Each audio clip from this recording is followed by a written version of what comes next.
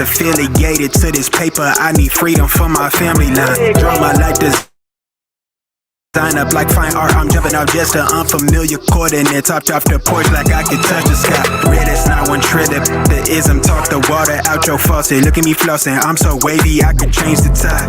My intuition sense the hatred in your ways. You imitated forging lines, claim meaning means that's just to justify. Yeah, right. West side, born maritime. Creole baby, my bloodline. My lungs clouded, my thoughts crowded. Say all I see is these dollar signs. Finna make a play and that sound delay. On mamas, I testify. Run for it, run for it, run. I'm out here paper chasing, looking for the funds. Run for it. Run for it, run. I'm out here paper chasing, looking for the funds. Run for it. Run for it, run. I'm out here paper chasing, looking for the funds. Run for it. Run for it, run. I'm out here paper chasing, looking for the funds. Game recognized game. I'm from the Bay, okay, I'm versatile and my slang was different. I'm lane switching with the same people that I came up in this thing with. My head swivel, I'm homebound. Got a target back on my backside. The cat peeling with the cast iron. Better run for it, run before I catch you. Niggas out ballin', blocking, trying to stop my blessing. Gamble with your life, don't bet it, don't bet it. They can't stop my blessing, you do best not to test it. Yeah, you right, real all in my blood supply. Take it ball up top, finna make a play. I cast a lob like I'm Jalen, baby. No co-signer, no co-pilot. They pen pals, my flow designer. My brain signal out of range with it. My palm mission is a dollar sign. If I say it twice, then I meant it right. My brain signal out of range with it. My palm mission is a dollar sign. You know, co-signer, no co-pilot. They pen pals, my flow designer. My brain signal out of range with it. My palm mission is a dollar sign. Run for it, run for it, run. I'm out here paper chasing, looking for the funds. Run for it, run for it, run. I'm out here paper chasing, looking for the funds. Run for it, run for it, run. I'm out here paper chasing, looking for the funds. Run for it, run for it, run. I'm out here paper chasing, looking for the funds.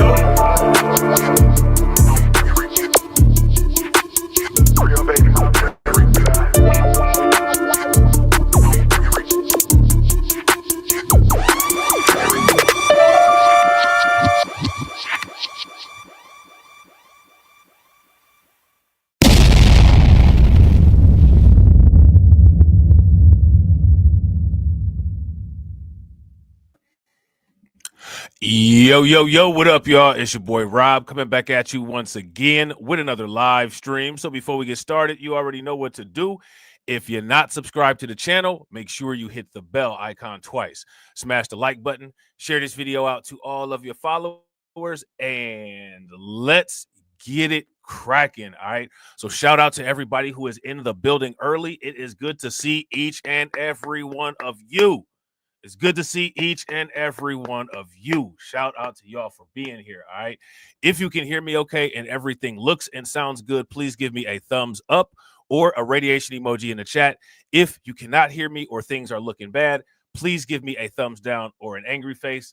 While you guys are doing that, I'm going to shout out everybody who is in the building early. All right. Shout out to Brooklyn Queen, mod extraordinaire. Make sure y'all throw some like enforcers in the chat for her for enforcing the likes. Definitely appreciate it. Shout out to Simo. Shout out to my man, Black Free Thinker. Shout out to my man, Win, Lose, or Rug. And shout out to everybody who has not gotten a chance to comment yet. Man, it is lit. It is lit. It is lit. It is lit. It is lit. It is lit. All right. So, shout out to Brooklyn Queen. Brooklyn Queen just dropped a bunch of articles in the Discord. We're going to definitely try to run through as many of those as we get an opportunity to. All right. We're going to also go over some questions, some implications, put some things out there that I don't think people have been really thinking about, because who thinks about this kind of stuff besides me and us, right? Bitcoin is about to completely reorganize the present Earth and the future universe. Why is that? I'll tell you why that is.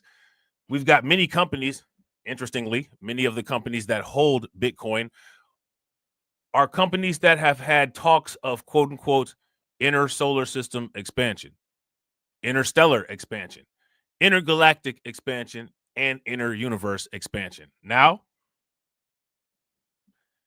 moving into the future, when human civilization is throughout the solar system, throughout the galaxy, throughout the universe, there'll be rumors and myths of this rare digital resource that was created on planet Earth of the solar system.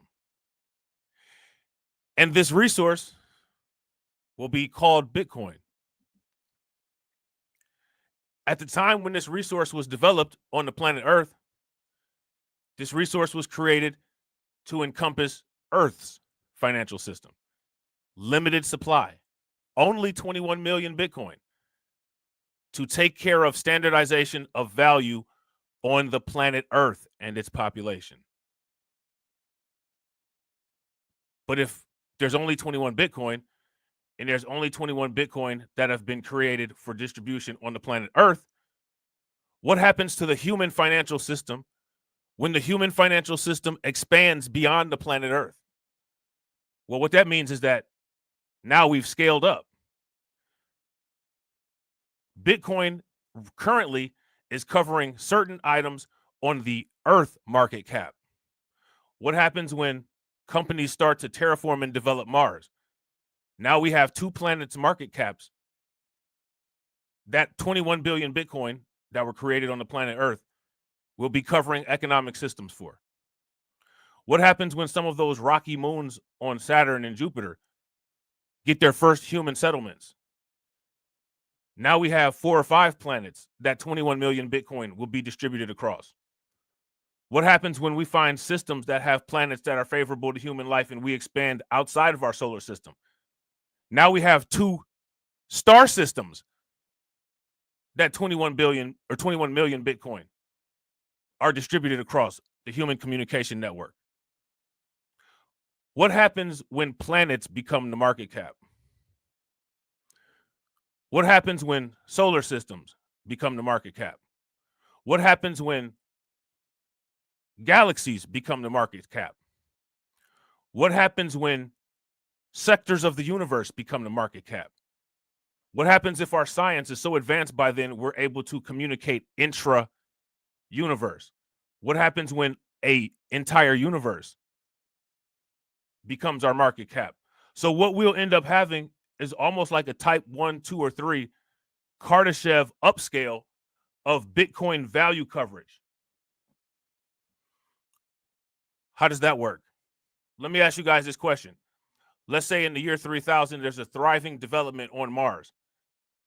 Bitcoin has been exported from the planet Earth to Mars. What does that do to the Bitcoin price?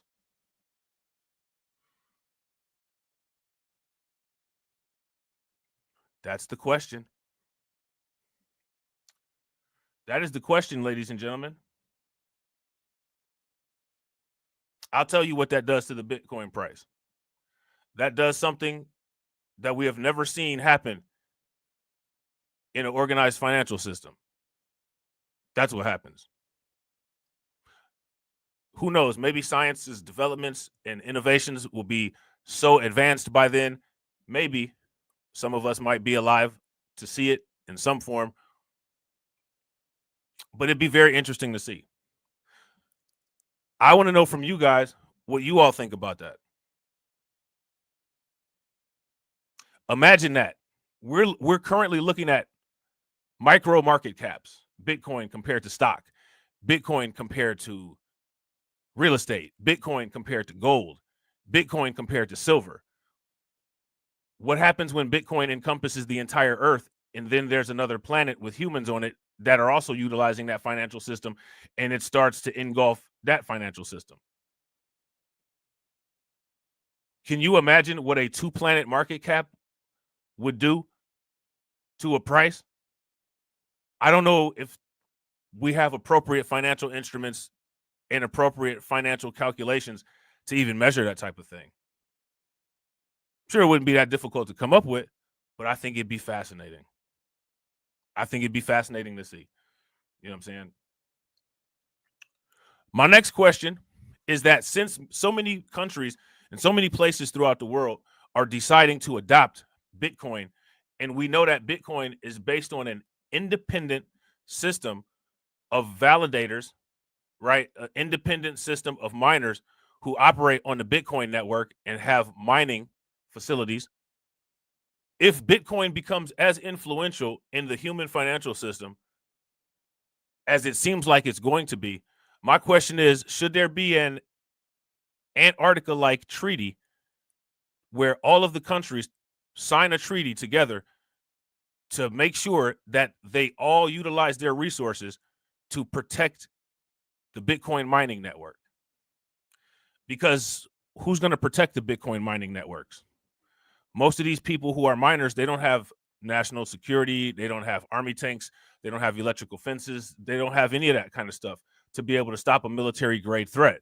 And as Bitcoin becomes an integral part of society, the threat of an attack on Bitcoin, whether it be physical or whether it be a hacker, it becomes a bigger risk and a bigger problem.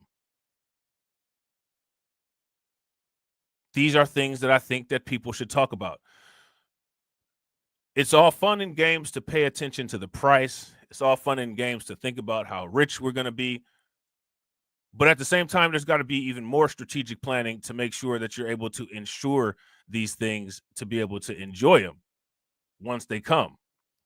And one of the ways that people tend to fall short of perpetuating expectations that they may have is failing to plan. And that's the purpose of me asking these questions at the beginning, to see how far you and anybody else who's watched this video have thought about these things. So let me know what you guys think about these things. All right.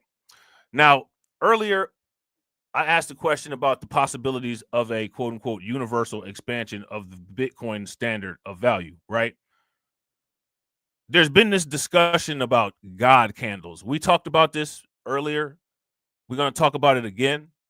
The point where Bitcoin has become so valuable, it's become so large that you're starting to see $10,000 to $100,000 fluctuations per day in the price volatility. My question for everybody is, what does that look like? We're going to talk about it.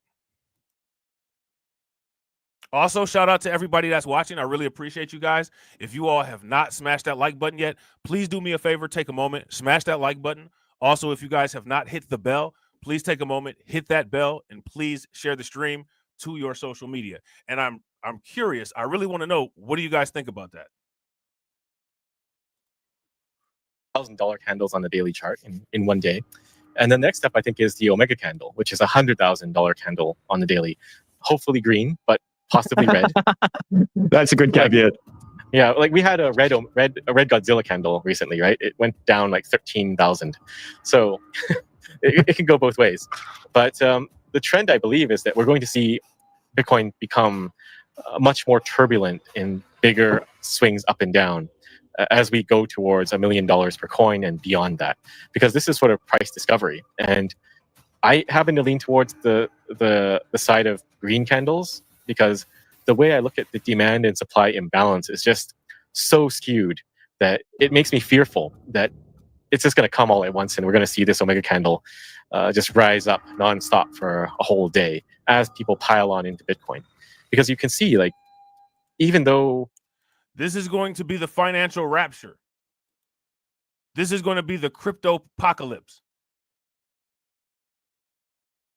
And I don't know if people are ready for it yet. I know I definitely am. Because the way I look at the demand and supply balance is just so skewed that it makes me fearful that it's just going to come all at once, and we're going to see this Omega candle just rise up nonstop for a whole day as people pile on into Bitcoin. Because you can see, like, even though we're up here, we're not really moving that quickly yet. And the demand from ETFs and from MicroStrategy and Michael Saylor, it just seems ridiculously skewed. Like, there is 20x, sometimes more demand just from ETFs in a given day. And that does not seem sustainable to me. And there are some theories that OGs are selling, but I really don't think that that's necessarily the case. It could just be people moving and migrating coins to new wallets or to multi-sig or improving security. So I just think there is a supply shock coming, and nobody sees it coming. And one day, there just won't be enough Bitcoin, and that will just trigger this recursive demand shock coupled with this supply shock that just shoots us straight up vertically. The whole concept of cycles is interesting. I don't really believe in cycles, and before I get into it, I just want to say, like, there has been talk of a super cycle. Now, let me ask you guys this question. What is the likelihood of what he's saying to happen? If you ask me right now, with everything that's up in the air, everything that people are talking about, everything that has the potential to happen and go down, this kind of once in a lifetime anomaly that we might be able to watch could happen. If you ask me, this is the equivalent of a financial total eclipse. This is like a once in a lifetime event. And it's just wild to see a natural phenomenon almost represented symbolically through the human financial system. It really takes your mind to the place of how you understand how people can tell psychological buying through Fibonacci retracements and how all of these recurrent themes occur. And it makes you ask yourself the question, is this actually a program that's written? Very, very interesting, right? Very interesting. Shout out to Prime and shout out to AW1. Shout out to AJ. What's good with y'all? Where Bitcoin just goes up and doesn't stop. I think it'll come. There will be fluctuations. There will be volatility, but it seems like the concept of cycles is not something that is in line with Bitcoin. We've had 3 cycles, I guess, that look similar. But the first cycle, like the first 4-year period of Bitcoin, the first epoch, I think you can't really count that. That's just a early price discovery and formation of the Bitcoin price, right? It's very, very immature and very fragmented market. So you can say, like, there's been 3 coin tosses and they kind of look similar. But why would Bitcoin continue on mirroring 4-year periods ahead of it when adoption is exponential? I just don't see why that would be the case. So eventually the cycle, or what appears to be a cycle, should break to the upside. And I guess this is what Omega is about. It's just a breaking of the cycle. And I think an Omega candle would definitely break some of the models out there, like maybe stock to flow, and definitely, what's the other one? Power law. Power. What are your thoughts about, like, those charts, the power law and stock to flow? Do you think they're useful in any way? They're useful as a guidance, but I think saying that Bitcoin is going to follow this exact model is very dangerous, because Bitcoin just does its own thing. Like, it's not like people were thinking to, or there are people being recommended to trade against the power law. You know, like when you get up here, sell everything, and then you buy back cheaper. Yeah. And I think that's quite dangerous because I agree. you could never buy back again cheaper, right? There is no guarantee. And that's what I was talking about when he says you can never buy back again cheaper. That's what I was talking about the financial event horizon. That is what I'm talking about. These God candles, these Omega candles, these are spaghettification of the Bitcoin value standard. Once it's eclipsed a market cap, there is no buying back. You are beyond the point. You are beyond the point of where your financial power can accelerate you to the point of Bitcoin's volatility, whether down or whether it's up. If you get hit on the downside, it'll sink you permanently. If you get hit on the upside, then you're up permanently. These are the turbulences and new types of models that'll have to be developed in order to deal with something like this. To me, it's just amazing. It's interesting. And I think you just have to look at the writing on the wall, which is adoption seemingly is growing exponentially. Like the U.S., a world superpower, is mulling over creation. Let me ask you guys this question: as if you put what's going on with Bitcoin and you watch how Bitcoin has grown, if you put it on a time lapse and you watch it, is it a reasonable assumption to say that what Bitcoin is doing is Bitcoin is setting off a cascade of events that will be somewhat similar to a financial singularity, an economic singularity? If you guys agree and you believe that this is possible, this is the Bitcoin black goo financial apocalypse, give me a thumbs up. If you guys disagree, then give me a thumbs down and let me know what you guys think. Shout out to my man, Black Free Thinker. Black Free Thinker said, I sold all of my Bitcoin, then woke up in a puddle of sweat. Okay, too early in the morning for nightmare jokes. Yeah, that sounds like a nightmare joke like crazy. That sounds like a horrible nightmare. You know what I'm saying? Of strategic Bitcoin reserves and significantly adopting Bitcoin in a major way. And I believe that's going to trigger a lot of follow-on behavior from other countries too. Like there is discourse now in Russia to create a strategic Bitcoin reserve, and other countries too. So it's really just a matter of time. And when the US does something, everyone's just going to pile on. Like, I want to dive into this a little bit more, like the Bitcoin strategic. So just for some clarity, right? We're gonna stop right there. All right, we're gonna come back to that again. If I'm not mistaken, I think Brooklyn Queen put this article in the Discord as well. All right, just to reiterate this point of what he's talking about as far as the quote unquote Russia talks. Here's an article from Axios. It's from December 25th. It's from Christmas. What a Christmas gift. Russia says it's using Bitcoin to evade sanctions. Now, what if the United States is in a rush to buy Bitcoin, to have more influence over Bitcoin, and Russia is in a rush to buy Bitcoin to evade the United States, all while Michael Saylor is buying as much Bitcoin as he wants to get more Bitcoins just simply so Russia and the United States can't have it? What kind of situation, what kind of chart does that set the stage for? Russian companies are using Bitcoin to evade Western sanctions thanks to a new law the country's finance minister, Anton Siluanov, confirmed in a television interview. All right, so we have Bitcoin legislation. You know what I'm saying? Russia's economy has been hampered by difficulties and making international payments, even with countries like China that don't use the United States dollar as their reserve currency. The Kremlin last month created an experimental legal framework for cryptocurrency miners, which includes a provision whereby approved entities can use crypto for international trade. Now, let me ask you guys this question. What does something like this do to not only Bitcoin adoption, but to the Bitcoin price? And let me ask you guys this question. How many times did you hear about this on the news? It also could be a boon for Russian energy companies, which now can sell to a power-hungry group of domestic Bitcoin miners. Just because Russian companies are allowed by their government to make payments in Bitcoin, that doesn't necessarily mean all other countries will accept it, both due to their own laws and pressure on domestic banks from Western financial regulators.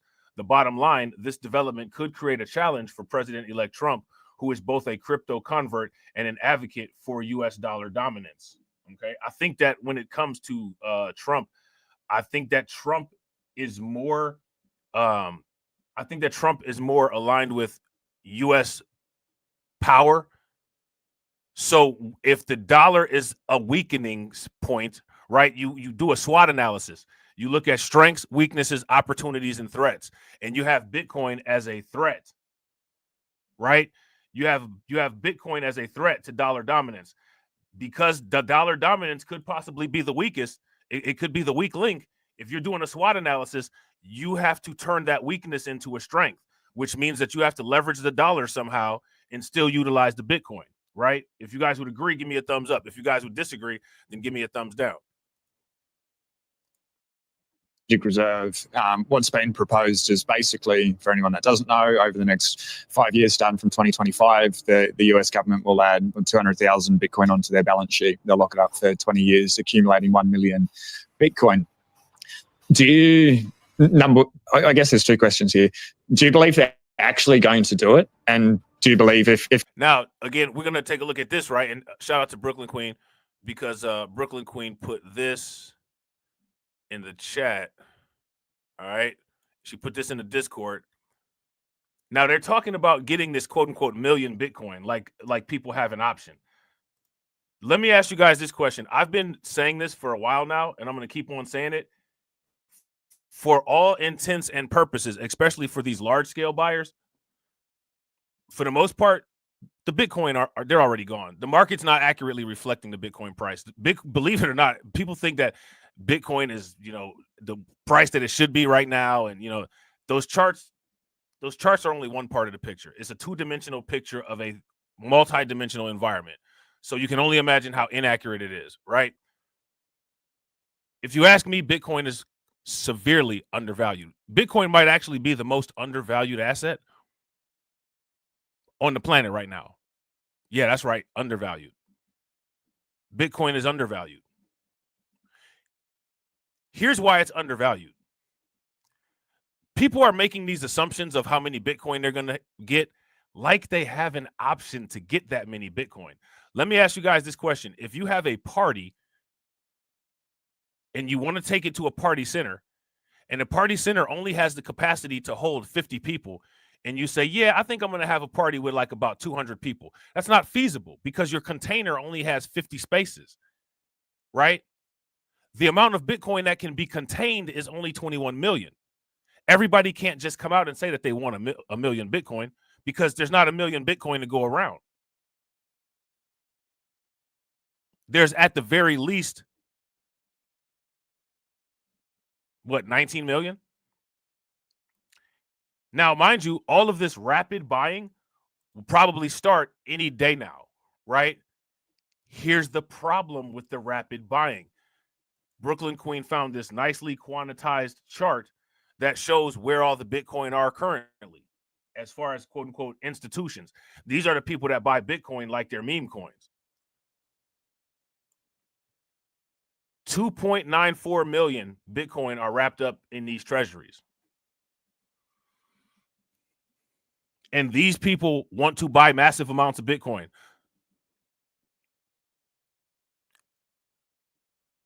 We are entering an era where probably in the next 2 to 5 year window, Bitcoin will no longer be available on exchanges.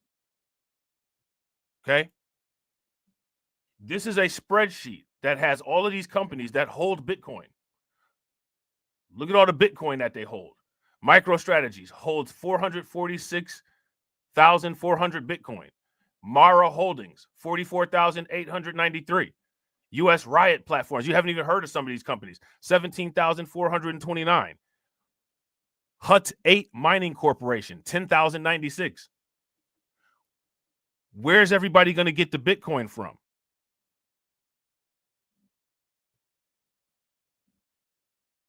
Where's it coming from? What happens when there's these three-way competitions?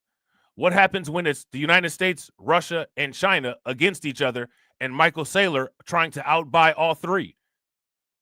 What's that going to do to the Bitcoin price? What's that going to do to the Bitcoin supply? Demand is going to increase exponentially.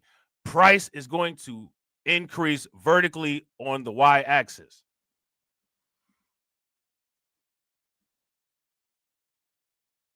Who's going to be able to buy Bitcoin?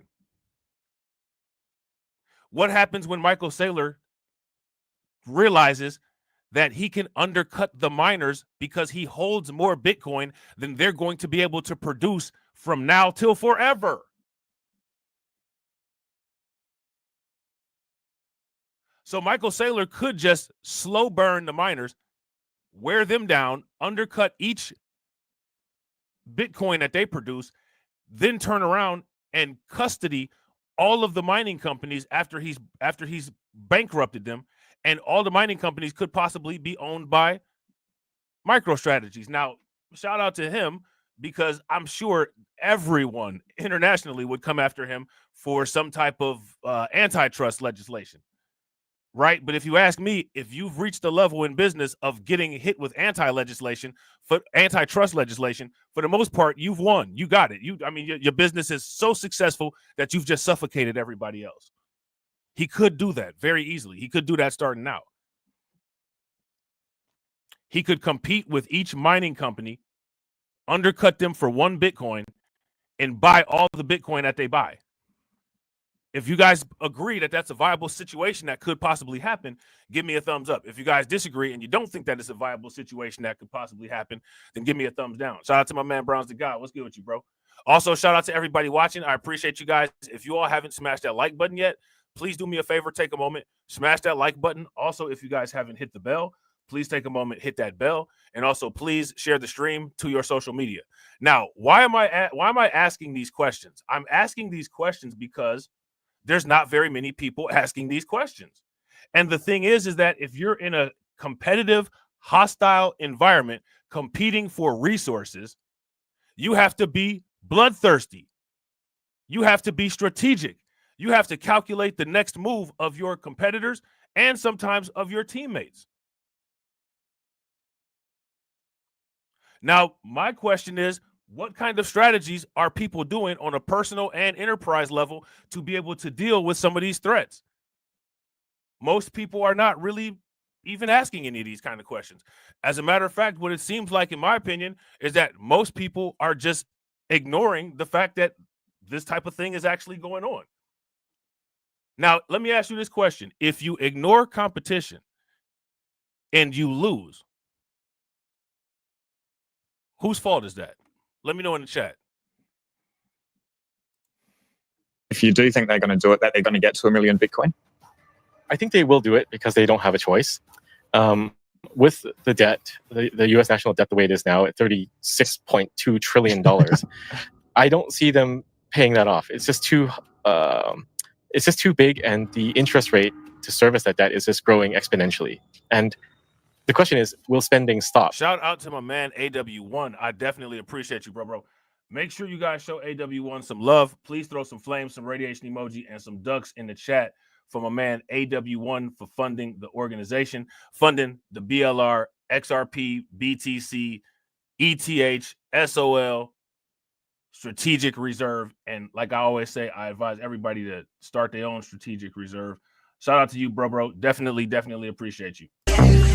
I'm standing on business. I'm standing on business. I'm standing on business. Definitely appreciate you. Shout out to everybody watching, man. I appreciate you guys. Anybody who enjoys this type of content, anybody who finds value in it, consider hitting that membership link. All right. It's only 99 cents at the lowest level. And if you want to contribute even more, make sure you check out the Patreon. Is 50% off right now with the code BLR. All the links should be pinned in the chat. If the links don't work, all you got to do is just type it in the chat, and the moderators will be more than happy to help you out. And can they taper it? And I just don't think they can stop spending. There's talk of a Department of Government Efficiency to kind of cut costs, but it's to be seen if that will work or not, because you're going to cut some costs there. You'll cut some jobs, government jobs probably, but that is going to make a lot of people unhappy, and what that leads to is that they vote in the other guys next term, right? So there's a delicate balance here, and this is why I'm really bearish on. Now this is what happened, right? This is what happened. The Democrats really, I shout out to my man TD Media Group. Me and TD were actually having this conversation, and this is what I was telling people when I was emphasizing how important this is during the election, and people weren't really paying attention. What Trump has basically done is he's laid out long-term conservative financial infrastructure for the future. The way that the left, the way that the Democrats are in bed with the banks, the way that the Democrats are in bed with the social media companies, the way that the Democrats are in bed with Hollywood, Trump just set up business value chain infrastructure with this cryptocurrency move for the right. And the thing is that there may be a lot of people on the right who are not even Trump supporters, but they are cryptocurrency enthusiasts and advocates who that will be their single voter issue. I tried to emphasize this during the election. You're seeing it play out right now. They're laying the pieces together right now. They're going to use DeFi to bridge cryptocurrency with the traditional financial industry. They're going to utilize early adaption of Bitcoin to be able to become Bitcoin resource world leaders. Then they're going to put that money back into creating powerful political organizations to be able to get their initiatives pushed.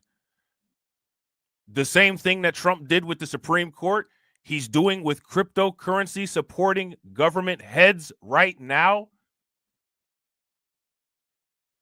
There's billions of dollars out on the table right now, just waiting for people to take it off the table. Just get your broom and get your dustpan, get your vacuum cleaner, and just get all the money up off the table. And people are not even taking advantage of it. And this is what I keep trying to tell people, man. You can't trust people to save their own lives if they had the ability to. You can't trust people to save their own lives, even if they had the ability to. Notorious B.I.G. and Dr. Claude Anderson both wrote a booklet for you to get.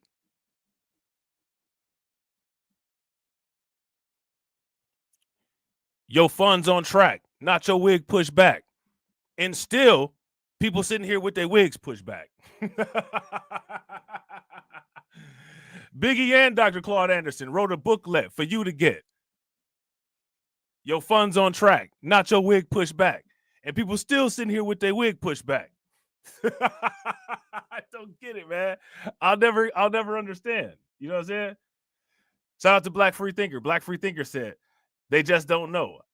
I'm hella tempted by Team Red after what I discovered on NYD. Oh, you gotta let us know. You gotta let us know. Give us the deets, bro.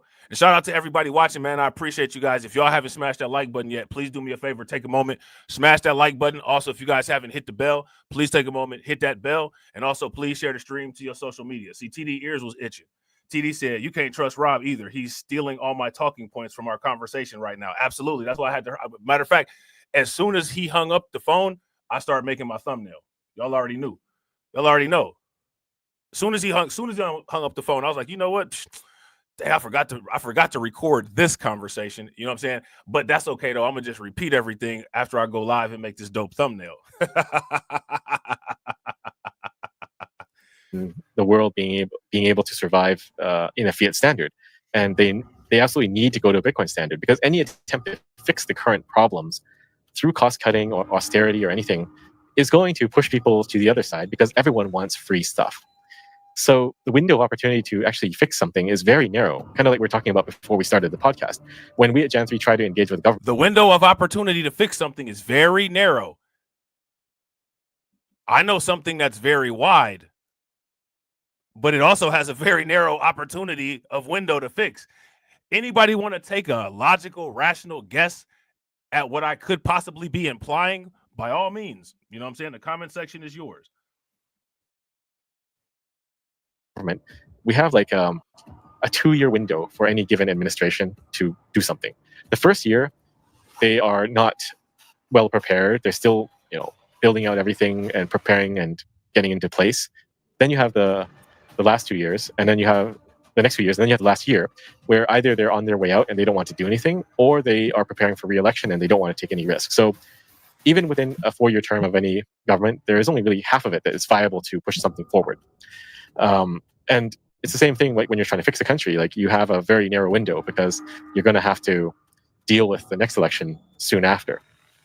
So I guess to answer your question, I believe they.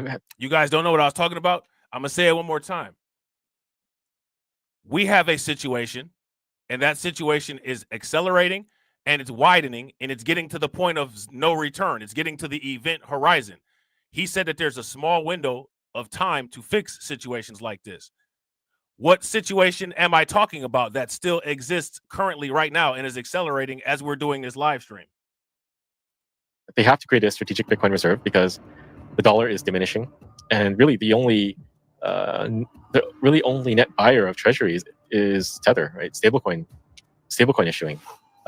China is tapering, and the BRICS countries are probably. Shout out to TD Media Group.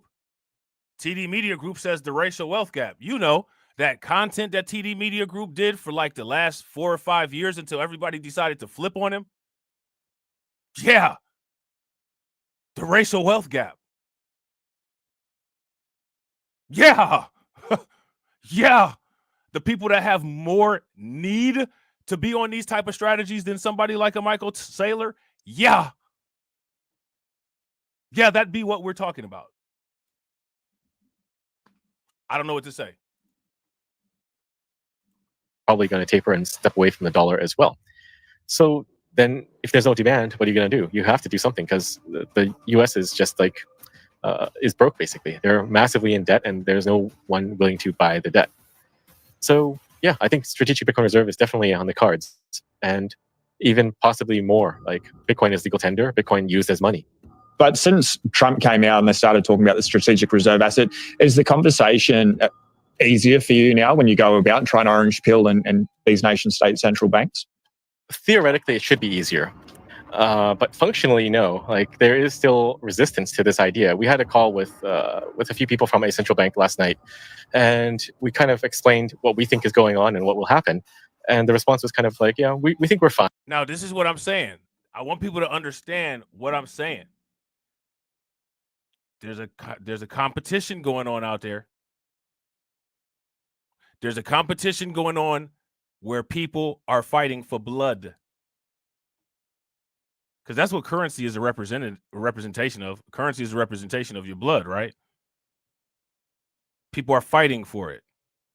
And then there's some people that present as if they don't know that a competition is going on. But if you listen to them talk, they'll complain about the competition. Hey, I'm with it. But here's the thing: would it be worth it though, Brooklyn Queen? We got to ask the question: would it be worth it? Shout out to Brooklyn Queen. Brooklyn Queen says we're putting the RWG racial wealth gap coin on the list to create. I'm down. I'm definitely down. But here's the question: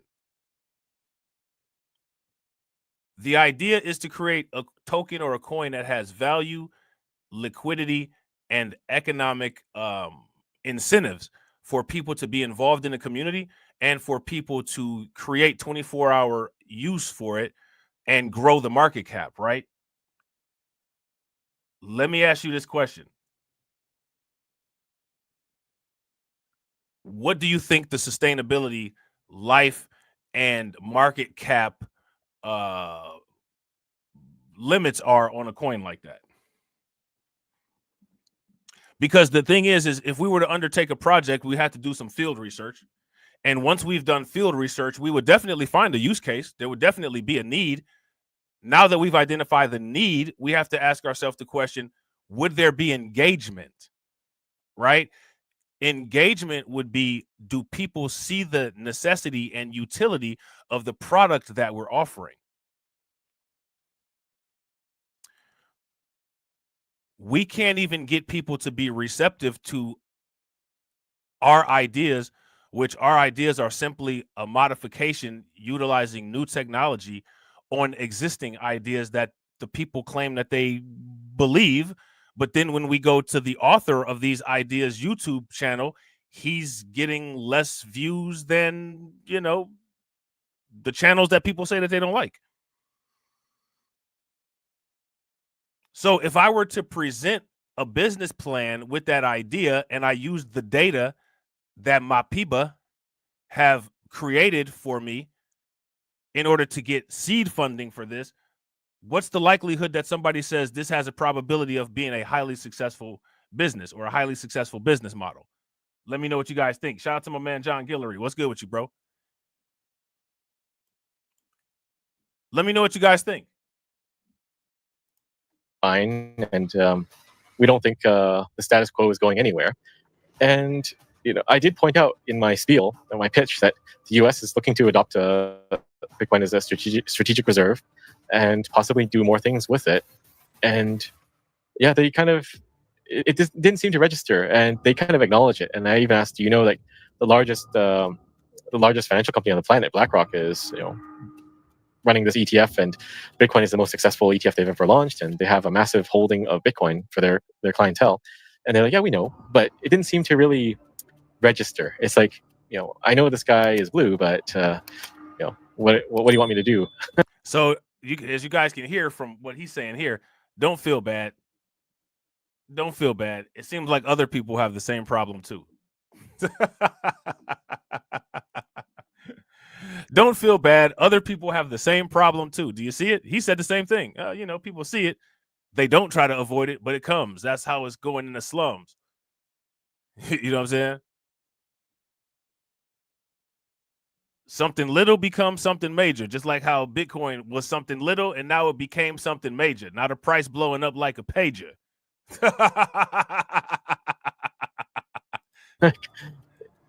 You know what I mean?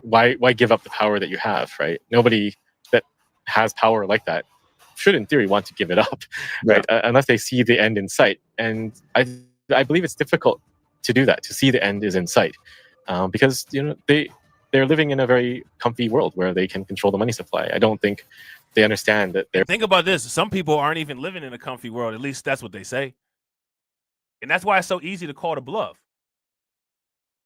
Some people say that they're not living in a comfy world. Let me ask this question. How many people do you all hear on a daily basis just tell you, you know what, I just want to stop you and tell you the world is so comfortable. I just love it here. It's great. It's amazing. Not really do a lot of people say that.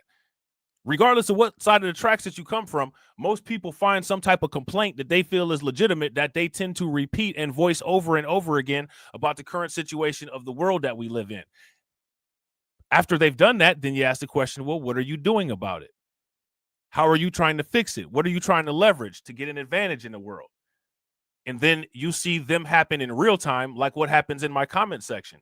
You ask a question, and then there's just complete and absolute silence to the point where you can hear a pin drop and you can feel the world vibrate because it's just that deafeningly silent. Like that just now. There is a change that's about to happen, and it's coming very soon. Talking about gold, Peter Schiff's having a meltdown on X lately with Michael Saylor and other proponents recommending that the US sells their gold and buys Bitcoin. Do you think that's a good idea? I think it is a brilliant idea. I tweeted about it last night that the total holdings of Bitcoin in the US could be somewhere from 15 to 25%, between the ETFs, between the corporations, between large holdings, between the holdings of the US itself. And shout out to Brooklyn Queen. Brooklyn Queen says, true. It probably will have minimal growth like some of the dust in my wallet. I was thinking more along satire, like some of the others we mentioned. We could link it to the Lith coin through. Yeah, we could link it to the Lith coin. We could give a RWG airdrop for people that buy 1,000 or more coon with biscuit coins, right? We can give them a little airdrop. We can call it instead of calling it an airdrop, though, we can call it a butter biscuit drop. We can call it the drop biscuit. There you go. The Winklevoss twins, Tim Draper. There's a lot of Bitcoin in the U.S. So in one fell swoop, they could effectively make the U.S. a massive superpower in terms of Bitcoin if they demonetize gold. Because they're also, the U.S. is the largest holder of gold. So if they nuke that in favor of Bitcoin, that changes the dynamic massively. And you have to look at it from the perspective of they have political. Now let me ask you guys this: we have two forecasts of events on the horizon, right? One of the events that's on the horizon is the coming $80,000 Bitcoin. That's event number one. Event number two is the Omega and God evolution of Bitcoin. How many people think it might not be a bad idea that when the $80,000 Bitcoin comes, you try to chip away as much of that $80,000 Bitcoin as you can so that you have as much of that lower price Bitcoin for when the God and Omega era start? If you guys think that that's a good idea, give me a thumbs up in the chat. If you guys don't think that it's a good idea, give me a thumbs down. Shout out to Black Free Thinker. Black Free Thinker said, I see a hybrid gold Bitcoin. You're going to see a lot of hybrid Bitcoin financial instruments. That's one of the things that Michael Saylor is known for capitalizing on with his equity and debt position at MicroStrategies. Okay. Adversaries that have a lot of gold. And this could deal a massive blow against those adversaries that have been stacking gold diligently for the last couple decades, who also are stepping away from the US dollar. It'd be interesting. I think tensions and global tensions would definitely increase if that was the case. But the right move is not necessarily. Now, again, if every single nation in the United States, or I'm sorry, every single nation in the world, if every single nation in the world decides to integrate itself into the Bitcoin financial network, does every nation involved in the Bitcoin financial network owe the Bitnet, the Bitcoin network, the Lightning network, do they owe these networks some guarantee of functionality and protection? If you think that they do, give me a thumbs up. If you think that they don't, then give me a thumbs down. Necessarily the move that's going to happen. Like, I think you and I and Saylor can see, like, this is a strategic, brilliant stroke, but there's probably a few other things like diplomacy at play here, like they have to consider. But also, to understand the move, you need to understand Bitcoin too. So we'll see what happens. But I would say it's likely to happen. So he says that it's likely to happen. A lot of people think that it's likely to happen. I think that it's likely to happen. And I'm curious, what do people think? I don't understand. Let me ask you guys this question, right? Shout out to the people who are religious, right? Shout out to my man TD, because my man TD is religious and he's in the chat. Now, as you guys know, I do not hate religious people. I question certain things about religion, right? I've never said that religion is bad as a totality, right? I'm not religious, but I'm very versed on many religions. And what this seems to me like one of the situations where there are elements coming together, where people who are considered visionaries or clairvoyants or whatever you want to call them, they try to tell people something, right? They try to tell people something. And ironically, they don't just tell everybody something. No. They don't tell everybody something because everybody not like, ugh. In most cases in the Bible, they tell, quote unquote, God's people something, right? Now, everybody believes that they're God's people.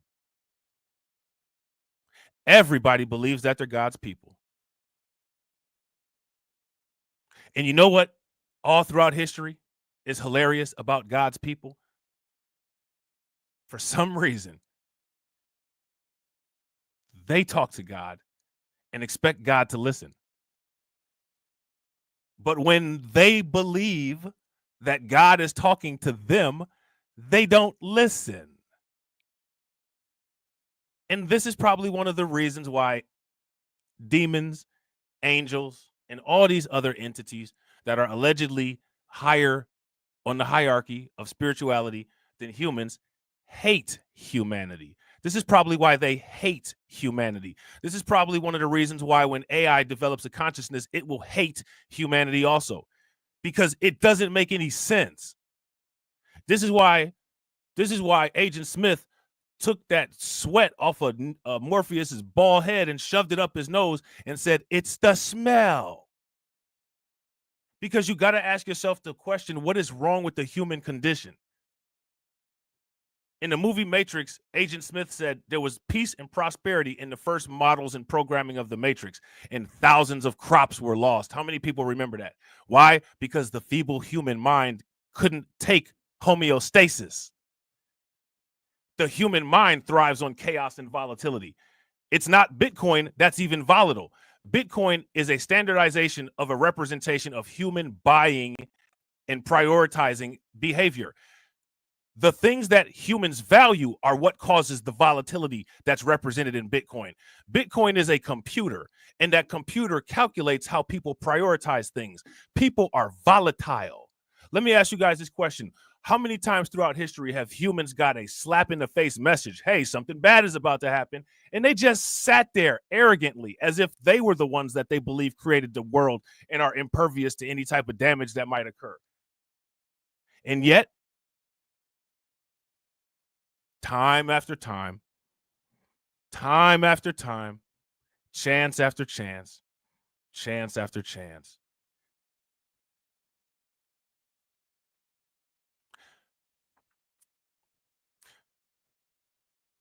How many entities in the Bible and in myths have fallen out with God? And why do they fall out with God? They always fall out with God over humans. Why? Why do they fall out with God over humans? Because any thinking conscious with a logical sound mind with intact thought processes will look at the collective of human behavior and bang their head against the celestial wall to try to figure out why anybody would preserve things that don't listen.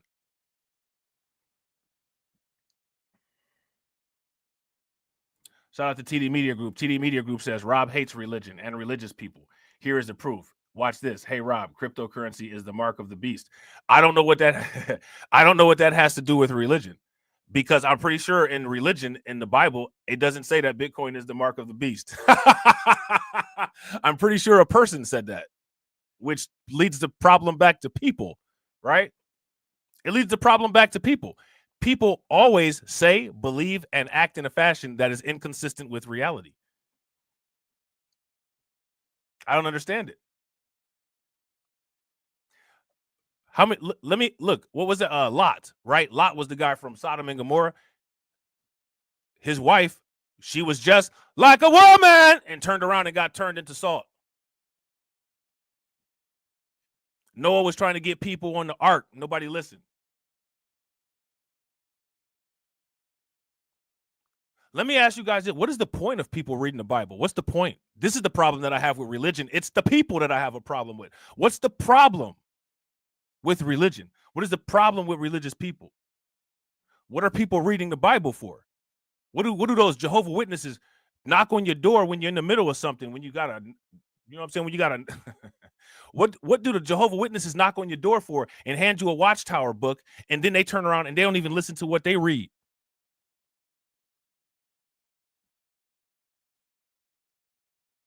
Nobody listened to Jesus. Peter didn't listen to Jesus. Paul didn't listen to Jesus. Judas stabbed him in the back.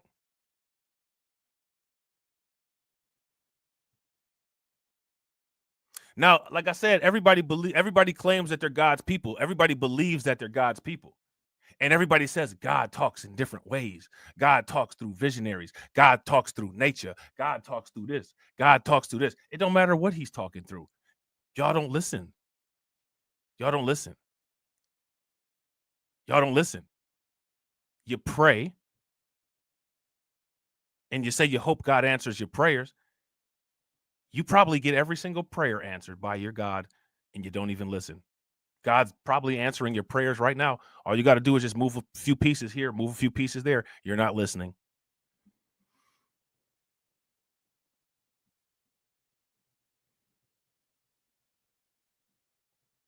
You're not listening. If you are a religious person,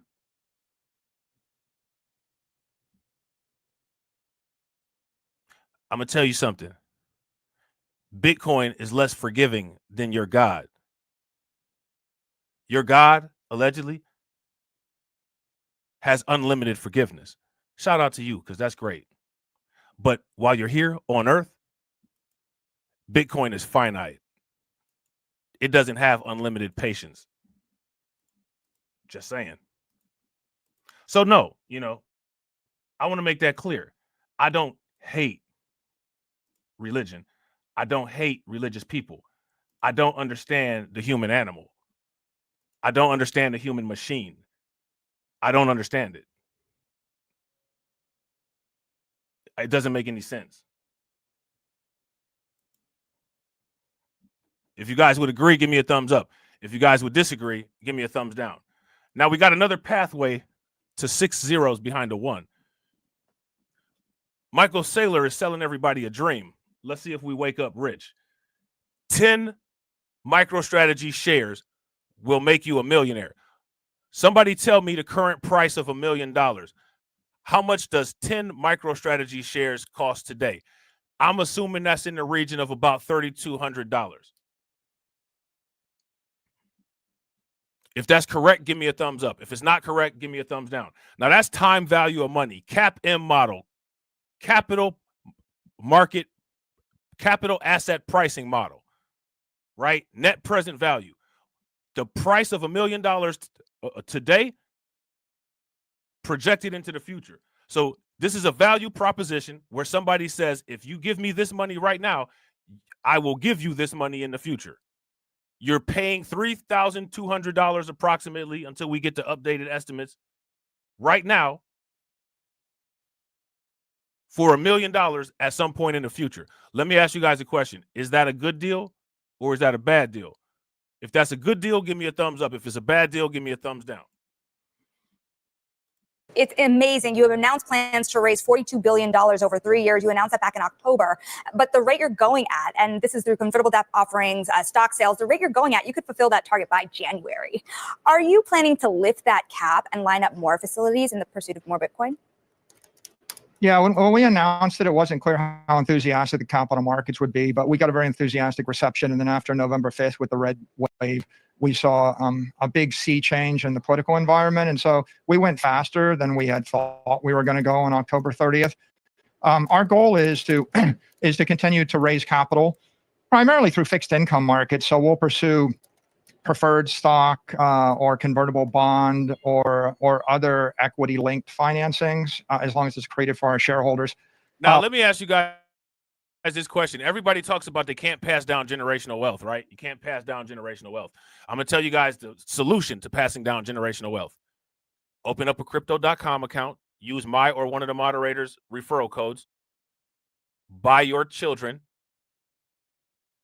0.05 Bitcoin and put it in crypto lock and take it out and give it to them when they graduate. You'll have never made that money working your sorry 9-to-5 job, but you'll at least have done something to where you haven't taken the option away from your future child to have a good, prosperous life that you didn't want to have.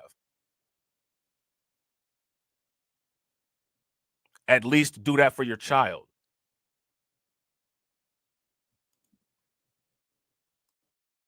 When we get through the 21 plan, which is $42 billion in capital, we'll revisit our capital. All right. So the price today for $1 million through MicroStrategy is $339.66 times 10, $3,396. Is that a good deal? Can you think of anything better that you could buy than $1 million for $3,000? I'm sure somebody will figure something out, but I can't, because this is the kind of stuff that I value.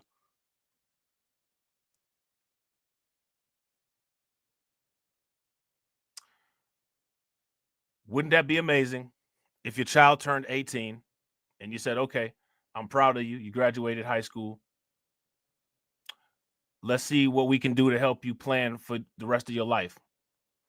And you open that crypto.com account and there's $700,000 in there because of a fraction of Bitcoin that you bought in 2025. Wouldn't that just be glorious? Wouldn't that just be great Wouldn't you feel like you've done it? You set your kid off into a great start in the world. I think it's selfish the way that people are behaving right now.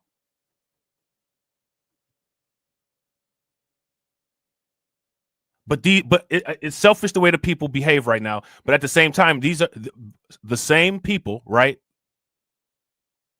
who have no problem coat hangering a baby. So why would anybody think that anybody would care about the future prosperity of their kids when we see people just delete their kids seamlessly? It's just, again, like I said, I mess with the AI. I'm all about extinction level events because it just doesn't make sense. If somebody were to ask me, make a case for humanity, I can't.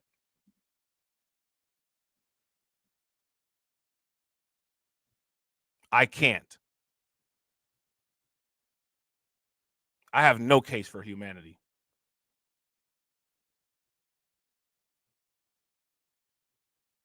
You know what I'm saying?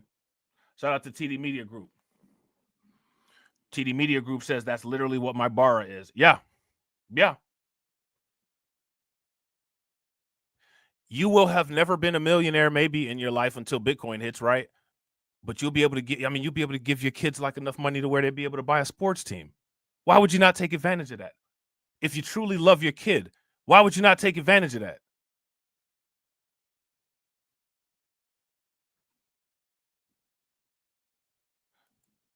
Shout out to my man, Win Loser Rug. Win Loser Rug said MicroStrategy's going to a $10 trillion market cap. Bro, facts. MicroStrategy stock outperformed Bitcoin, and so did Dogecoin. Shout out to the specialist. The specialist says most of our people still don't know anything about Bitcoin. Now, here's the question we got to ask why that is. I stream every day for very long periods of time. So much time that my friend TD Media Group can't even stay in all the streams the entire time.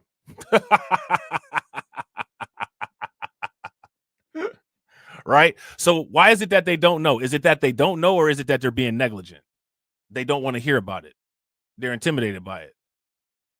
Perceived it takes too much work. Listening to bad actors say that this is not going to do anything to help anybody. I mean, clearly it helped this guy right here get into the NASDAQ, right? And he's about to get into the S&P 500. Why is it that, quote unquote, our people, quote unquote, don't know about Bitcoin? Now, I'm going to put a disclaimer out there. If people that don't know about Bitcoin, I be giving them the side eye. If you don't know about Bitcoin, you get the side eye from me. And depending on what I hear you say, you might get they not liked us by me. You know what I'm saying? Because let me ask you guys a question. Who's putting any type of threat on anybody to not engage themselves in learning about this type of stuff to be able to leverage it to where it would help you? And you know what the police always say? Ignorance of the law, that does not mean that you are immune from the law.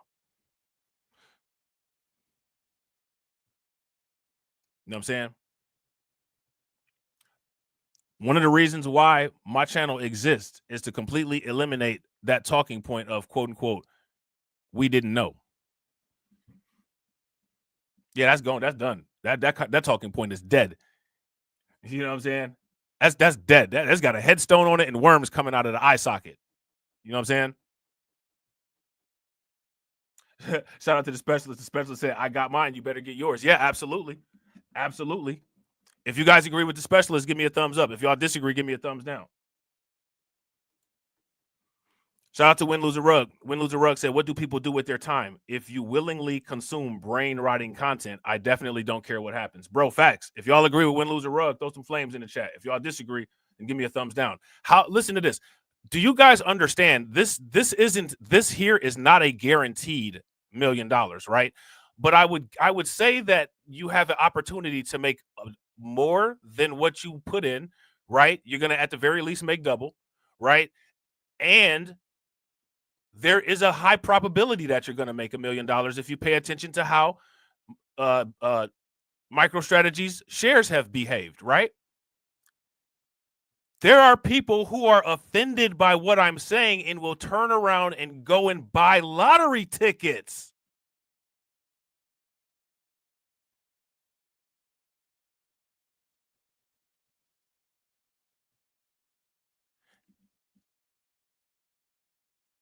I shout out to the specialist, bro. That's exactly what I'm just saying.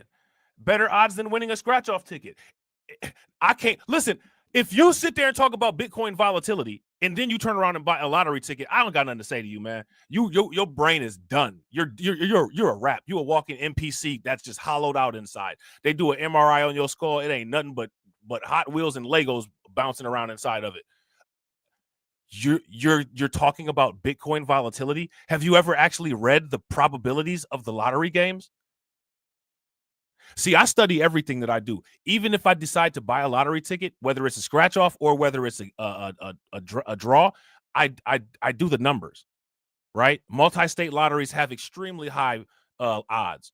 State lotteries, smaller, right? Scratch off tickets, even smaller. Sometimes the scratch off ticket, they'll have already sold the jackpot. When you buy a lottery ticket, you're paying for the jackpot. If the jackpot's not available, why would you even still buy that ticket? These dummies that sit here and say that Bitcoin is too volatile don't even check to see if the jackpot is available on the scratch off that they about to buy.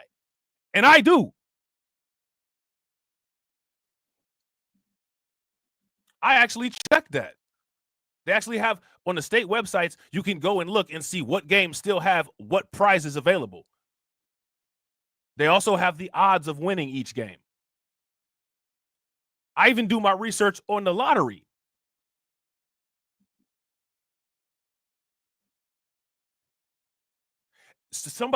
I actually got into a debate with somebody about this, and they was like, you just bullshitting, Rob. You just bullshitting. You don't do all that. I pulled out my phone. I hit the OH lottery app on the phone.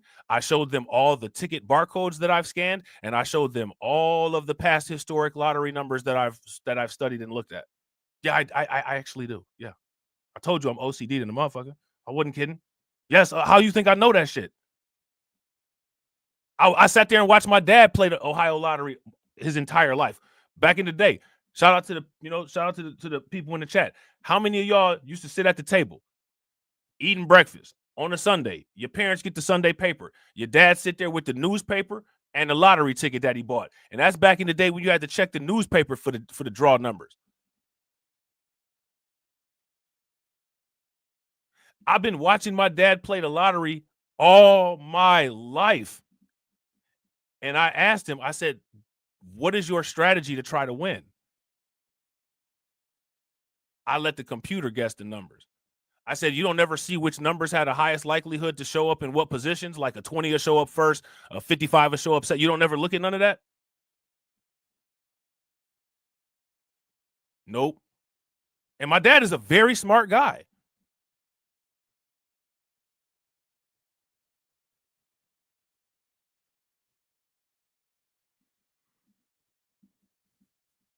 You know what I'm saying? And again, this is what I'm saying about it's got to be strategy. Shout out to Tia. What's good with Tia? Strategy, man. That's one of the reasons, like, you know what I'm saying? Like, I might not agree with everything that Michael Saylor does and says, but the name of the company, you got to appreciate the name of the company. Micro strategies. You got to look at, I mean, how many people ever heard of the butterfly? Like, this is some butterfly effect shit. You've got to look at small, impactful points, because tiny points create big ripples. This is a theme that's consistent across everything in reality. Even in science, nuclear fusion creates a huge explosion and a lot of energy outbursts. Black holes are tiny, but they're some of the strongest gravitational forces known to science. Ultraviolet light has tiny wavelengths, but it can cause destructive force because of the oxidation and electron removal from the outer valence layer. Small things. What did old boy say on Prometheus, the android, when he had the black goo on his finger? Small thing or large things have very small beginnings. He had the little black goo accelerant on his finger, and then next thing you know, it was xenomorphs running all around, going crazy. Even if you sit there and watch brain rot all day, how do you not even get the jewels that the brain rot put in there? The brain rot even give you some jewels. I just don't get. I don't get it. I don't get it. How many people ever seen that movie Legion, and it had Tyrese in it, and that old lady climbed up the ceiling like she was about crazy? Y'all see that? I don't understand Michael. I don't understand Ben Affleck and Matt Damon on Dogma. I don't understand. I mean, I get, maybe I do, but I don't. I really don't. I don't understand them. I don't understand why a non-human entity would voluntarily humanize themselves, other than they love their God, their father, allegedly, so much that they want to try to prove a point. But at what point do even these higher alleged intelligences or higher entities realize that it is futile? It is terminal. I'm a 100% pure human being telling you this about other humans. It is impossible. The human condition is incurable.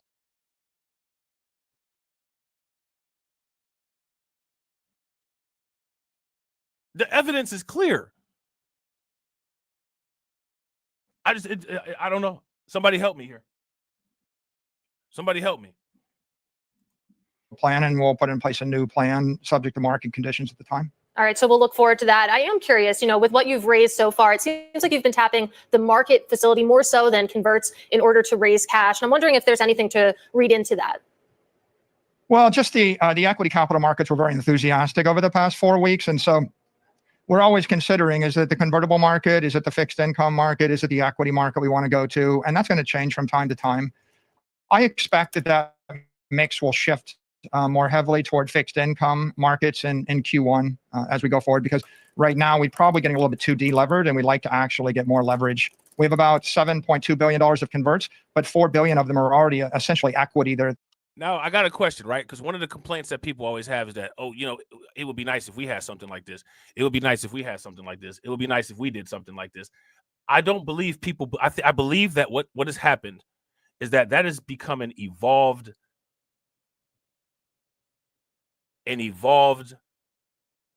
involuntary response.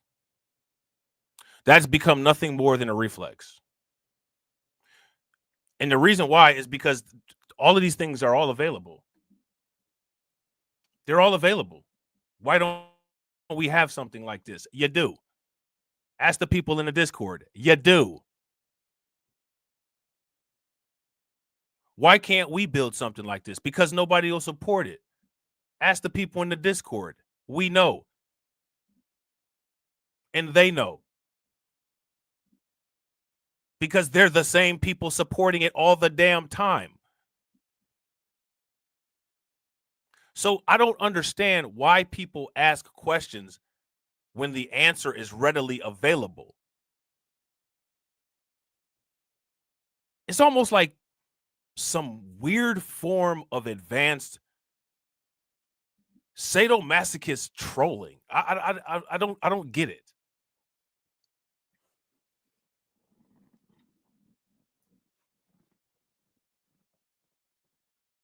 People will complain about Michael Saylor and what Michael Saylor is doing.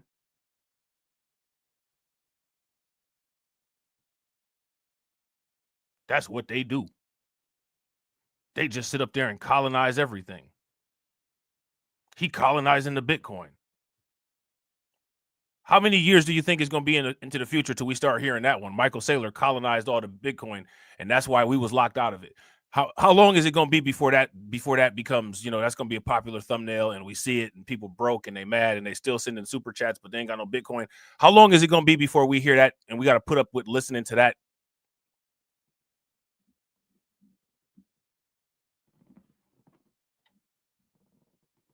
Now, let me ask you the question. What is the situation that's going on here? Is that what's happening?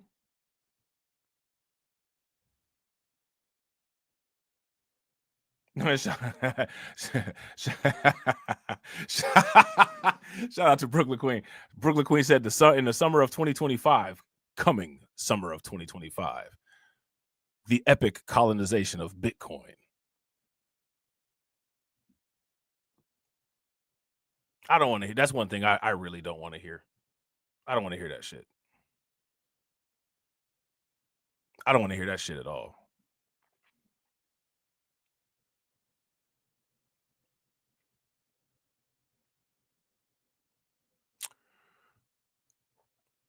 Now, again, I keep asking this question, right? And I know people are trying to maintain their quote unquote screenshot integrity. You don't know who's watching. You don't know who's lurking. You might say one thing and then that shit come back to bite you in 5 years when somebody posts up a screenshot on their community tab, right? That's one of the reasons why integrity is so important. But there's a lack of that, right? So my question is, what is the situation that's happening currently, right now?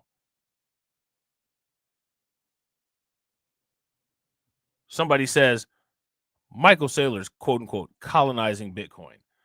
What is happening right now? Don't save it for your favorite YouTuber to go on a rant about, because if your favorite YouTuber actually earned being your favorite, they'd be talking to you about this shit right now.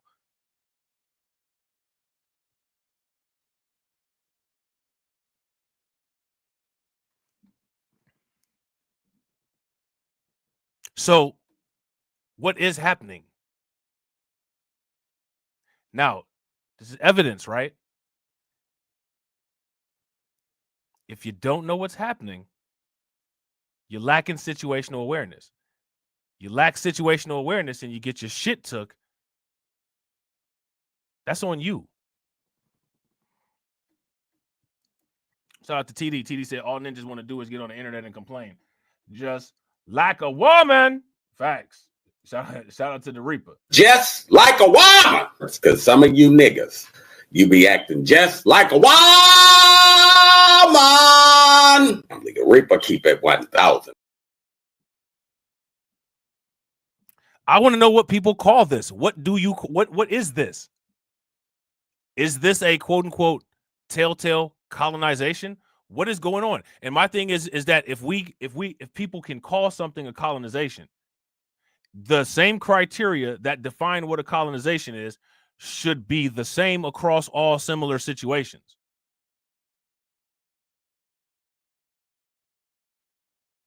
I ain't even mad at it, Tia. That's what you do. Shout out to Tia. That is exactly what you do. And then once you get your 0.05, lock it up on crypto.com and get those rewards, and ask one of the mods or come into the Discord and get somebody's referral link so we could pass that crypto, right? So we could pass that crypto like we supposed to do.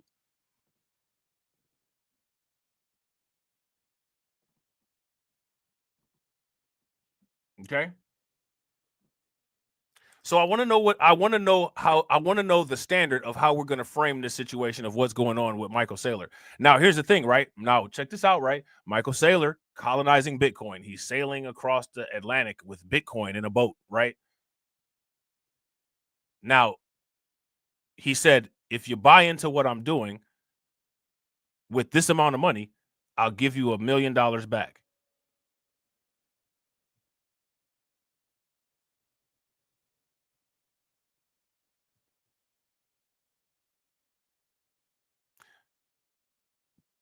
People will say that this is a colonization of Bitcoin, and people will not pay $3,600 today for $1 million in 10 years, and some claim over some Bitcoin, because that's the only way you'll be able to get any Bitcoin in the future is buying Bitcoin instruments, because they'll all be gone.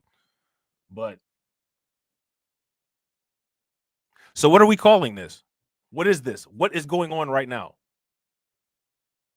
Because I want to make sure, starting today, I start taking down my evidence and writing my notes so that I have all of the destructive, apocalyptic bombings of any type of mention of that talking point in the future.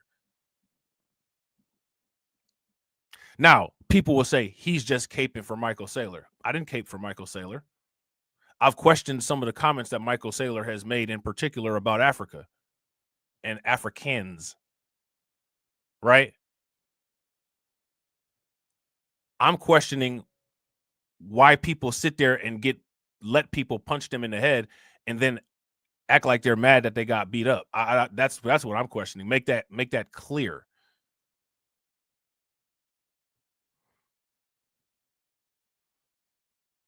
And also, what I'm questioning is if you have a note that gives some type of proposition that says if you pay a certain amount of money today, you'll have XYZ money in the future. Why would that be left out of the conversation? Let me ask you guys this question. How many people think that if you go to buy some micro strategies, Michael Saylor's going to come out of the door and say, "You're black, you can't buy that. That's just for the people of my company"? Is that going to happen? Is that going to happen? If anybody wants to know if that'll happen, I've already done the experiment. I'll post the evidence. I bought a little bit of MicroStrategy stock on crypto.com. Shout out to crypto.com because you can buy stocks on there now. And I bought some on Cash App. Guess what? No picket sign, no lynch mob. I know, amazing, right? 2024, who would have thought? But yeah, I didn't have to deal with none of that.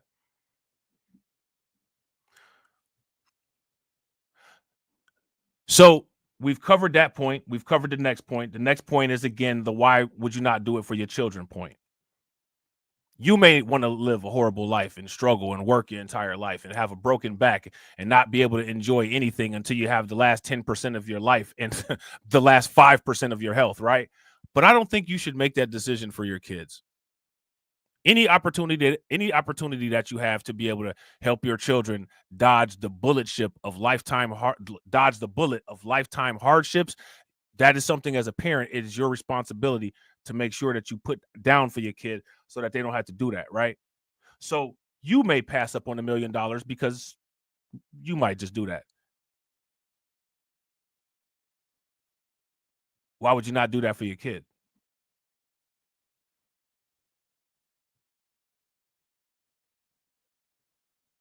Anybody that thinks college is unaffordable, you'd be able to send your kid through an entire medical program if you buy some Bitcoin right now. Why would you not do that? Why would you not do it?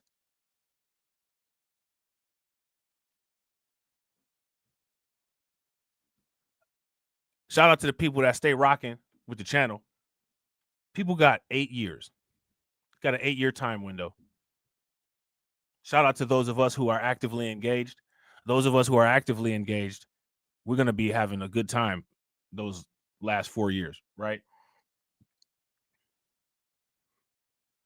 We're going to be having an actively good time the last 4 years. I don't want to hear shit about people's financial situation. I don't want to hear none of that shit.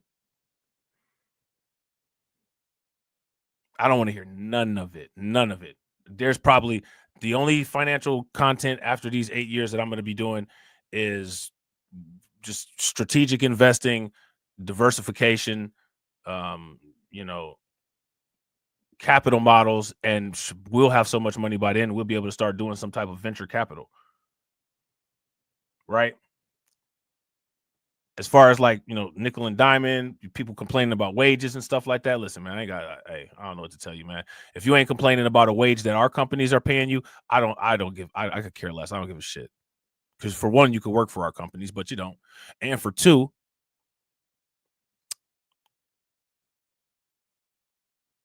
you got a good 8 years of content that gave you a roadmap, multiple roadmaps with multiple opportunities to get to where you need to be.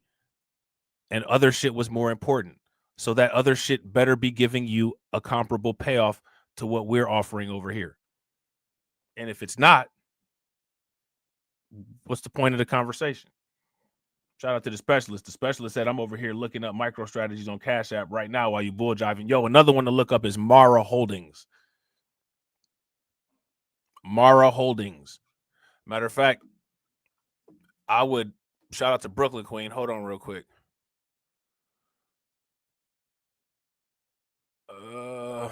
Any of these companies on this list here, these Bitcoin treasury companies, I call them Bitcoin balance sheet companies. I don't think it would be a bad idea to check out any of these companies that are publicly traded.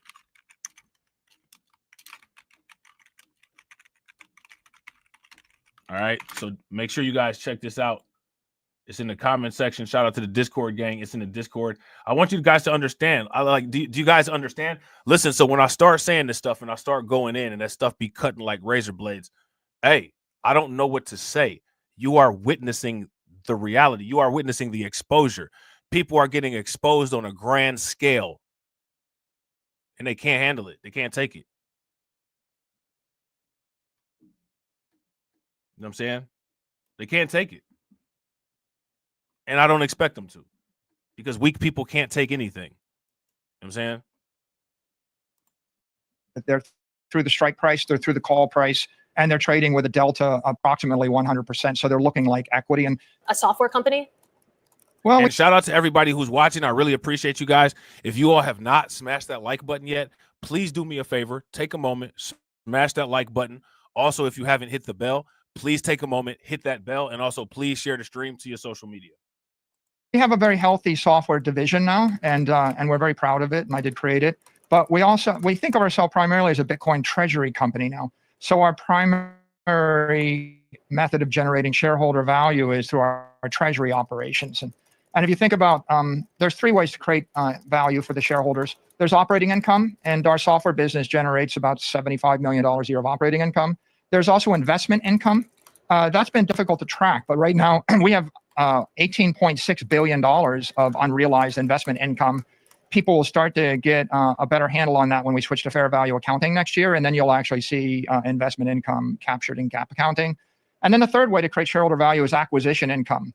So when Apple buys back its own stock, or when Oracle does M&A acquisitions, or when you do an LBO, you're basically taking capital, which is cheap, to buy a capital asset, which is a higher return. So MicroStrategy is engaged in that capital acquisition process. We issue equity and debt. We buy Bitcoin. That's resulted in about a $14.4 billion benefit. Now, how long have I been talking about internal rate of return, net present value, CAPM, you know what I'm saying, capital asset pricing model? What do these models look like for Bitcoin? I've been saying this forever. Been saying it forever.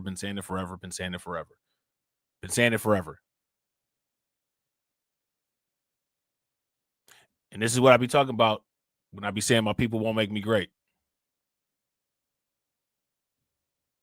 And then not only will my people not make me great, my people will turn around and lie on me and say, we didn't know about this, we wasn't told.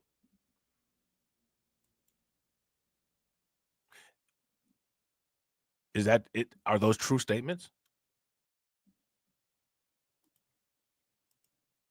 If you value the Bitcoin at 105 for our shareholders this year. And so we do all three of those. Obviously, the big numbers, the investment income, the acquisition income are more due to Bitcoin treasury operations. Well, I'm glad you brought up the accounting rules in particular for this reason, because obviously NASDAQ 100, wondering now, with the rules around profitability for the S&P 500 inclusion, does that accounting rule get you to the place where you think that the S&P 500 comes next for you? And how soon do you think you can get there? Using a Bitcoin strategy within the same year, MicroStrategies has made the NASDAQ top 100, and they're about to be put into the S&P 500. And you still have people telling you you can't utilize Bitcoin to build wealth. You still have people telling you that Bitcoin is a scam, and you're sitting here watching the evidence.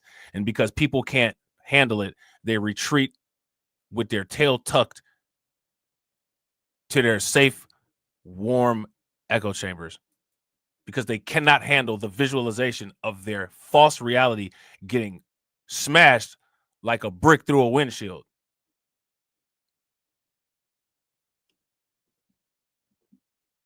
Yeah. Shout out to Win Lose a Rug. Win Lose a Rug saying the crazy part is you're not even trying to sell people anything. I just asked for some tips here or there. You know what I'm saying? Help me fund my strategic Bitcoin reserve. Help me fund, you know what I'm saying, some literature that I might get and read some articles to y'all about. That's it. You know what I'm saying? People rather get their money away than get their money to themselves. They could put away $20 in Bitcoin right now for their kid and never touch it. And it'll be a college fund or maybe a couple, you know what I'm saying, semesters or whatever in 4 years, right? Because 4 years is the cycle, right? That's the boom cycle, right?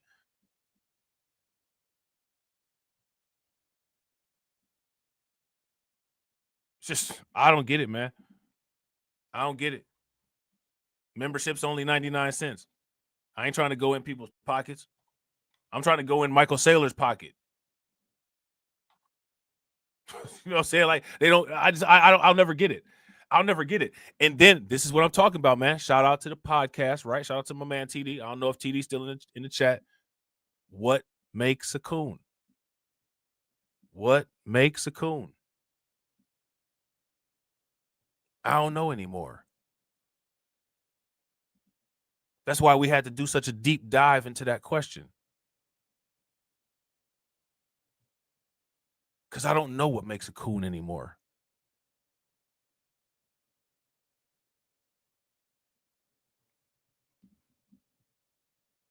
Do you? You know, I mean, obviously, it's the decision to enter the S&P 500 is above my pay grade, so they will make that decision. But I'm optimistic in 2025 when we adopt fair. And please throw some rockets in the chat. Please, please, please throw some rockets in the chat from a man, the specialist. The specialist said, I guided moms in buying Bitcoin and some altcoin years ago. She totally forgot about him. She said, child, I ain't checked that in years. You know what I'm saying? Until recently when she heard it blow up. She said, hey, boy, didn't you buy me some Bitcoin? Let me see where that shit at. Where's that? What's it looking like? You know what I'm saying? She looked at that shit, and I bet you her eyes got big like Antonio Banderas on Puss in Boots. And she was happy as hell. And see, I'm going to tell you something, man. If you somebody that loves your family, if you love your family, moments like that are worth more than the highest price that Bitcoin could ever reach. That is worth more than the top cap of Bitcoin if you love your family.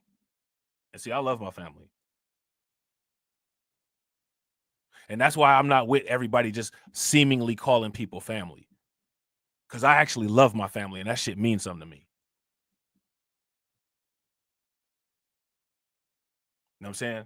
Shout out to you, bro. That's exactly what this shit is about. Fair value accounting, when we end up with $50 billion of assets on our balance sheet under fair value, if Bitcoin goes up 20% a year, you're looking at $10 billion a year of investment income. So I expect we'll be generating billions of dollars a year or tens of billions of dollars a year of investment income, which becomes. Oh yeah, welcome to the life. This is the life. Welcome to the life. Shout out to Tia. Tia says, so now Rob is gonna have me being a crypto zombie. I put $1 on it in my Cash App. Now I'm looking at the bar. That's what you do. And you treat it just like you treat shopping. So if you're looking for a discount somewhere, you look for a discount there. All you do is apply everything you do to save money to how you buy, to how you put your dollar in. That's all you do. You look in the paper, you see, oh, you know, the peanut butter is 15 cents off. You look at the chart, oh, Bitcoin is 15% off. That's what you do. No more, no less. That's it. For starters. You know what I'm saying? That right there will get you further ahead than probably 90% of people. You know what I'm saying? If you guys would agree, give me a thumbs up. If you guys would disagree, give me a thumbs down. And shout out to everybody that's watching, man. I appreciate you guys. If you all haven't smashed the like button yet, please do me a favor. Take a moment. Smash that like button. Also, if you guys have not hit the bell, please take a moment. Hit that bell. Also, please share the stream to your social media. We got 16 people watching. Shout out to y'all. We got 19 likes. Let's try to get the likes to 30. All right. Also, I put the link in the chat for the Rumble. If you're not subscribed to Rumble, take a moment, go over there and subscribe. While you over there, hit the bell and share it out over there.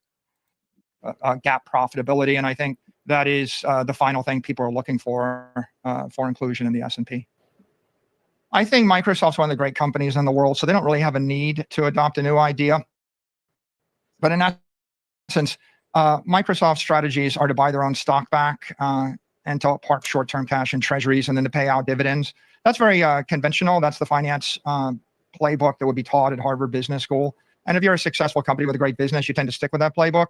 The playbook changed, it changed a few days ago when fair value accounting became mandatory. You know.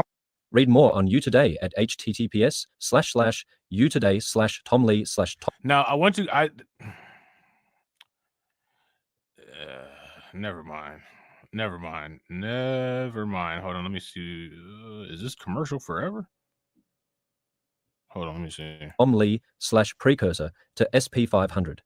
Tom Lee forecasts Bitcoin reaching $100,000 by year's end in all asset encompassing. Okay. So yeah, so it goes to like some type of AI portion and it doesn't give the whole interview, which is cool. We can definitely run this back as I come in contact with the whole interview. There's actually some interesting points though that go into this that are said on this AI part. So I'm gonna just go ahead and run this, all right? Because I want people to pay attention and listen to the implications of all of this. Stick with that playbook. The playbook changed.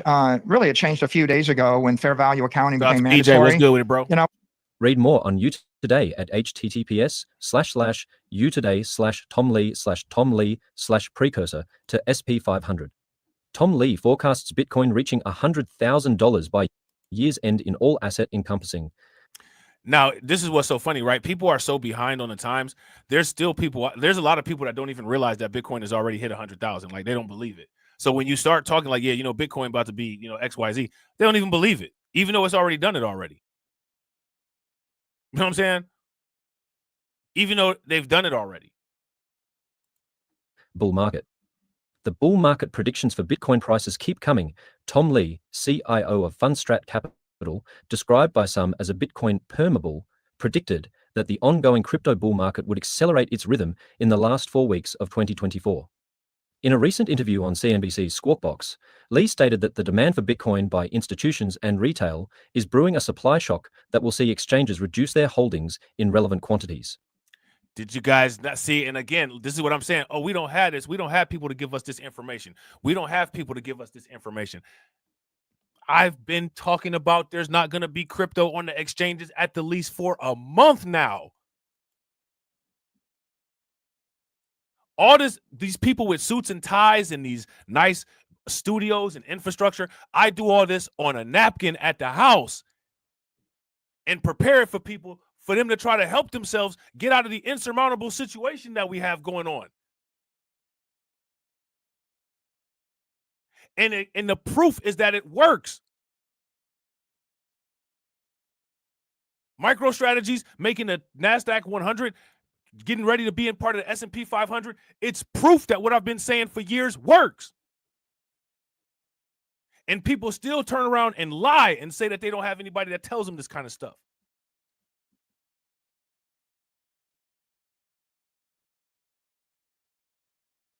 They talking about stuff on the news 6 to 7 months late after I talked about it and calculated it with my own valuation models. And I got people that don't even know enough about this shit to be able to echo the shit and be like, we came up with that first over here. But that's what everybody is doing on YouTube now, just making videos about what we, quote unquote, came up with first over here. Like, I'll never get it. I'll never get it.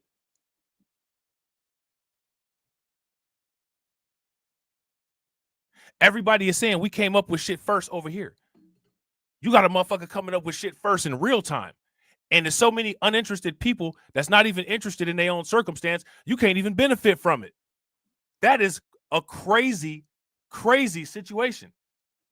People talk about they didn't vote for the Democrats and all that because of benign neglect. My question is, what are people going to do about the self-benign neglect? If you ask me, I think that the self-benign neglect is actually more destructive, more restrictive, and more regressive than anything that the Democrats could possibly do. Because if you didn't benignly neglect yourself, you'll be ready to wave off the Democrats.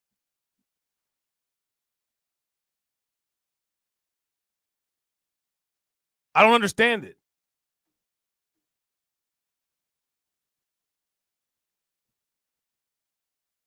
Do you guys know that the Bitcoin standard, the Bitcoin algorithm, the Bitcoin hypothesis, the Bitcoin proposition, whatever you want to call it, it's scheduled out for 100 years, man.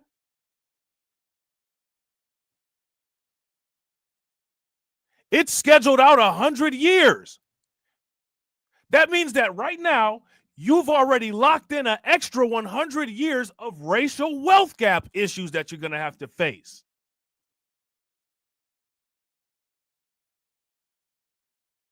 The mining schedule stops when?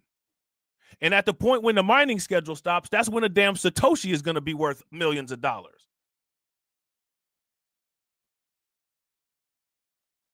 People just wrote themselves a contract to hell on earth again. know what I'm saying? People just wrote themselves a contract to hell on earth. Again!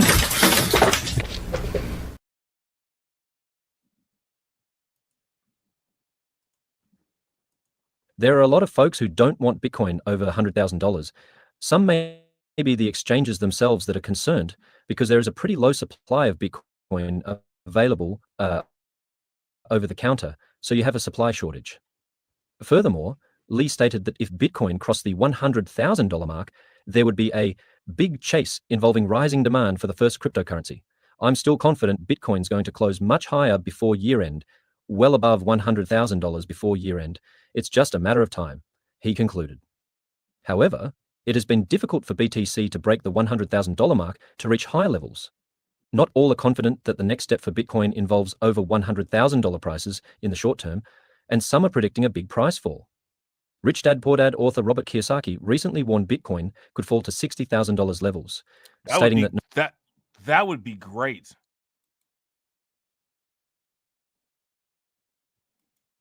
Rich Dad Poor Dad author Robert Kiyosaki recently warned Bitcoin could fall to $60,000 levels. Let me ask you guys this question now. See, you guys see how I line things up. I line things up so neatly. I line things up so smoothly. All the corners is mitered. Do you guys remember about a month ago, I kept asking the question, what has a higher demand? A $60,000 Bitcoin or a $100,000 Bitcoin? What does a pricing model look like when the same asset has the same demand level at the same time? What happens when people want to hold a $100,000 Bitcoin and buy a $1,000 Bitcoin? What kind of price does that create? Because these are two different Bitcoin. There's going to be, people need to start calculating there's going to be a bear market demand for Bitcoin. That's going to be ridiculous. This is what we're doing right now. So for the most part, like the financial realm has been operating off of the general relativity, right? And what's happened is that Bitcoin has introduced itself, and Bitcoin moves in a quantum fashion. See, we're talking about 2 points at the same time, like quantum theory, right? So you've got 1 point that exists in the same reality of where there's a huge demand for the people that buy on the dip to want to get this $60,000 because they know where it's at. Then you got this other point in reality that exists on the same timeline where the person wants the $60,000 Bitcoin and wants the $100,000 time point Bitcoin at the same time. How does the market price that? These are completely new frontiers for finance. You know what I'm saying? These are completely new frontiers for finance. No one's talking about this, but people will wait and they'll see it on CNBC. And then they'll say, did you see what the genius on CNBC said? And then they'll tell me to my face in my chat, we wish we had people that talked about this. Then people ask the question, what makes a coon? What makes a coon? So I'm going to ask again, what makes a coon? You know what I'm saying? Shout out to Brooklyn Queen, man. What is it? 1 out of 20. Shout out to Brooklyn Queen. I appreciate it, Brooklyn Queen. Make sure y'all show Brooklyn Queen some love. Please throw some flames, some radiation emoji, and some ducks in the chat for Brooklyn Queen. Brooklyn Queen says, supporting your greatness and the organization. Much appreciation for your time and knowledge. I wish I was great. I try every day to be great. Great is something that I will always want to be and something that I never will be. But it's a fun game. You know what I'm saying? It's a fun game. I humbly appreciate the compliment. You know what I'm saying? Shout out to you, Brooklyn Queen. I definitely appreciate you. Shout out to the whole green team. Shout out to the Patreon. Shout out to everybody that makes this possible. Let's take a moment and get something to eat because I know everybody worked up an appetite after that rant. In Springfield, don't push me, ain't Donald Trump trying to grab him by the... Said it was some Haitians somewhere out in Springfield. Women doing cartwheels. Have you seen Garfield? Have you seen Snowball? This about to snowball. I'm about to go off. I can't let this go on. Miss me like an airball. Tell me where my cat is, cough it up like a hairball. I gotta tell them if they even put the fingernail on Santa's little helper to turn them to hamburger helper. Somebody better help them cause I'm going to jail for showing them fellas helter skelter. Usually I'm content, but if you touch my dog, then I'm turning into John Wick. I'm lit. Bird better drop it. If you touch my pet, then I'm pulling up like CrossFit. Overseas where they said Hello Kitty, but it ain't there, it's right here in your city. When I turn my back, now the cat goes missing in the of my peoples is at? Does anybody know where he clipping at? Cause I heard they putting claws on felines, I'm mad. And my cat disappeared just like Felix the cat. And they hate the cat. Got paid back. Thought she was a goner, but the cat came back. If you ain't a pussy cat, say drop that cat. Drop that cat. Drop that cat. Got paid back. Thought she was a goner, but the cat came back. If you ain't a pussy cat, say drop that cat. Drop that cat. Drop that cat. They're eating the dogs. They're eating the cats. Eat the cat. Eat the cat. They're eating the cats. They're eating the dogs. Eat the cat. Drop that cat.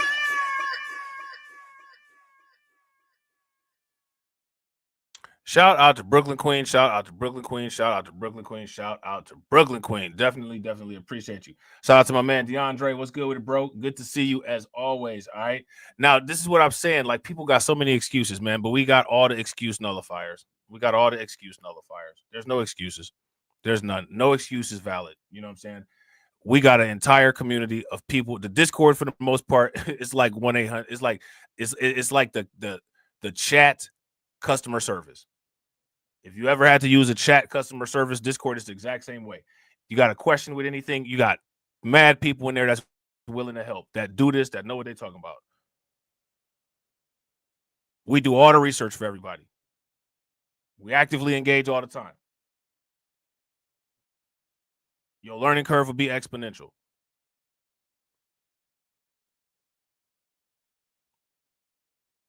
We got a unique situation because this is something that, because of poor financial performance historically, is damn near mandatory, not really optional like it is for everybody else who's just doing this to ball harder.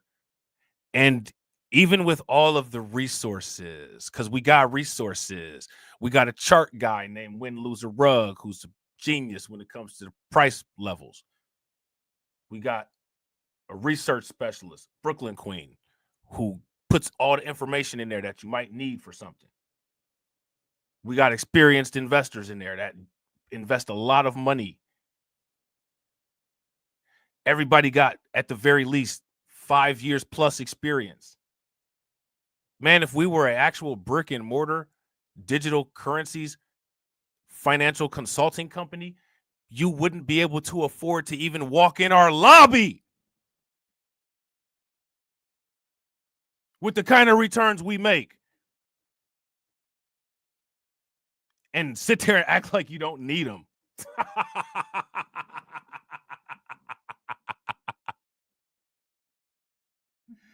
You wouldn't even be able to afford water out of our alkaline water machine in the front desk with the young chick that says the black light office is on the 5th floor. You wouldn't even be able to afford that shit, man. Our security dude will put you out on your ass.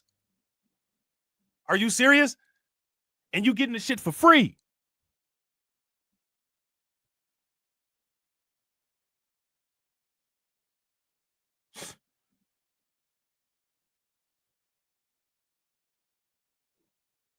Gotta ask the question.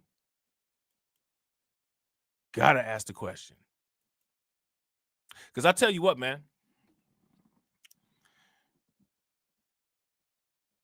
Stuff is only free. And shout out to you for just being there, specialist. That's the first step. You know what I'm saying? At least you in there. Once it's not free anymore, it's not free anymore. Shout out to Tia, you in there. You good. But once it's not free anymore, it's not free anymore. It's not free anymore. Because we need more money to invest.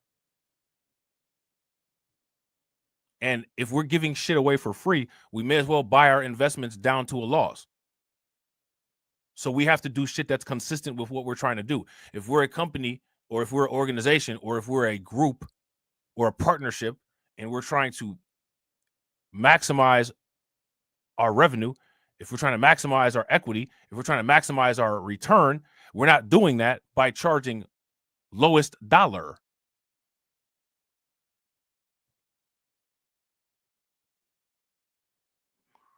This is how you can tell people don't have the understanding of business and how business works.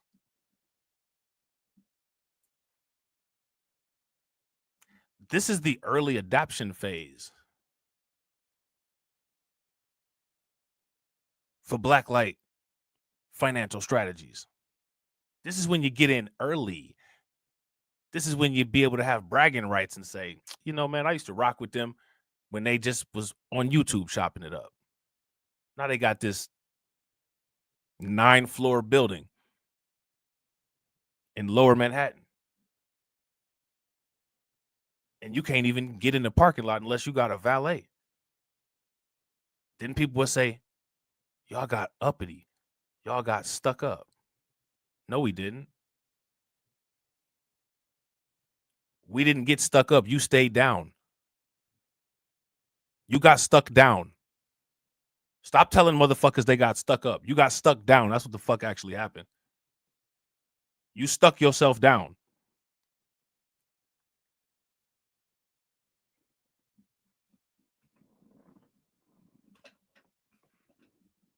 And we didn't get stuck up with most people's help because, as y'all can see, you know, people don't be coming out for this shit.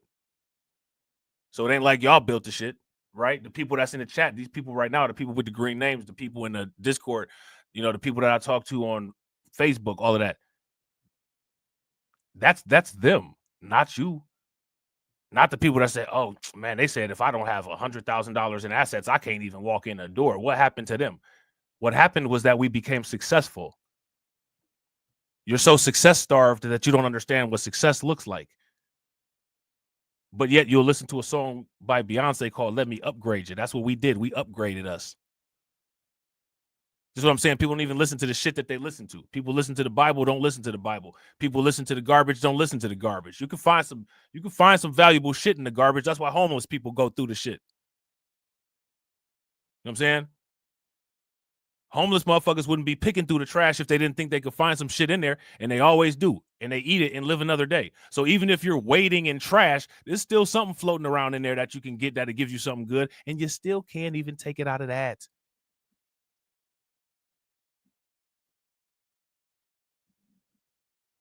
Shit crazy, man. Stating that no matter the price action, he would continue to buy Bitcoin at a sale. Lee, who has called for Bitcoin to reach $100,000 since the start of 2021, said that crypto finally hitting six figures was a positive sign for equities. That's because the rally in Bitcoin is illustrative of how investors are building up their appetite for risk assets, he said, suggesting they would also ramp up demand for stocks. This crypto asset management platform puts investors first. Traders are also showing that they're starting to deploy their sidelined cash. He added, Now, I want you guys to pay very close attention. Did you see what happened right here? Listen. To buy Bitcoin at a sale. Lee, who has called for Bitcoin to reach $100,000 since the start of 2021, said that crypto finally hitting six figures was a positive sign for equities. That's because the rally in Bitcoin is illustrative of how investors are building up their appetite for risk assets, he said, suggesting they would also ramp up demand for stocks. This crypto asset management platform puts investors first. Did you see how it said this crypto management asset platform puts crypto investors first? Come on in. Shout out to TD. TD said I'm about to crash the stream. Come on in, bro. This crypto management company puts investors first. That's how you can tell that this is an AI generated video. This AI generated video read some text and it read the text twice and didn't put the punctuation in, probably because it was either reading an ad or it didn't have a punctuation because of a typo.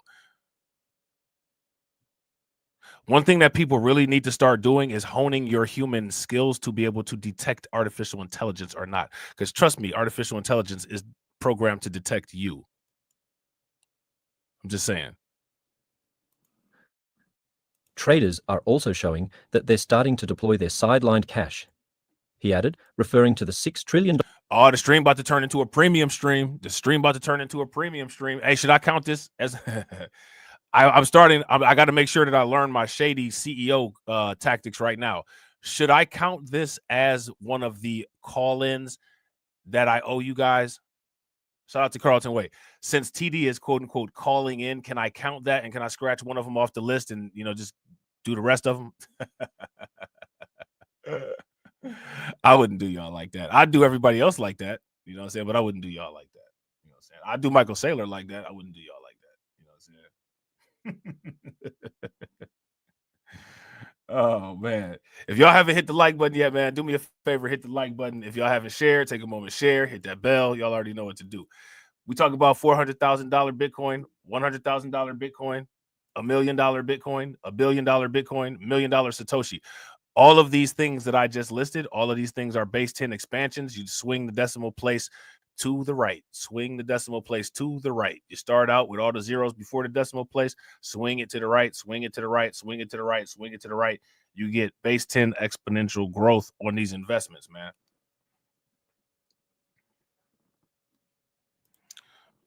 Shout out to Tia. Tia said, "Can we call our investment club Crypto Crash Out Crew?" You from the motor. I was thinking you would want to call it something like Tia in the Satoshis. Tia in the Satoshis. When them prices get real low, they go low. Low, low, low. I go buy some more. I thought you was gonna do some shit like that. You know what I'm saying? I thought you was gonna do some shit like that. I'm gonna buy some more, buy some more, buy some more, buy some more, buy some more, buy some more. I'm gonna buy some more. You know what I'm saying? That's what I thought. That's what I thought you was gonna come with. But yeah, we can call it Crypto Crash Out Crew. Dollars traders have stashed away in money market funds while yields remained at cyclical highs. Lee predicted the S&P 500 could hit 6,300 by the end of the year, implying another 3% upside from current levels. It's really telling us investors are pro-risk. I do think it also just signals how much capital has been idle for the last couple of years, either parked in money market cash or waiting to see if the economy survives, Lee told CNBC on Thursday. How this unique business model is setting new standards in crypto asset management. How this unique business model is setting new standards in crypto asset management. So I think Bitcoin Rising is, for me, breaking out of a holding. I'm gonna tell y'all what song I'm about. Shout out to shout out to Mason Cameron, man. Look, I got a song that I'm about to sing if that Bitcoin go back down to $60,000, I'm gonna be like, welcome back, welcome back, welcome back, welcome back. Welcome back. That's what I'll be saying when that shit go back to $60,000. Pattern is a precursor to what the S&P is going to do the rest of the year. The benchmark index could face several challenges in the last stretch of the year, Lee warned, pointing to potential volatility stemming from the coming November jobs report and consumer price index. Those reports will serve as key data points for central bankers ahead of their next interest rate decision. All right, so look, check this out, man. We don't need to listen to this boring ass AI shit. We've already talked about a lot of this stuff already. We're about to talk about more Michael Saylor shit, right? Because Michael Saylor's about to buy up all of Bitcoin. I'm going to buy all of it. And everybody else is just going to be par because you're going to be doing nothing but using fiat because the cryptocurrency supply is limited. It's only 21 million Bitcoin. And we're going to be using financial instruments to distribute these Bitcoin. Yeah, Michael Saylor about to buy up all the Bitcoin. You know what I'm saying? Like he's really about to buy up all the Bitcoin. MicroStrategies, I keep reiterating this point. If you ask me, this right here is a convergence. All convergence should always be looked at because in most cases, convergences are usually a predecessor for a dramatic change in paradigm. Here's a convergence. MicroStrategies holds more Bitcoin than what will be produced in the next 4 years.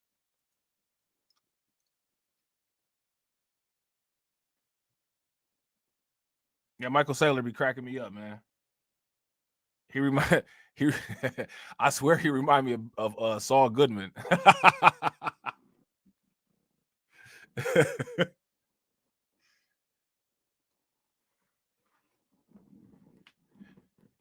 I don't think that people are paying enough attention to that. And I also would like to know what if MicroStrategies does that strategy that I talked about, where they kind of half their own Bitcoins and undercut. See, because they don't even have to sell a whole Bitcoin. What they could do is starting at any time, they could undercut people buying Bitcoin from miners. If miners decide to start selling their Bitcoin, right, which I wouldn't advise miners to do, I would actually advise miners to hold their Bitcoin, because when you get into a competitive strategy of selling, now you got the opposite Bitcoin effect where you have shit rapidly going down, and then it's a who has more assets competition, and you have the risk of all those Bitcoin being out there in circulation where other people can gobble them up while you playing dollar for dollar with this other person. We've only seen the upside Bitcoin. We have only seen the upside growth portion of Bitcoin. I can't wait till people start getting into undercutting competitions with each other, and we see certain prices start to drastically fall. Because that is a possibility. That could possibly happen. You know what I'm saying? But anyway, so he could, Michael Saylor can undercut the Bitcoin miners if the miners decide to sell it, because he doesn't have all those electrical costs and property, plant, and equipment, right? They're talking about the accounting language, right? Property, plant, and equipment is accounting language. It's the language that you'll see on the assets part of your balance sheet if you're familiar with accounting. Right? So if there was indeed a quote unquote antitrust type of situation, how would you litigate an antitrust situation on an open source product that's not being produced? Right? Because MicroStrategies is just a custodian of the Bitcoin that they hold. If they take over all of these plants and facilities and all that, they still don't own the Bitcoin. So they will probably get hit with antitrust legislation, but I don't know if the antitrust legislation would be able to go through. I don't know if they'd be able to call that antitrust legislation. All these things on the horizon, all these firsts that will be happening very soon. It's just going to be interesting to see how they handle it, right? Because a lot of this is uncharted. This is uncharted territory. There's no precedent on a lot of this stuff. So everything that we see going forward, for the most part, will be the new and first dealings with of particular situations involving this realm. Okay, shout out to my man TD. What's good with you, bro? Just crashed this stream. What's good? Now, nothing, chilling. Look, now you see how OCD I am? You see how you're off the crypto thing right there? We got to do it like that. See that? So it's got to be right I threw it all the way off. Yeah, got to have it like that. What's good with it, bro? Now I had to jump in and say something. Going off, piggybacking off what you were saying about, I don't know, maybe about 40 minutes ago or whatever, right? Yeah. About people lying on your name, right? They lie on your name, and then say we weren't told this, we didn't know about this, right? Yeah. So I'm gonna use me as a perfect example, right? Because people have been trolling me, right, in my comment section for like the last week or so. In between both channels, in between the Media Group and Terry Time, right? Yeah. About why you ain't speak about the H-1B visa, why you ain't speak about, why you don't want to talk about Trump and the H-1B visa and Vivek Ramaswamy and Elon, you know?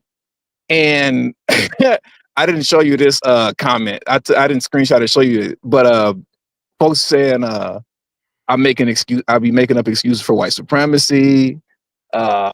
I don't want to speak on it because I'm a coward, like all this type of stuff, right? You know what I'm saying? Yeah. Pro black people told me this, right? So, and what's so funny about it was literally, as you obviously know, 5 years ago, I was making that very content that these ninjas needed to prepare them for today with their concerns about H-1B visas and IT jobs and stuff like that, that the H-1B visas are going to be taken away. Yeah. But 5 years ago, 2019, 2020, when I was literally begging black folks to get in the tag, get their certifications, I'm talking about crypto, I'm talking about how you can get these certifications, you can work for a company in another country remotely while you still live in Chicago. We can build these businesses and hire one another, da da da da da.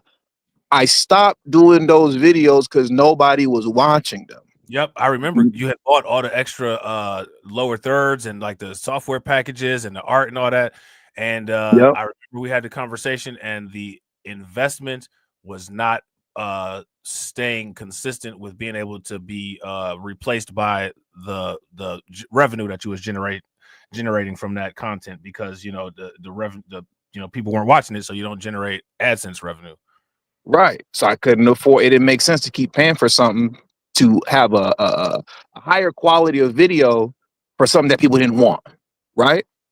So I stopped making them. And I still remember to this day the last video that I made about that. It was free tools for Black children to prosper in the AI. fourth industrial revolution. You know what I'm saying? For The AI and stuff like that.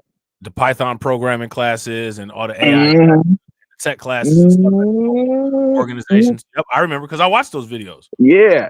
You was about the only one. Maybe you were Fanteasy. Yes. You Fanteasy, wherever he at, you know what I'm saying? But what's wild is that now here we are 5 years later, and I'm being told I'm a coward, I'm a sellout, I'm making excuses for white supremacy because I didn't speak on something that I told you ninjas about 5 years ago, but I stopped because you didn't want to hear it. That's wild, ain't it? Now I'm a sellout, I make excuses for white supremacy, and I'm a coward. But I told you 5 years ago that this stuff was gonna happen, and I was giving you the information to prepare yourself for it, and you didn't want it. Yeah. Now you lying on me? Like, you know what I'm saying? And throwing me out the window. You know what I'm saying? And then people will keep asking me, even in my last video, you gonna speak on Elon Musk and the da-da-da-da? No, I'm not speaking on none of that. Why would you though? First and foremost, let's just address that. Was Elon Musk even talking to Black people with that particular comment? Was Vivek Ramaswamy? Because I don't know if people are familiar with. I've done videos about Vivek Ramaswamy. I've done videos about Elon Musk, and both of them literally have no problem name dropping Black people anytime they decide to go on one of their rants, right? So this most recent situation that happened, I saw it and I heard what happened, and I found it interesting because you got two groups of people up in arms. You got, the traditional, I guess what you would call like a foundational white American or whatever, you know what I'm saying? And like, interestingly, some of right? And I don't know. I heard that, and I've responded to certain things that Vivek Ramaswamy has said, but my antennas didn't go off on that when I heard that, and I kind of I was like, well, here goes some internal stuff that's about to go on. And the next thing I know, like, I watch a lot of different content on YouTube, and I see a video from, like the quartering come across my timeline, and everybody's upset with Elon. I see Candace Owens come across my timeline, and then I see people who are very starkly on the opposite side of the spectrum who are offended in the same way. And I'm like, wait a minute. So they were talking to both teams? Right. Okay. And, I don't know. You know what I'm saying? Again, the whole premise with the thing, right? Trump said that he was going to deal with mass deportation, the largest mass deportation of undocumented migrants. I don't know if anybody is aware, but an H-1 visa is a document, which would automatically not really have that particular portion of immigrants involved in the deportation conversation of the criminally undocumented. I don't know how those things get crossed. You know what I'm saying? Now, those comments are separate from what Elon Musk and Vivek Ramaswamy had to say, but I just don't understand how people would look at that and say that this is all the same thing. And it, to me, is kind of, it's kind of nuanced, and you have to deal with each situation, as it becomes out there for you to be able to assess. You know what I'm saying? What you think? No, I'm right there with you. And the thing is too, is that if we're really going to be brutally honest about it, going back to what I put the comment earlier about they just only want to complain, just like a woman, right? If you really want to be honest about it, when you're talking about the H-1B visa situation and all that type of stuff, with the exception of Rob and like a handful of other black folks, we're not even in that conversation. We're Yeah, that's a not whole even nother conversation. we're That's a we're whole not nother conversation. yeah we're not even competing in that arena. And the arena where we're competing is where I've been pushing the line for like the last however many years concerning illegal immigration. And when you're talking about Carlos, who just hopped the border yesterday, a lot of times when you talk about those type of jobs, it gets downplayed by like, oh, they're taking the minimum wage jobs. They're not just taking minimum wage jobs. A lot of these construction jobs pay really good. You know what I'm saying? They're snatching up, right? So what you should be paying attention to concerning illegal immigration and how it actually affects black folks, nobody's paying attention to it the way they're supposed to. Yeah, But are jumping ship to focus on H-1B visa shit that you're not even competing in. But the area where you are competing in and you are getting pushed out in, you're ignoring it to complain about H-1B visas. It doesn't make sense. Right. How many of them cats complaining about H-1 visas know how to program in Visual Basic or Python? Say it again. How many of the people complaining about the H-1 B1 visas know how to program in Visual Basic or Python, or know how to set up a local area network, or like any of that kind of stuff, or even do like, because that's not, I don't know why people continue to just push the tech issue. It's been like that in healthcare ever before, like even like before Trump was even thought about as president. Like this has been going on forever. And on top of it, anybody that's ever been in academia, anybody that's ever been to college, all the grad students, the biggest complaint in college for people that go to like four-year universities is I can't understand my grad student, associate professor because they don't speak English. Like, you know what I'm saying? Like, I mean, this is an ongoing thing, and it's been like, and I dealt with that kind of thing way back when I was 18, 19 years old. We had all these foreign teachers, which, it is what it is. You know what I'm saying? Like some of the foreign teachers are really good. I'm not like trying to make a blanket statement and go in on them like that. But like my thing is like, this has been going on forever. Shout out to Detroit 313. What's good with it, bro? And like the thing is that this is the reality of it, right? All the YouTube videos that people make, they clip out certain parts. And I know that organization that's called, the Centers for Immigration Policy or whatever. They got the green aqua colored, theme. In those reports that they come out with and in those videos that they come out with, it is always stated and it is always understood and it is always backed with census data that the area of jobs affected the most by undocumented for the third time, like Umar Simpson, you know what I'm saying? Undocumented migrants are low skilled, low wage jobs. Who makes up the majority of low-skilled, low-wage jobs? Black people, more particularly black men. That's who makes up the largest portion of those jobs. Dr. Claude Anderson been saying this for, forever. Mm-hmm. You know what I'm saying? And because I'm pushing the line to make sure, at least to the best that I can, right? But because I'm pushing the line to get behind the guy who says, "Hey, I'll clean that up for you guys," because he was talking about black jobs, right? He said it. So because I'm pushing the line for the guy that said, "I can get them out of here for you, and you can get them jobs back," I'm now a sellout for doing that. What? How does that make sense? There's no the guy that said that said they're taking black jobs. I'll get them up out of here. You know what I'm saying? And that way you'll be able to, maintain these jobs. Not only will I get them up out of here, I get them up out of here, and I know y'all didn't vote for me. I'll get them up out of here though. Yeah, even though y'all didn't vote for me, I'll still get them up out of here. And because I want that guy to be successful in doing that, because I know and understand how it negatively affects black community. That nigga TD sold out. This shit crazy. It's crazy. Hey, yeah, man. Like I said, for one, right? Yeah, I would actually agree and say that it is crazy, literal, like clinical, right?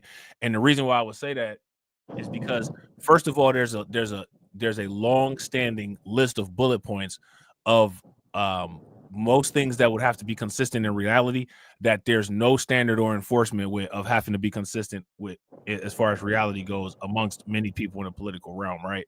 So like there doesn't have to be a standard.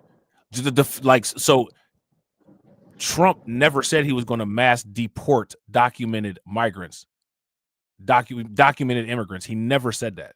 He said that his mass deportation initiative is going to prioritize criminal, illegal entering migrants first, and then it'll go down the line for other undocumented people.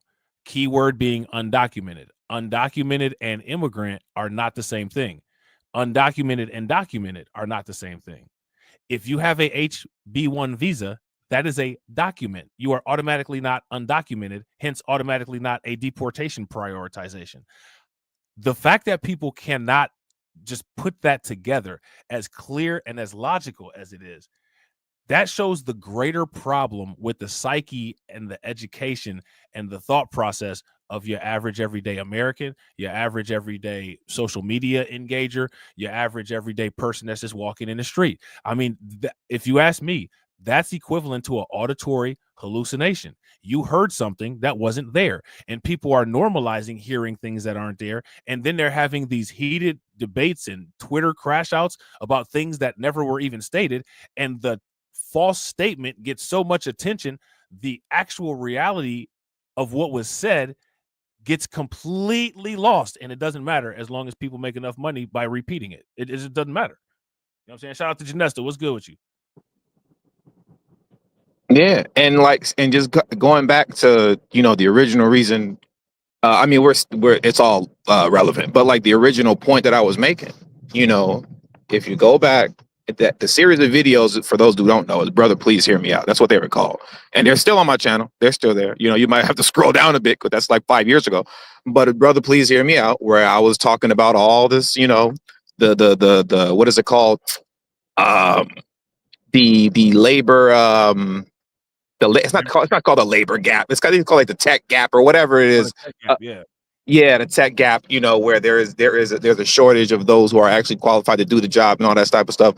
The point is everything that Ninjas is pretending to be upset about concerning the H-1B visa stuff and in tech. When I was making those videos begging Ninjas to get into tech and how to utilize getting into tech to fortify, the Black community and all that kind of stuff. In my intro to those videos, and literally in every intro, I would say, you can't say nobody ever told you. Yep. I would say that in the intro, every video, in the intro to every Brother Please Hear Me Out video, I said, you cannot say that nobody ever told you. And it goes the same thing with what you're doing, pushing along with crypto. You can't say nobody ever told you. Ninjas are still going to say it, but it's on record. It's on record. We've been telling you. That's the whole point of cryptocurrency. I got a whole entire ledger that disproves you ain't telling me. Just like Ripple, I got a ledger. It's called YouTube, and it shows, you know what I'm saying, on the blockchain that I told you about this nonsense at every node. And you know what I'm saying? It's been validated by all the people in the chat. My videos are proof of work. This is Bitcoin shit right here. Yeah. Like I said, the H-1B visa. How come you don't want to talk about the H-1B visa, Elon Musk, Vivek TD? I told you about it 5 years ago, but you didn't want to listen. All right. Well, if you want to know my honest opinion, how do you feel about this and what it means for Black people? I don't care. That's the honest opinion. I don't care. Because I told you 5 years ago and you spit in my face. So don't ask me about it now. It's too late for all that. Whatever happens, happens. Because the information is still there. It's still on the channel. Nobody wanted to listen to it, but you can't say nobody told you. And that's the point that Rob was making too, when he was like, I'm not trying to hear nothing about wage gaps and all. When you were talking about that earlier, the wages and stuff like that, are you not trying to hear none of that? I ain't trying to hear what Charleston White say. What your boy Charleston White say? I ain't trying to hear that. Man, ain't trying to hear that. See, Yeah, man. Carlton said TD told us what is coming in the year 2053. Yeah. Yeah. You know, and in 2064. You know, Yeah. but hey, you know, I sold out now, so you know. And where's the money at? You said you got sold out. Where's the money at? Because I know you ain't even paid me mine yet. So if you did sell out, can I get my money, please, nigga? You know what I'm saying? Can I get my paycheck, nigga? If you sold out, you got the cash. Let me get that shit in Bitcoin, please. I want my Bitcoins. I gotta get on my Doge and go through my finances to see, like, you know, all the times I got paid and didn't pay you yet. I gotta get on my Doge financial efficiency. Yeah. That's hilarious, man. That's hilarious, bro. Man, look, I don't get it, bro. Like, it's so much money on the table, man. You know what I'm saying? And this is what I keep reiterating. Like, all right, man, I see people don't care about this shit. It is what it is. Go ahead and don't care, man. Go like Megatron, or like Unicron told Megatron, go ahead and proceed to oblivion. You know what I'm saying? But at least if you're gonna proceed to oblivion, you know what I'm saying? At least leave some good shit for your little Decepticons at home. Right. At least leave Rumble and Frenzy with some shit. You at least leave them with some motherfucking Energon cubes and shit. You know what I'm saying? Like, yeah. But that was it, man. I'm about to jump off right now. I'm about to be at the crib, so I'm driving right now. All right, for sure, bro. Drive safe. All right, for sure. Peace. All right, bro. Peace. Yeah, man. Shout out to TD, man. That's my man's right there. Make sure y'all go and support his channel, subscribe, watch his channel. You know what I'm saying? Share the videos out. Good content. You know what I'm saying? Shout out to my man, Manosphere Hall of Fame. What's good with it, bro? Manosphere Hall of Fame said there was a W supremacist who never got booted from YouTube until he predicted the future upper class will be Bitcoin holders, which is funny. That's a perfect segue right into one of the articles that Brooklyn Queen happened to send. I don't never know how to get out when I do it on my phone. This is so annoying. Like, I'm clicking all type of buttons and stuff. Like, how do I get out of here? Man, that's the Android life, bro. If you had an iPhone, all you gotta do is tap the screen twice and throw that bad boy up in the air, and you good.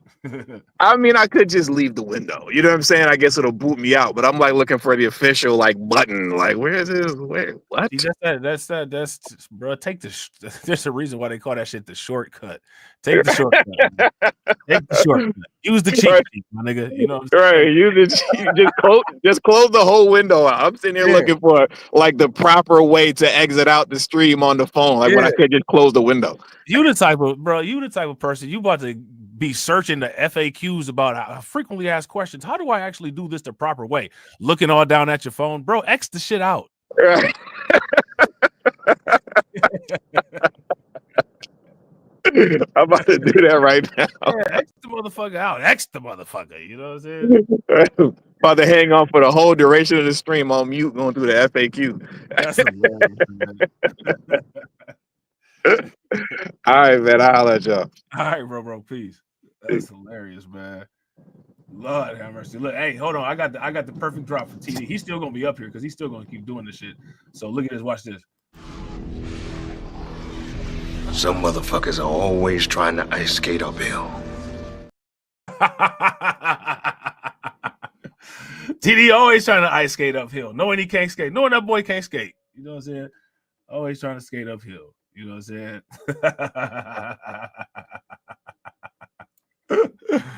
Oh man, but yeah, that's a perfect segue though. Manosphere Hall of Fame. You know what I'm saying? We're gonna get there in a little bit. Matter of fact, you know what? Matter of fact, we're gonna get there now.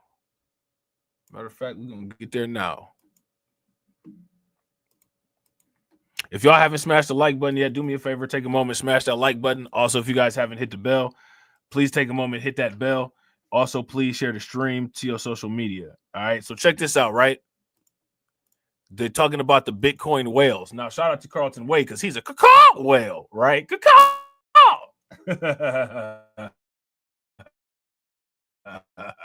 Right, but we talk about the Bitcoin whales, right? There they go right there, swimming around the Bitcoin. Bitcoin whales control 94.5% of exchange volume. Selling patterns suggest shift ahead. Where are we shifting to? You know what I'm saying? Which direction are we going with this? The whales are starting to wake up. The blubber done melted. The water is warm. And they swimming around, bored, bumping into shit, about to find some type of catastrophe to cause, right? Bitcoin has experienced a significant surge, climbing from local lows of $92,000. Imagine if somebody in the past read, like, if somebody traveled to the future and they read about Bitcoin, talking about local lows of $92,000. That motherfucker about to be a millionaire in the present time that they're in. I wish, never mind. To a local top of 98,950 yesterday. This upward momentum has reignited optimism among investors and analysts as the leading cryptocurrency continues to show resilience after weeks of market indecision. However, the dynamics behind this rally shed light on the influence of major market players. All right.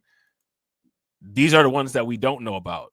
We don't know who these people are. All we know is we don't know who these people are. This is just massive wallet transfers. Somebody happened to be scanning the Bitcoin mainnet and see, oh shit, somebody just moved like 500,000 Bitcoins. Who the fuck wallet address is ZY437245689AO07432? Who is that? Nobody knows.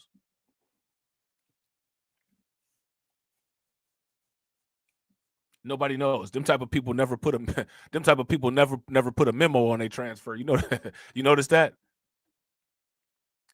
Data shared by crypto quant analyst Axel Adler highlights an intriguing trend.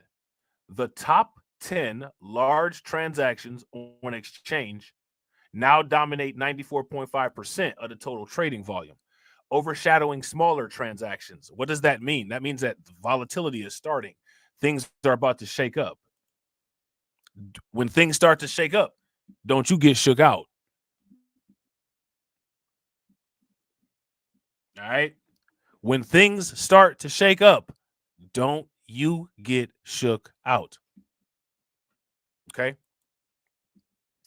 This data suggests that whales and institutional investors are playing a dominant role in shaping Bitcoin's price movements. Now, didn't we talk about this, the holographic graph? Now, check this out, man. Who created these financial models, these graphs? You don't think that those people left out certain calculations to make certain things not appear on there? You think that on the graph there's only time and price movement? You think it's only supply and demand?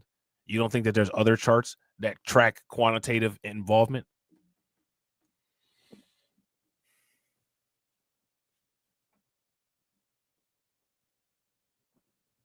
How many people remember us talking about the quote-unquote illusions of the chart? If you guys remember that, give me a thumbs up. If you guys don't, then give me a thumbs down. For the most part, what this article is doing is this article is not substantiating exactly what I said, but it's substantiating the suspicions that myself and other people who pay attention to this kind of stuff have. Okay? All right. Their dominance not only underscores the concentration of market power, but it also raises the question about the sustainability and trajectory of this recent surge. Now, check this out. Everybody be laughing when I be talking about we need to buy and make sure that we have at the very least 1% of some of these low cap coins, right? This is one of the reasons why I said we need to target Crow with Knife. We need to target Capybara. Before those things get crazy, it's easy to get a big chunk of them right now and just relax, right? Because then we can do these same strategies once we become the whales. That's not fair. It's not fair because we can't do it. But when we can do it, we need to make it routine, right? If you guys would agree, give me a thumbs up. If you guys disagree, give me a thumbs down. So you work small and get big. That's how it is with anything. You work small and you get big. That's how it is with your muscles. That's how it is with your money. That's how it is with your influence. That's how it is with anything.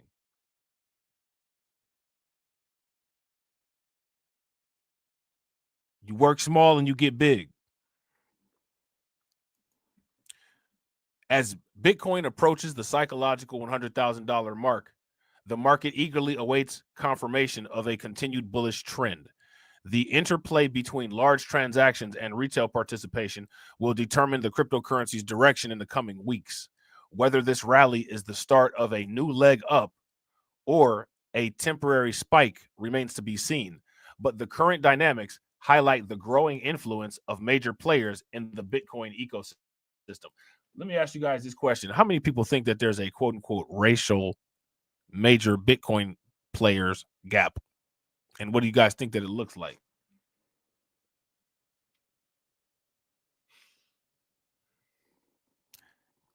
But it's just not important, man.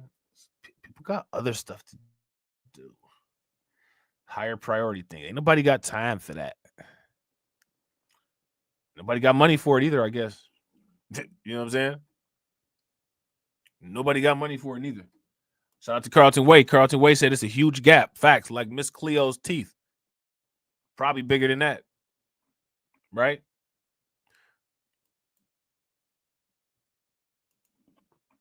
Bitcoin dynamics may change. Bitcoin whales have always played a role in the cryptocurrency market, consistently dominating over 90% of transaction volumes since its early stages. Their influence is a hallmark of the market's dynamics, often dictating price trends and shaping investor sentiment. However, this dominance is not static and fluctuates with market cycles, offering insights into broader trends. A top analyst, Axel Adler, recently shared on X, shedding light on the current state of whale activity. According to Adler, the top 10 transactions on exchanges now account for an impressive 90% of the total market volume. I mean, this again, I just love all the math in this shit. Real world application of mathematical theory is just I love to see it. I love to see it because it just further substantiates the fact that a lot of this stuff is fixed and programmed. We got similar, close to the 80-20 principle popping off here. 10 large transactions, small catalyst, large effect. 10 small groups of 10 people is a small group of people amongst many people on the exchange, amounting for damn near all of the market volume. Butterfly effect shit. High entropy shit. This is what I'm talking about right here. Shout out to Janesta Coleman. Janesta Coleman said, "I wish I had $400 to invest." You don't even need that much. You just need a dollar and some time to pay attention to what you're looking at. That's it.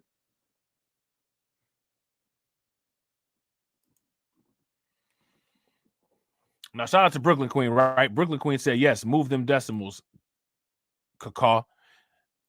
The decimals will be real easy to move on Kakao, and you will see it when it happens. We don't know when it's going to happen, but at some point it will happen.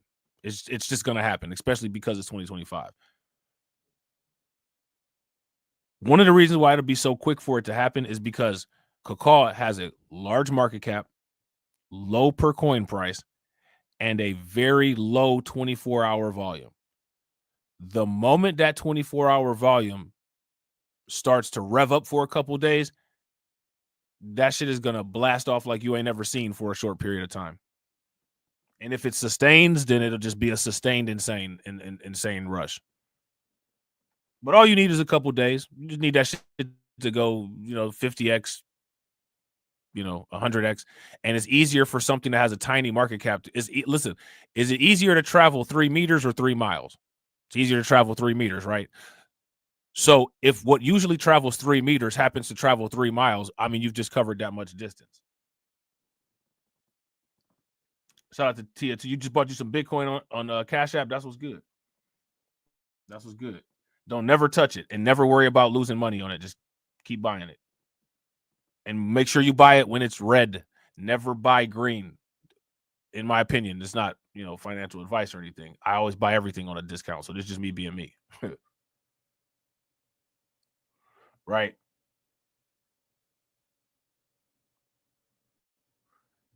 When it comes to this kind of stuff, it's opposite of driving. Driving your portfolio is different than driving your car. When you drive your car, you go when it's green and you stop when it's red. When you drive your portfolio, you go when it's red and you stop when it's green. Okay? Very simple. Right? We even got shit color coded over here.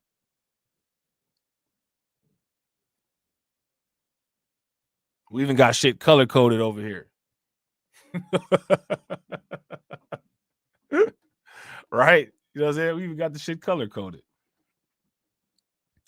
This is important, though, because this shows the concentration of money. This figure is particularly noteworthy as it exceeds the 10-year average of 93.5%, underscoring the increasing concentration of market power amongst large players. Okay. Adler highlights a historical trend in whale behavior. Around the mid-cycle, look at this. Now, again, we keep hearing these numbers. And this is what I'm talking about don't get shook out. Around the mid-cycle, whales typically sell their holdings, gradually reducing their market dominance as the cycle peaks. This pattern was prominently observed during Bitcoin's movement between 35,000 and 70,000, where whale dominance began to wane. The current elevated dominance of large transactions suggests whales remain highly active, which could signal the early to mid stages of a bullish cycle. All right. Understanding this dynamic is crucial for investors. While whale dominance highlights confidence among major players, it also emphasizes the importance of monitoring their behavior for signs of market shifts. As Bitcoin navigates its next move, tracking these metrics will be vital for assessing the potential trajectory of the market. And we want to catch all trajectories. Bitcoin is a volatile asset. And if we're getting Bitcoin because its volatility is the benefit, we want to exploit all volatilities. We want to exploit highs on selling. We want to exploit lows on buying. None of this stuff is a bad thing. You just have to understand how to drive it.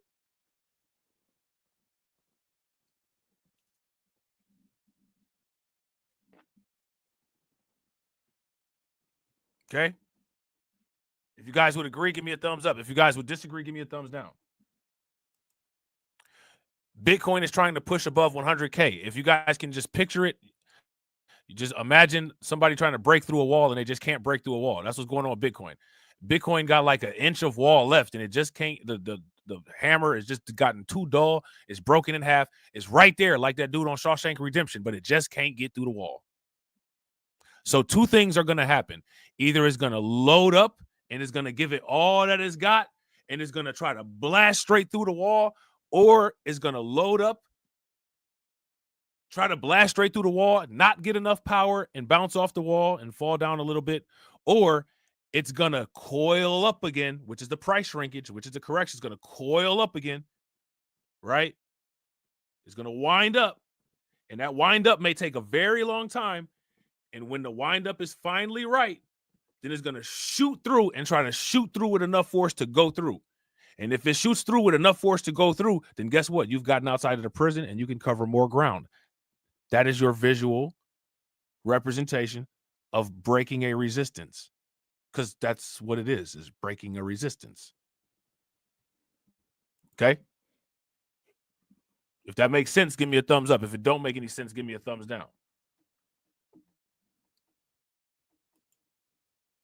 So Bitcoin is trying to break this $100,000 wall. Bitcoin really needs to get some tips from the migrants. You know what I'm saying? Just chill out for a minute. Go, you know what I'm saying? Go down there and talk to some Tren de Aragua members. What y'all been doing to get through them walls down there? Okay, I'm gonna try that shit on the charts. Peace. You know what I'm saying? Bitcoin is currently trading at around $98,000 following its first attempt to breach the highly anticipated $100,000 mark. This level represents a significant psychological and technical barrier. Breaking above it could pave the way for a new wave of bullish momentum. However, for this to happen, bulls must not only push the price above $100,000, but also establish it as a strong support level to confirm the breakout. Okay. So see, you can actually kind of see what I was talking about. See these lines here? These lines are walls. See how it almost made it, then it came back down. See right here, it got rejected by the resistance right here. It was going up, hit 100,000, boom, came back down, fell right on his head. Came up, stayed out over $100,000, didn't get too far. The police got him, pulled him back. Now he back in the cell. Tried to break out again, couldn't break the wall. Now he getting close. He got all the tools together. You know what I'm saying? He's staying up all night trying to get through that wall. We're going to see if he get through the wall this time.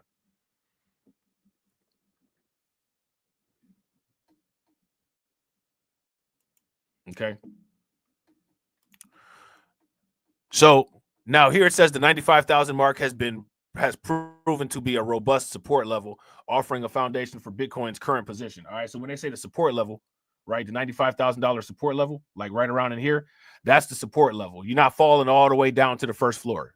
You know what I'm saying? You're not falling all the way down to the first floor. You fell back, fell down to the fifth floor. You ain't fall to the fourth.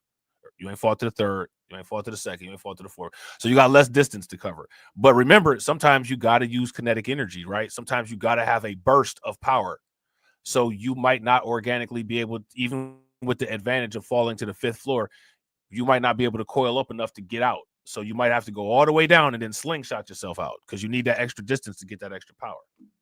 It's the same thing. This shit is all the same. It's math. You know what I'm saying? It's just a visual representation of some dots moving around. That's it. And you can just put any type of overlay on those dots to visualize what's going on. You can do this shit in science, quantum theory, whatever. You know what I'm saying? That's why Michael Saylor understands this shit so good, the way that he does. Because he's an engineer, like that's the way that he's trained to think. So he just sees this shit like the Matrix. Like, you know what I'm saying? That's why I can appreciate what he's doing. So now here it says market participants are closely watching the 100,000 level as a successful breach could trigger an aggressive rally, driving Bitcoin into uncharted territory, which, you know, Bitcoin has actually, you know, it technically it's in uncharted territory right now.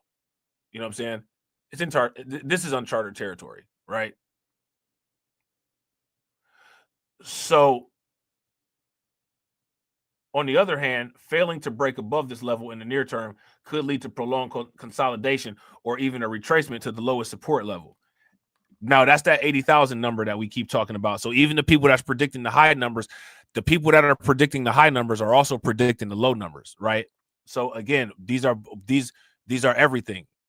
These are everything. We appreciate the top. We celebrate the floor, right?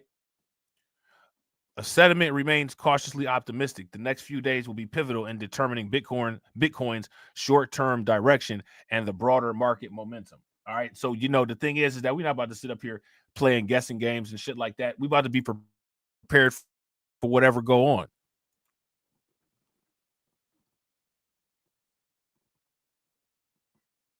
Right. If you guys would agree, give me a thumbs up. If you guys would disagree, then give me a thumbs down. We're not about to sit up here. Oh my God, what if? Nah, we're anticipating and preparing for both.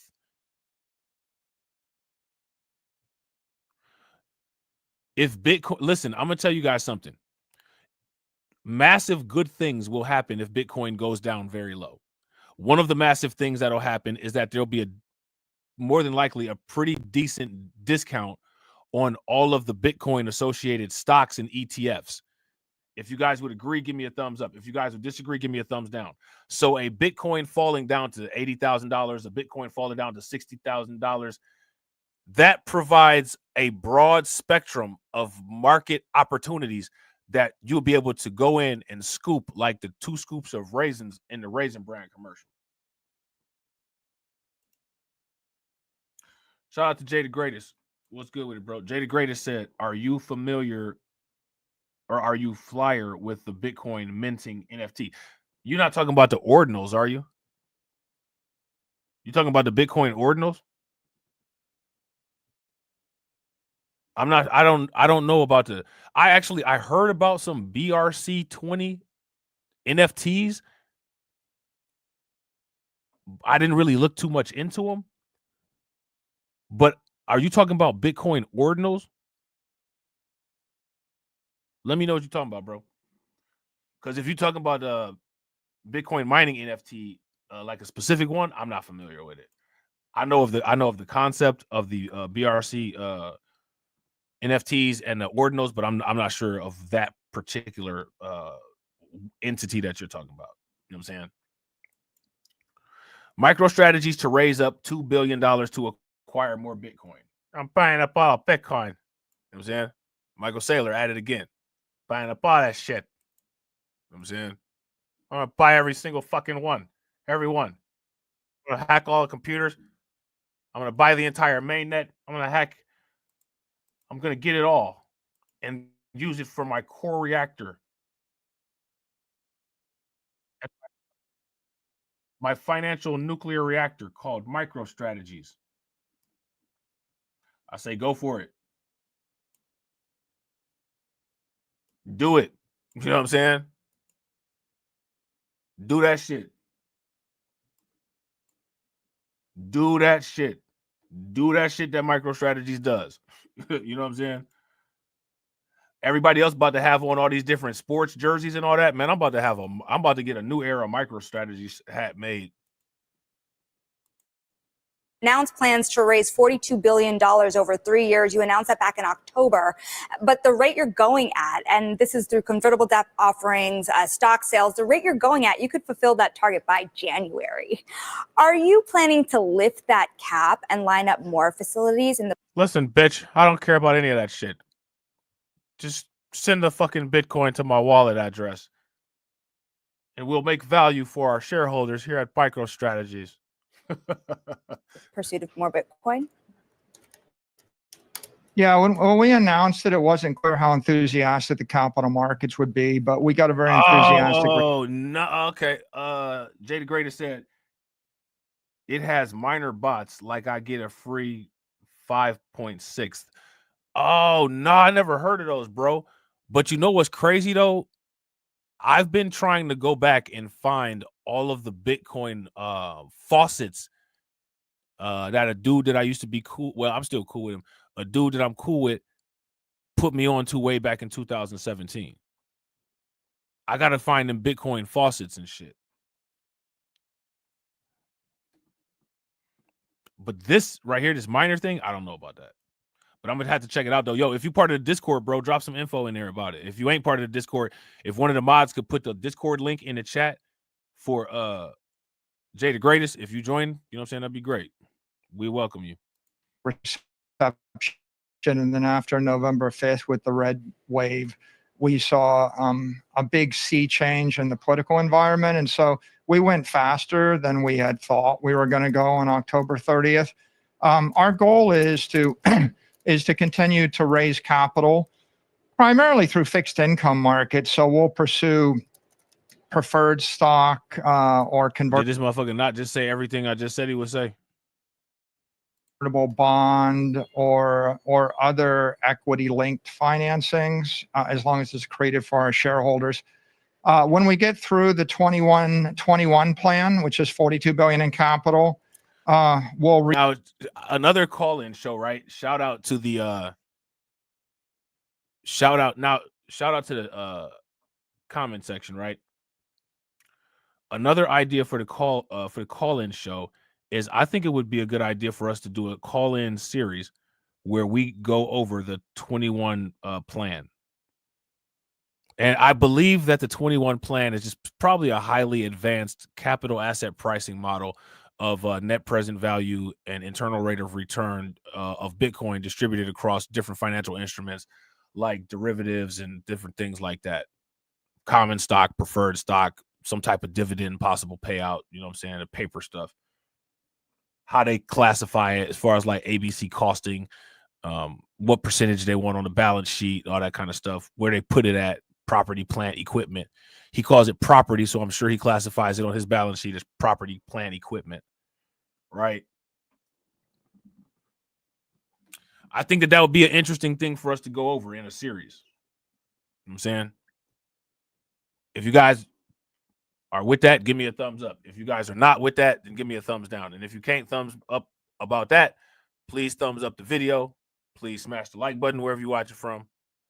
Also, please share. And if you're not subscribed to the channel, wherever you're watching from, make sure that you subscribe to the channel. All right.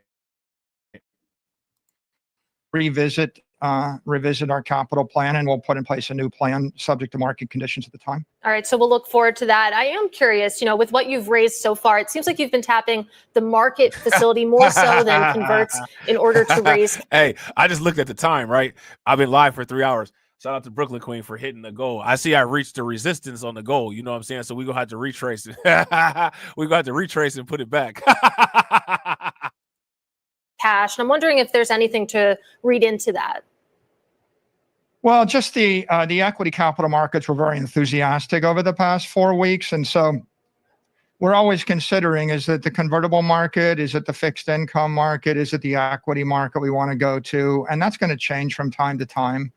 I expect that mix will shift more heavily toward fixed income markets in Q1 as we go forward, because right now we're probably getting a little bit too delevered, and we'd like to actually get more leverage.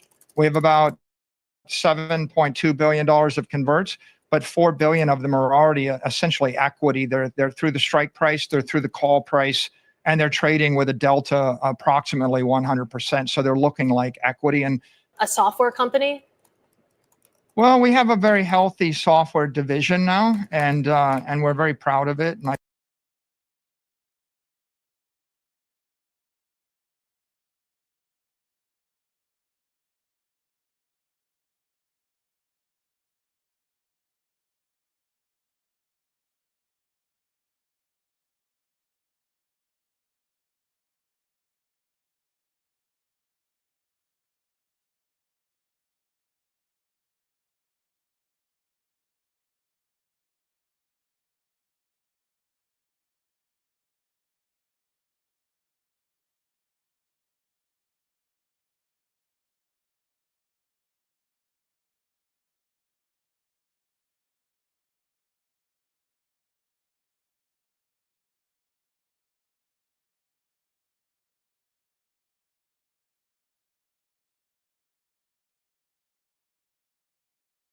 Yeah, Michael Saylor buying up all the Bitcoin. My bad, y'all. He's buying up all the Bitcoin. There's nothing wrong with it, right? If you guys can hear, throw some thumbs up in the chat. If y'all can't hear, give me a thumbs down. Sorry about that. I think my computer might have froze for a minute. MicroStrategies has revealed plans to raise up $2 billion through public offerings to buy more Bitcoin for its treasury. Now, you guys see, this is what when I put the goals in the chat, this is what I'm doing this. You know what I'm saying? I'm essentially doing the same thing. I'm putting up my goals, right? That I'm going to take and then reinvest, not necessarily into Bitcoin, some Bitcoin, but into my cryptocurrency reserve.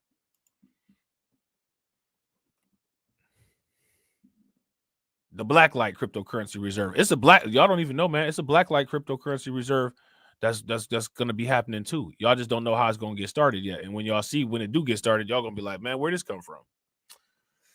It's because your boy's an evil genius. You know what I'm saying? It's because your boy's an evil genius. You know what I'm saying? MicroStrategy has announced plans to raise up $2 billion through a private offering. The proceeds from the capital raise would be used to strengthen the company's balance sheet and acquire more Bitcoin. MicroStrategy stock has rebounded since the start of the year. Now, this is what's interesting. People have called Bitcoin a scam, and when some people try to raise money, they get called a scam or a scammer.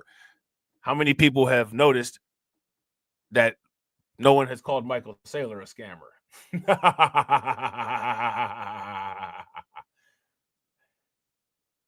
Anybody notice that?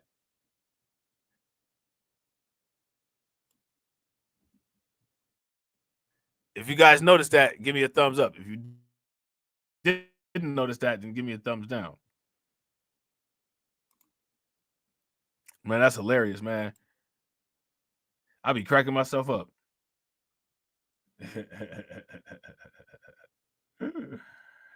Oh, man, I'll be cracking myself up, man. Hold on. I got some good stuff for y'all, man. We're gonna have a really tonight, I think. How many of y'all are able to tune in tonight?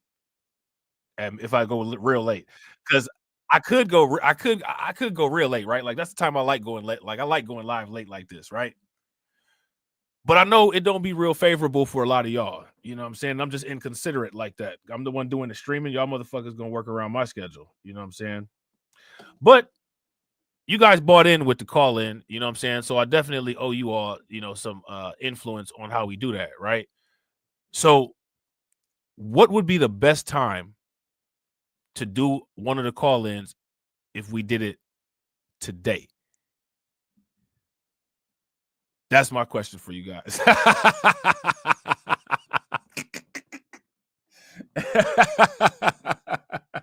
Shout out to Vincent Harper. What's good with it, bro? See, they don't understand, man. You know what I'm saying? Like, they don't be having fun like we be having fun, man. Like, we be in this bitch kicking it, man. Like, they don't be doing it like how we do it, man. Nobody do it like how we do it. Carlton said he needs which one, the off code alarm? You about to go out in public, Carlton? Yeah, set that bad boy.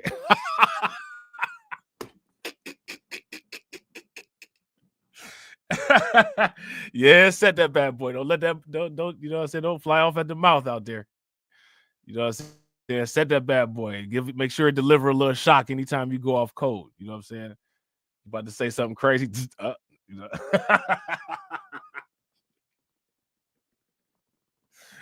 Oh man, that's hilarious, man. That is hilarious. You know what I'm saying? Man, that's funny as hell. What's a good time, man? Let me know what's a good time for y'all. That's the best time. That's most accessible for people. It's not going to conflict with other stuff that y'all like to engage in. You know what I'm saying?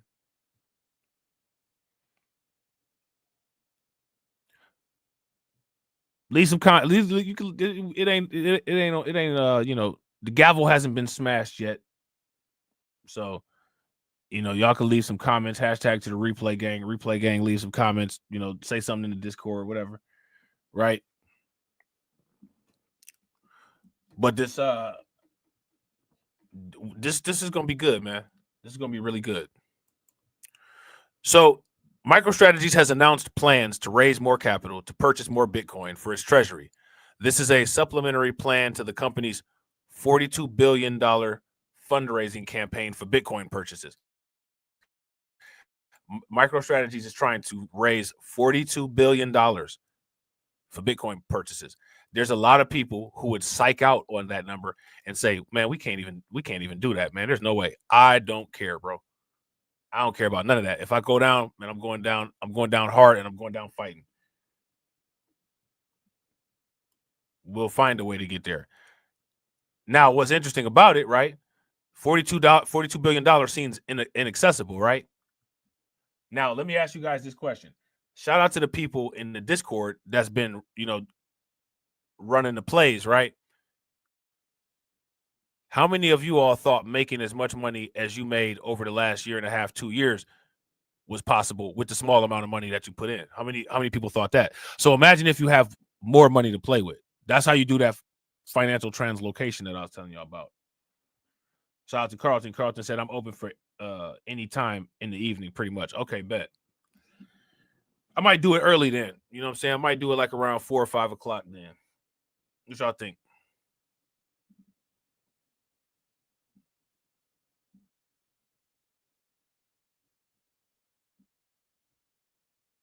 If y'all cool with 4 or 5 o'clock, let me know. Maybe 6. It might get late. You know what I'm saying? MicroStrategies to raise up to $2 billion for Bitcoin purchases. I say in 2028, we set a $10 billion goal. 2028.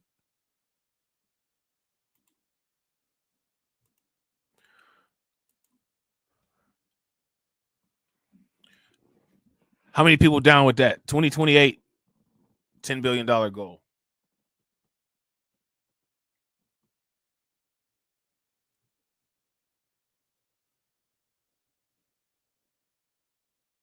What's the stakes? What's the stakes? Who down to go for that one? 2028, $10 billion. Shout out to John Guillory. John Guillory down. Brooklyn Queen down. Carlton Way down. That's what's good. That's what's good. I think it's a good goal, too. I think we're going to exceed it. In a press release, MicroStrategy announced its plan to raise up $2 billion to acquire more Bitcoin. All right, we should look at this press release. Oh, yeah. See, they got it right here. Look at this. Look at this. We're going to take a look at this. Hold on real quick.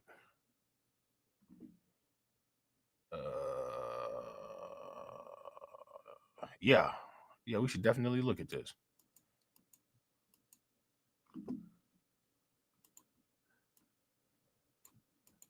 Massive amounts of money.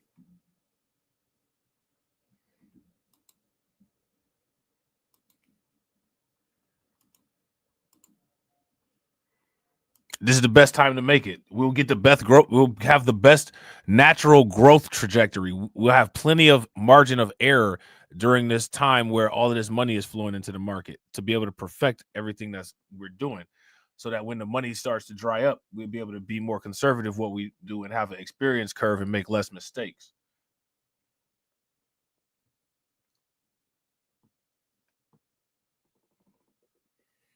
Those kind of things are important. Shout out to the stream element. Shout out to the stream element promoting the Patreon. Yeah, man, hit that Patreon. All right, so now it says MicroStrategies to target a capital raise of $2 billion of preferred stock. All right, MicroStrategies Incorporated in furtherance of its previously announced 2021 plan. All right, so we need to pay attention to the 2021 plan. I don't care about Project 2025, man. I care about the 2021 plan. A capital plan to raise $21 billion of equity and $21 billion of fixed income instruments, including debt, convertible notes, and preferred stocks over the next 3 years. Today announces it is targeting a capital raise up of $2 billion through one or more public underwritten offerings. Now, this is what I would never mind. The perpetual preferred stock may include features such as convertibility to our Class A common stock, payment of cash dividends, and provisions allowing for redemption of shares, among other features. The offering is expected to be registered via registration statement form on S3 to be filed with the U.S. Securities and Exchange Commission. The number of depository shares representing an interest in the perpetual preferred stock to be offered, the final terms of the perpetual preferred stock, and the price for the offering have not yet been determined. Okay, which we all know that they have now. The purpose of the offering is to allow MicroStrategies to continue to strengthen its balance sheet and acquire more Bitcoin. Plain and simple. Mission statement.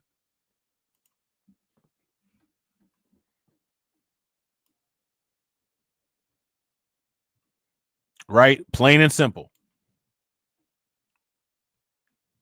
Okay. The offering is expected to occur, if at all, in the first quarter of 2025. However, the decision whether to proceed with and consummate the offering is in MicroStrategies' sole discretion and is subject to market and other conditions.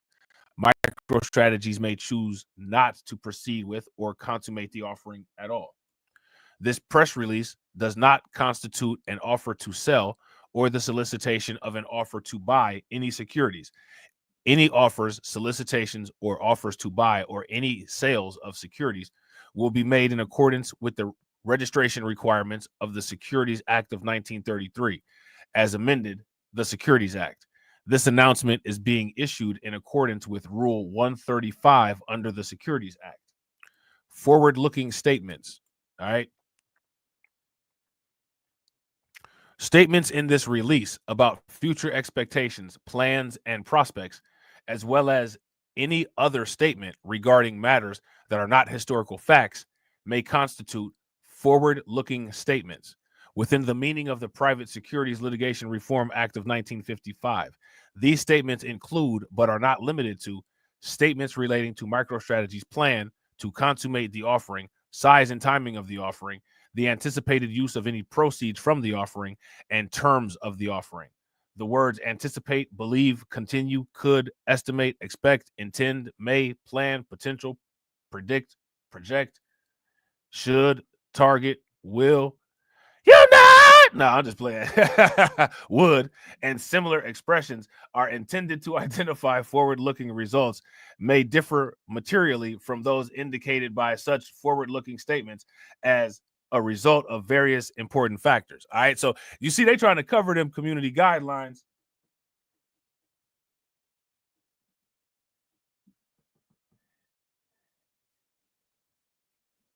Shout out to Crew. What's good with you, bro? You see, they trying to cover them SEC community guidelines the way YouTubers be trying to cover them YouTube community guidelines. They ain't playing. Actual results may differ materially from those indicated by such forward-looking statements as a result of various important factors, including the uncertainties to market conditions and the completion of the offering on the anticipated terms or at all, the other factors discussed in the risk factors section of MicroStrategy's quarterly report Form 10Q filed with the Securities and Exchange Commission on October 31st of 2024. We need to start getting this MicroStrategy's prospectus.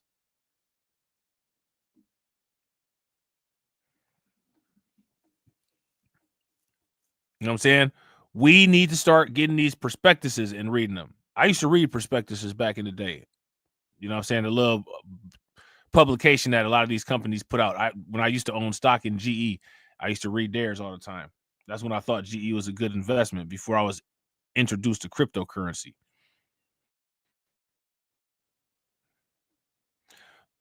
Back in the day, back when your boy was young. You know what I'm saying? So I think that that's a good plan. I think that it's an easy plan. And I think that if we come with a plan, and it might have some variations or modifications of what they did over there, because if somebody already laid out the groundwork and it works, if it ain't broke, don't fix it. But if you think that you could add on, layer 1, layer 2 solutions, hint, hint, layer 1, layer 2 solutions, then why not? Why not? See, if you ask me right here, this is the type of stuff that people should be doing. This right here is nothing more than playing a real life video game. One of those role-playing games, like a strategy game. That's it. We're building our own financial monster, and it's going to come and destroy everybody.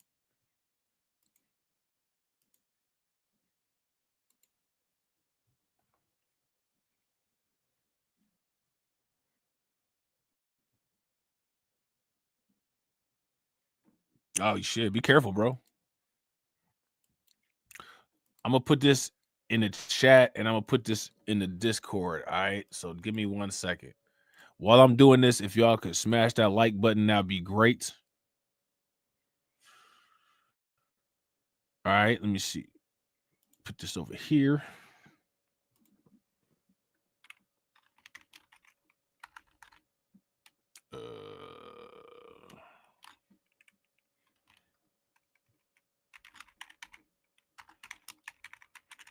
And the reason why I put this in the Discord, also when I put stuff in the chat, is because sometimes I have YouTube will make me edit certain stuff out. So when it edits certain stuff out, it'll take away the live chat. That's why the live chats aren't there sometimes. So it'll be posted in Discord as well. Okay. We're gonna take a look at something real quick. We're gonna take a look at something real quick. Let me just get this posted.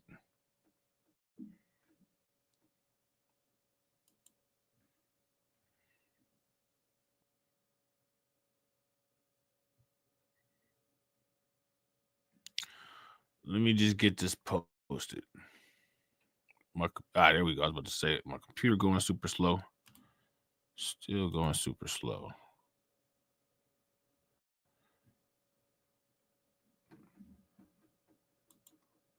Man, this computer is so slow, man. This computer would never solve a block. Never.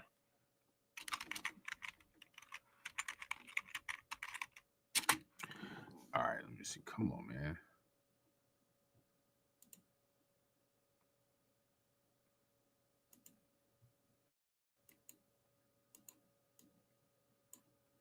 What the hell? All right, we about to do like this.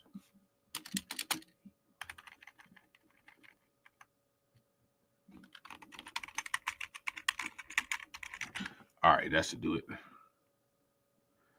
That should do it.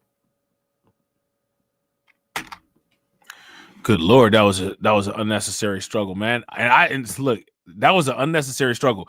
You guys see how I can't stand unnecessary struggles? Some people love the unnecessary struggle. I can't do it, bro. I'm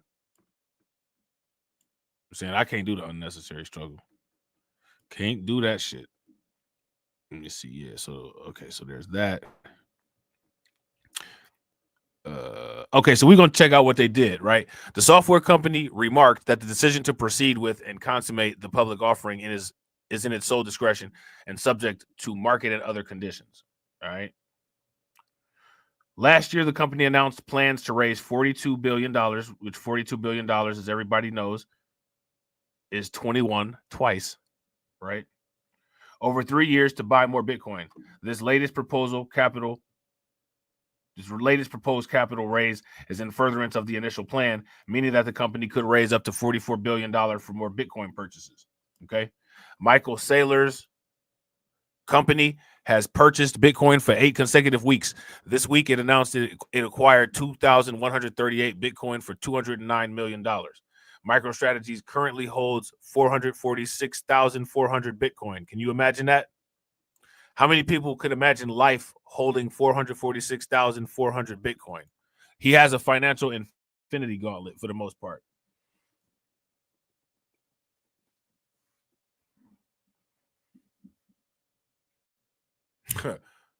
Would you, if you guys would agree, he has a financial infinity gauntlet for the most part? Give me a thumbs up. If y'all disagree and you don't think that he got the financial infinity gauntlet, well, what do you think that he's got? And it is the public company with the largest Bitcoin holding. MicroStrategy stocks rebound. MicroStrategy stock has rebounded from its end of the year slump, having suffered a price decline of over $8. NASDAQ data shows that MicroStrategy stocks regained around 13% during trading hours on Thursday and closed the day trading at around $339. So we need to start watching MicroStrategy's stock, what they're doing, and the charts. If you guys would agree, give me a thumbs up. If you guys would disagree, give me a thumbs down.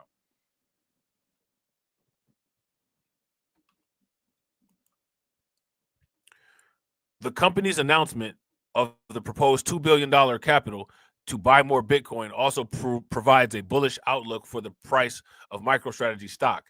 It is worth mentioning that MicroStrategies was the best performing major asset last year, outperforming the flagship crypto and other major stocks. So MicroStrategies used Bitcoin and engineered their revenue model to outperform Bitcoin. That's pretty impressive.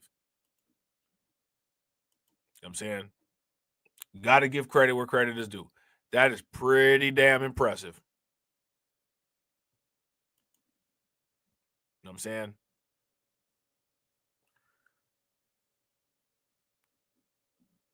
Pretty damn impressive. So we're gonna take a look at this video real quick. This is an old video. It's from 8 days ago. It's from this podcast called Impact Theory. How many people have ever heard of quote unquote impact theory? If you guys have heard of impact theory, give me a thumbs up in the chat. If you've never heard of impact theory, then give me a thumbs down. Shout out to AJ. AJ said that's when it was $90 a share. Let me ask you guys this question. How many people bought MicroStrategies at $90 a share? If you guys bought MicroStrategies at $90 a share, give me a thumbs up. If you guys didn't, then give me a thumbs down. I can understand why you can't just store your money in dollars. I have a whole tirade about it, but I'd love to hear why. How do you explain to people why you can't just put your money in a bank account or under your mattress in dollars? The simple answer is the supply of dollars expands about 7% a year, every year for the past 100 years. And what that means is that if you want to buy something that is a very scarce, desirable asset that the government can't make more of and that manufacturers can't make more of, if technology and capital and machinery and robots can't make more of it. Now, mind you, can't make more of it, right? That means that if Bitcoin becomes the dominating asset of the entire human culture, as far as the human culture expands throughout space, Bitcoin will be legendary, known as the asset created by humans, mined on Earth, that is the vehicle for the entire human financial system across the entire universe. 21 million Bitcoin divided up amongst the entire universe. That is one upper limit that can be thought of. If Bitcoin covers the entire universal human, right, civilization, what would the market cap of Bitcoin be? What happens if we discover that we expand and, oh, I didn't know y'all was over there. We happen to not be alone. And after years of war and genocide, which always happens, then we start finally getting along and or somewhat getting along and working with each other. And whatever it is that we discover out there might say, you know, maybe them humans ain't that damn dumb. Bitcoin actually makes sense. We're going to act like we're working with them and we're going to rob them for everything that they got later. But we'll do a couple generations, you know what I'm saying, just to smooth things out a little bit. And what if our interstellar neighbors adopt Bitcoin in some parts? And let's say our interstellar neighbors are a type 1, 2, 3 Kardashev civilization, and they have multiple settlements throughout their sector of the universe. Bitcoin's 21 million expands across that to the ancestors, right? Because it'll be ancestors at that time of the people that adopted early. If their family is still involved in that or still tracking that, I don't even know what you would call those levels of wealth that those people would have.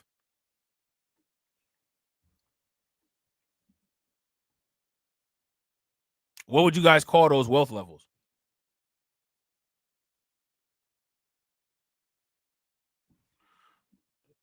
Shout out to Carlton. Carlton said intergalactic Bitcoin, bro. Facts.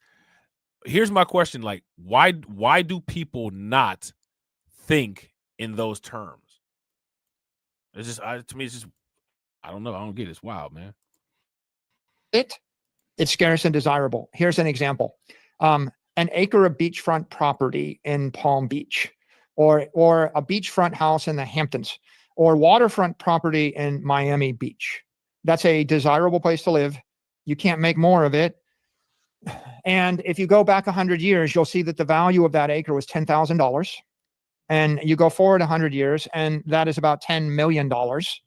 And for those who are very quick at math, they'll realize that works out to 7% increase in price every year for 100 years. And that's why, that's why people buy houses for $100 million on the beach in Palm Beach. And my house, the house that I'm in right now, it was sold in 1930. And I have the deed on my wall, and it was sold for $100,000 in 1930. If you put that $100,000 in a vault and you kept it safe and sound for the 90 years, and if you took it out, it would pay about 8 to 12 weeks of my property tax on this house.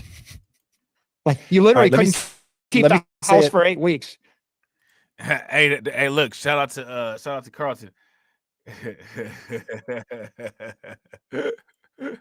Carlton said because it takes a lot of energy to think like that for most people. Yeah, I got proof of work. I'm about to get it. We about to make some proof of work. We about to make some proof of work merch. Everybody should have to show proof of work, if you ask me. Remember back in the day when that was a requirement for school? You had to show proof of work. This shit ain't new. You wasn't allowed to get no math problem right unless you showed your work. Neely Fuller been on proof of work. He say stand behind your work. You know what I'm saying? Bitcoin said, fuck it. Let's write it into the protocols. Satoshi did it. You know what I'm saying? Bitcoin, what they got to do with black people? What they got to do with black people, right? You know what I'm saying? Like, I can't do this shit.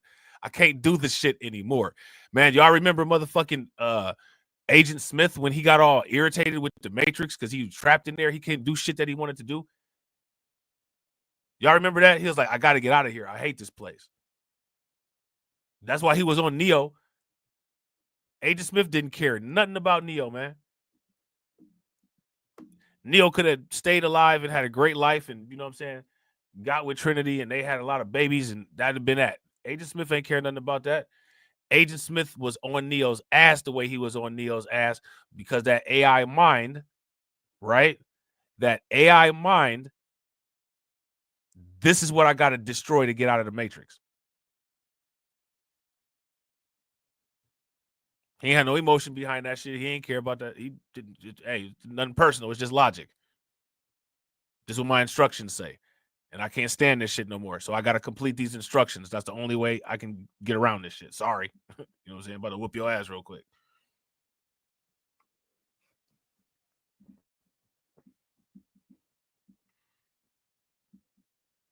That's how I feel with like a lot of this shit. Like a lot of YouTube and shit like that. Like, it's like a fucking plastic bag over somebody's face. Just suffocating you with nonsense.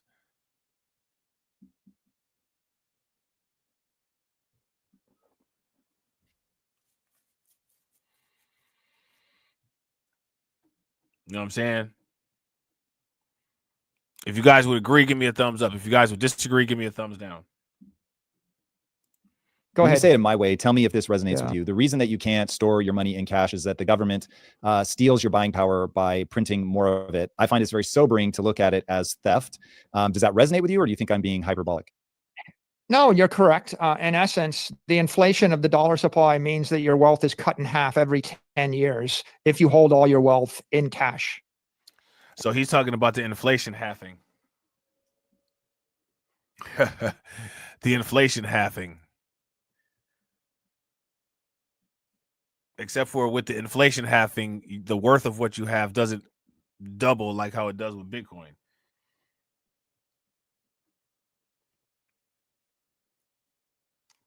I mean, let me ask you guys this question. Do you know how people always say, like, you know, oh, quote unquote, I'm playing the markets or yada, yada, yada.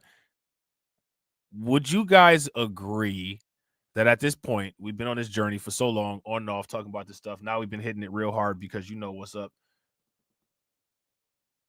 Would you go as far as to say people that say, oh, you played the market, those are lazy comments? Nobody's playing the markets. You play a lottery ticket, and some people don't even play lottery tickets. None of this is luck. Some of it is, maybe a little bit, maybe a small percentage, right? Which is important because small percentages make big things, right? But there's a clear pattern of information that you should maintain a constant state of being privy to in order to be able to capitalize on opportunities as they present themselves in an optimal way. And for somebody to take all of that proof of work, see, again, like I said, proof of work, right? Proof of work is a very important concept. A receipt is a proof of work. When you make a transaction at a cash register, a receipt is generated. That's a proof of work. That's proof that a consumer went to shop, proof that a agent of the seller registered and transacted it, and that the goods exchanged place. There's a block of work that took place at the cash register. Proof of work. Your receipt is proof of work. Your confirmation number is proof of work.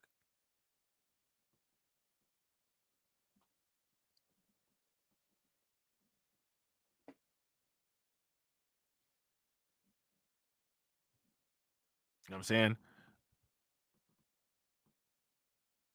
Works cited page, bibliography, APA format, MLA format, proof of work.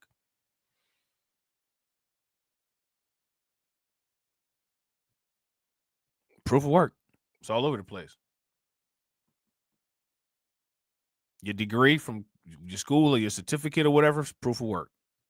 Certification, proof of work. None of this shit is new.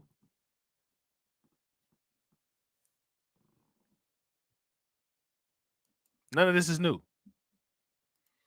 And it's the rule of 72, right? You divide 7% into 72. That's the half-life of the asset.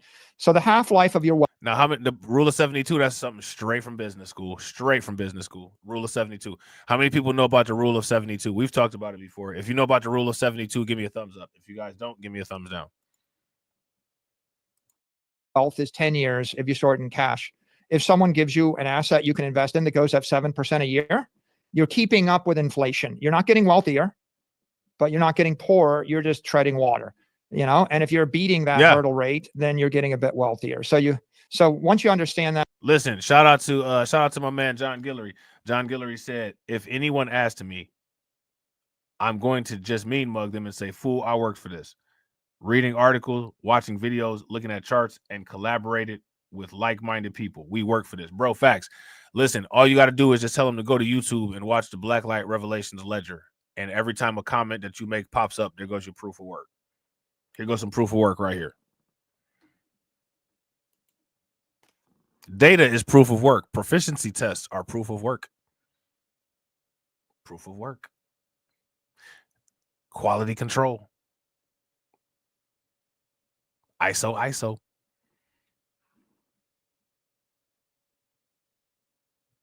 ISO. There's always a multifaceted, multi-level meaning in something that I'm trying to say that gets reiterated like a conveyor belt, and you don't realize it's getting reiterated like a conveyor belt until I say it. And then by the time I've said it, you already understand what I was explaining to you when you didn't know that I was explaining.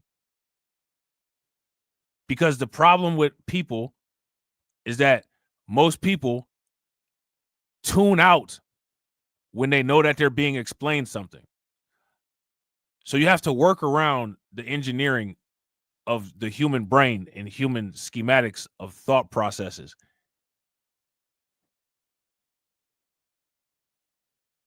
You have to communicate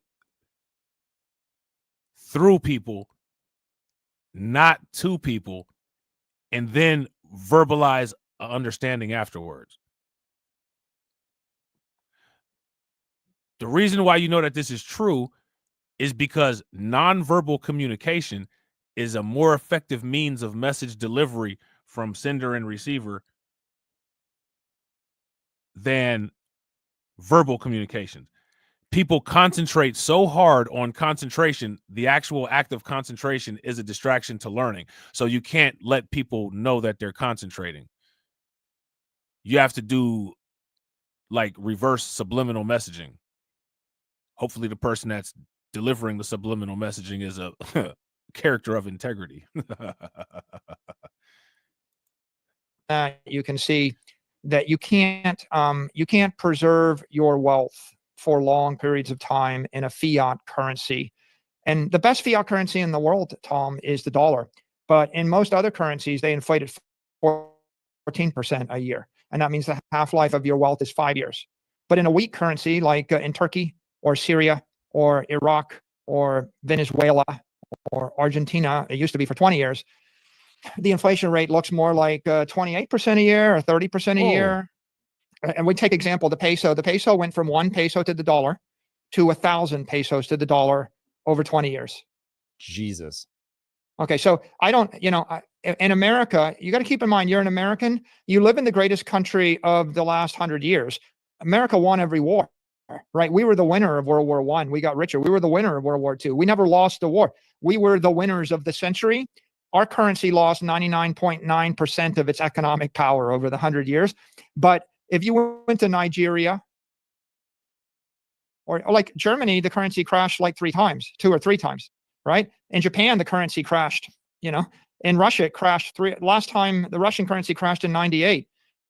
The Brazilian currency crashed completely 25 years ago. The Argentine currency crashed about 4 times in 100 years. So if you're an Argentinian and you're 30 years old, you already know what it's like to have hyperinflation because you lived the entire cycle. It's just Americans don't. And so if you're taking advice from an American business person like Warren Buffett or Charlie Munger, well, I mean, they didn't live through the Weimar Republic. They didn't live through the collapse of the current. By the way, the currency collapsed in Venezuela. It collapsed in Argentina. It collapsed in Brazil. It collapsed in Cuba. It collapsed in Russia. It collapsed in every single country in Africa. You see? And so foreigners actually get it a bit better, right? It's like the bank's going to take your money. The currency's going to zero. The government's going to promise you it'll be okay. Don't crash the currency. It's worthless. That's what happened in Cyprus not too long ago. If you want to go and Google that. And so the real promise of Bitcoin is very simple. It's a bank in cyberspace that won't steal your money. And it's an asset that you can store your life savings in that nobody can debase or corrupt. And those are two powerful promises for the first time in the history of the human race. No one ever gave you those two promises ever before now. Yeah, the thing that and a lot of this started with me getting to know you recently. All right, so let's check out this Latin American issue, right? How many people know what a run on a bank is? If you guys know what a run on a bank is, give me a thumbs down. If you know what a balance of payment crisis is, hyperinflation, and a bank run, give me the definitions in the chat. So this is what they're explaining, right? This is what they're explaining. Let me know if you guys have ever seen a scenario like this in the United States, because I think that I don't know. I think that this is a valid point, right? I think that this is a valid point. I think that what you guys are talking about in the comment section as far as money printing is a isolated macroeconomic situation, a variable, a contributor to many things that happen.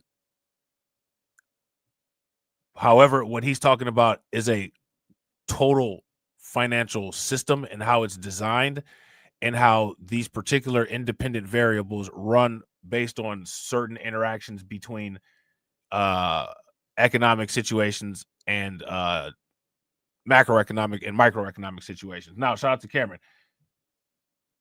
Cameron says people rushing to remove their cash from a bank during a bank default on payments, right? Now, let me ask you this. Can that particular situation cause an economic crisis? And is that a situation that's contingent only upon quote unquote money printing?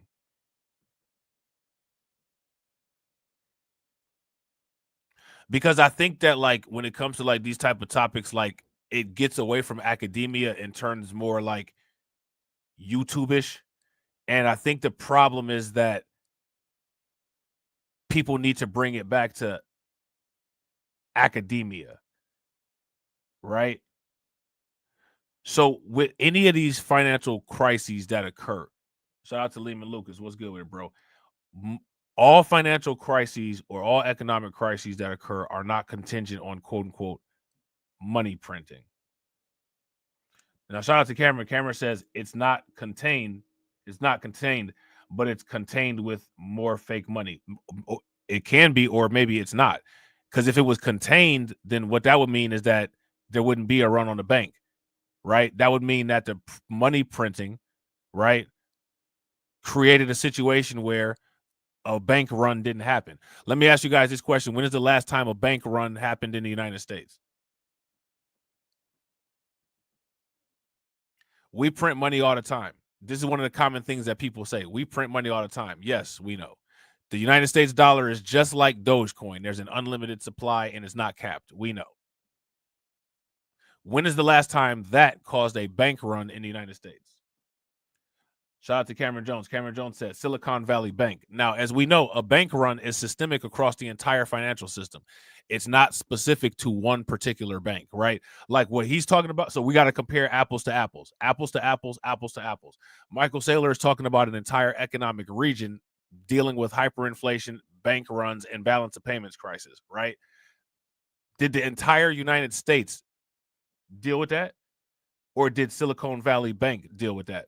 When people were running on Silicon Valley Bank, did they also go to Chase, PNC, Chevy Chase, Bank of America, Wells Fargo? Did that happen, or was that isolated to Silicon Valley Bank?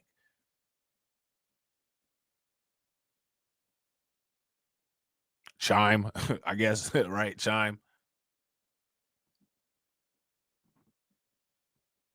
So did it happen only at Silicon Valley Bank, or was there a cascading event where everybody was mass withdrawing their money and the money was hyperinflating and the government had to step in and devalue the currency? Has that happened in the United States? Did the Silicon Valley Bank issue complete that process by causing a economic regional block bank run? Did that happen? Let me know in the comment section if that happened, guys. Shout out to John Guillory. No, that didn't happen. Right. So this was a isolated situation with a individual entity, which is not the same as you see that these are usually a regional thing. Latin American debt crisis. The same thing happened in Asia. George Soros actually caused it. It happened in Europe as well. George Soros actually caused it, right? And that's another thing too. You know, whales like George Soros, somebody could call him a quote unquote fiat whale, right? He has caused these kind of things as well, right? So when we do this, we got to do it and make sure that the dart is dead in the center of the bullseye, right? These are not the same thing. They're two completely different things. If you were to read a book about monetary policy, international economics would not call the Silicon Valley Bank a quote-unquote balance of payment crisis issue. That would be more of a bankruptcy and liquidity issue, and it was isolated to the private sector. These details are important. You know what I'm saying? These details are crucial. There's lots of different implications with these details, right? A lot of the details have to do with taxation. A lot of the details have to do with how money could possibly be repaid. A lot of the details have to do with reserve assets that could offset some of these currencies. We got to be accurate to the T. Dart in the middle of the bullseye when we doing this. You know what I'm saying? So let's just dive into this Latin American debt crisis thing real quick, just to get a big panoramic picture of this, right? This is one of my I really liked my my international economics class when I was going to school for business back in the day. I learned a lot about that class, foreign policy, monetary policy. It was real interesting. The Latin American debt crisis was a financial crisis that originated in the early 1980s,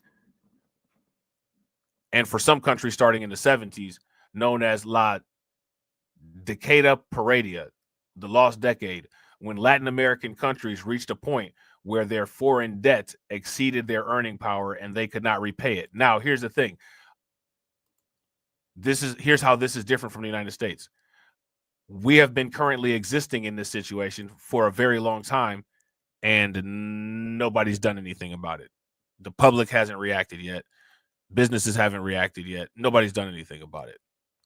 That in itself makes this situation here very different than the United States. One thing that people like to dismiss is that the psychological idea of people having faith in the ability of their country to write and cash checks, that actually has an intrinsic value. The only reason why this hasn't happened in the United States is because everybody is on quality control and programmed so well that they actually believe that the broke-ass United States, that, as you guys heard Michael Saylor say, but everybody ignored that part, that we've been doing this for a long-ass time, no one believes it. Everybody thinks that everything is fine. So the very people who should have a problem about this are the people that support it and fuel it. The United States only prints up all that money that everybody complains about because everybody encourages them. Everybody encourages them by believing this shit. When has any of this happens as a result of the public?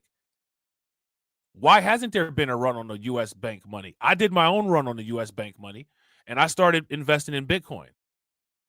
First, before Bitcoin, I started investing in gold. Because, shout out to Cameron, like Cameron says, it's only a belief system. It's not just only a belief system. See, we can't do that. It's a belief system that the majority of zombies and NPCs walking around the United States actually believe in. And their fuel of that belief system is what maintains the belief system. If people didn't believe it, more people would buy Bitcoin. If people didn't believe it, more people will buy gold. These motherfuckers are a joke. And if you ask me, the United States is not the only people that deserve to get bashed, but the idiots that fuel it deserve to get bashed as well. If you haven't taken your money out of the bank and put it in Bitcoin or put it in an asset or put it in gold or something, and you want to sit there and say the United States be printing so much money, you're the same type of person that says I don't invest in cryptocurrency because it's volatile, and then you turn around and go buy a fucking lottery ticket with your beer. You're the same person. You know what I'm saying? Shout out to Cameron. Yeah, the mind controllers. That's why I say they got people on quality control, bro. They got them on quality control, bro. Shout out to the Brooklyn Queen. Brooklyn Queen said it's part of the American dream religion. Yeah. The only little detail about dreams that people don't talk about is that you wake up from them one day. You wake up, and then what do you find out? Well, you find out that whatever amount of time that you thought you were in that dream, it wasn't real. It wasn't real.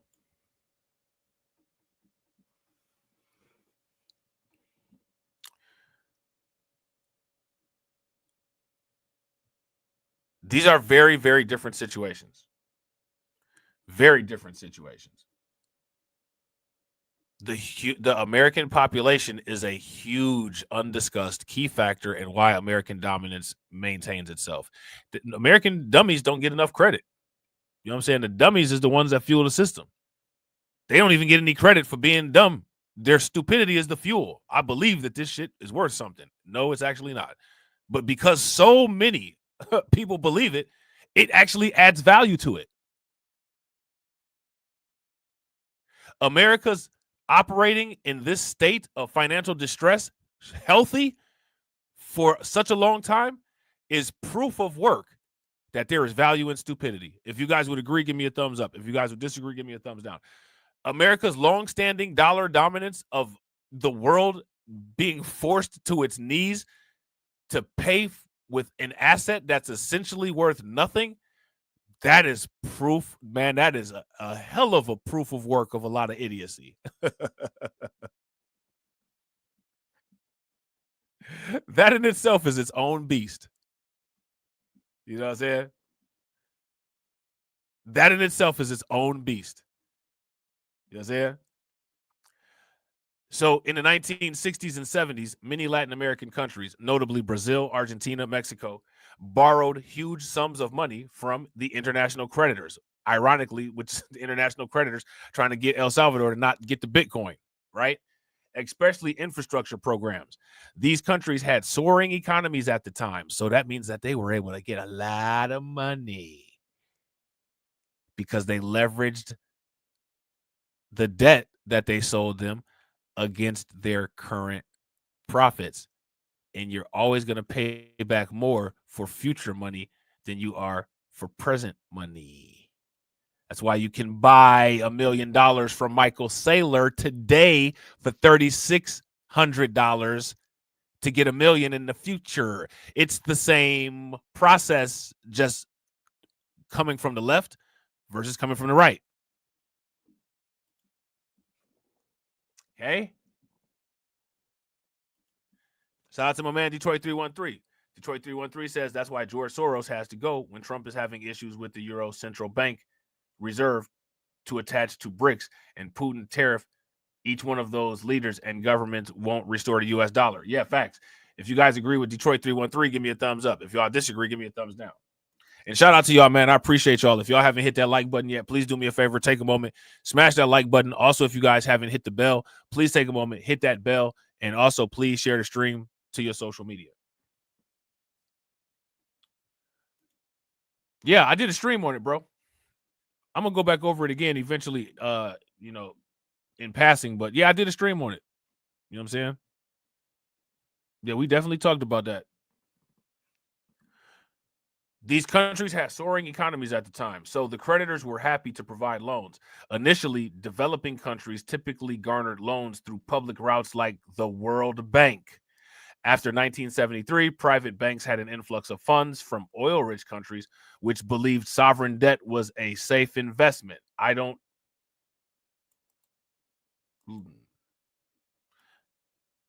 like that. I got too much of it my damn self. I know how destructive it is. I know what it does. It's one of the reasons why I'm utilizing the anti-broke equation. That's why I'm utilizing the anti-broke equation.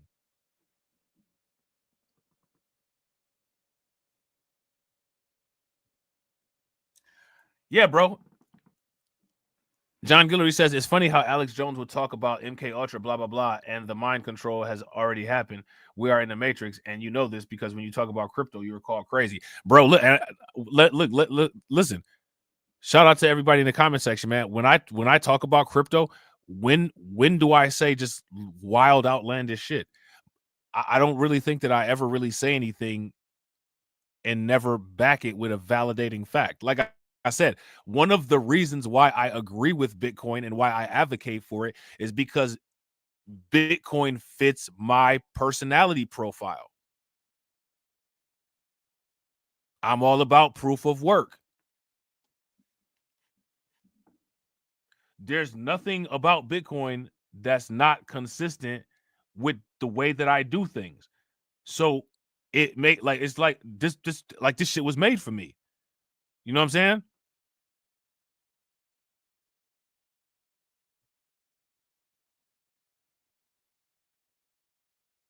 That's one of the reasons why I fuck with Bitcoin.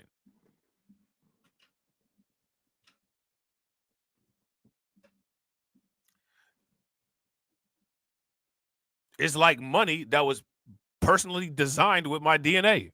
You know what I'm saying? Like, this shit dope. You know what I'm saying? This shit moves like me. It thinks like me. It acts like me. Has a value system like me. Processes information like me. Unhackable like me. Shit. You know what I'm saying? Like, that's what's up. I fuck with this shit.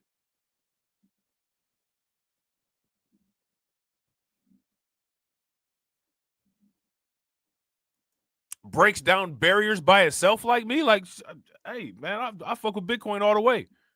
I fuck with Bitcoin. Like I said, when I first found out about it, it took me 2-3 days of research. I'm all the fuck in. I'm all in. You know what I'm saying?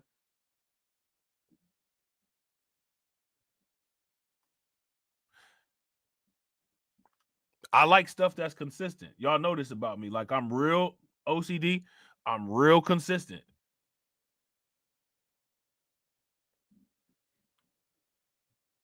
Sometimes you like Bitcoin. Sometimes you don't like Bitcoin. Oh, I woke up. This motherfucker's in a bad mood. It's all the way down to $50,000. God damn. What the fuck? You know what I'm saying? Yeah, sometimes it be like that. And sometimes like, nigga, fuck you, nigga. You know what I'm saying? Sometimes it's like, we gonna eat today, nigga. $200,000. What's good? Let's kick it. That's what it is, nigga. I fuck with Bitcoin, man. I fuck with Bitcoin on every level. You know what I'm saying? Mexico borrowed against future oil reserves when the debt valued in US dollars. See, they could have avoided this if they had Bitcoin. They could have avoided this if they had Bitcoin. Mexico borrowed against future oil revenues. I told you, man, the future, man. The future. With debt valued in US dollars, so that when the price of oil collapsed, so that the Mexican company, so you see, they had their economy pegged. See, here's the problem with this.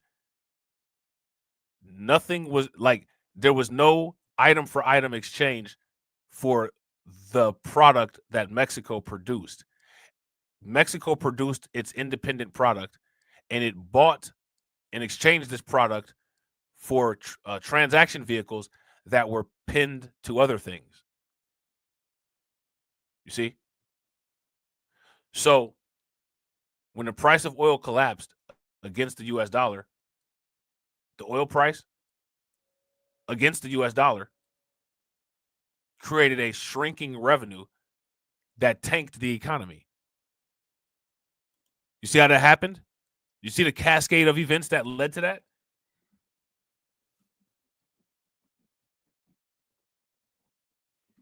If you guys can see the cascade of events that led to that, give me a thumbs up. If you don't see the cascade of events that led to that, give me a thumbs down. Shout out to Detroit 313. Detroit 313 said also the reason why in Congress they want to replace the old system into digital currency and they approved it. there are going to be a lot of homeless people on the street, bro. I haven't even got a chance to talk about the box bros, but that's facts. That go hand in hand with the migrant crisis. Like, it just be like I said, it'd be too much. The kind of stuff that I try to cover, it's too much. I don't be having time to do it all like that.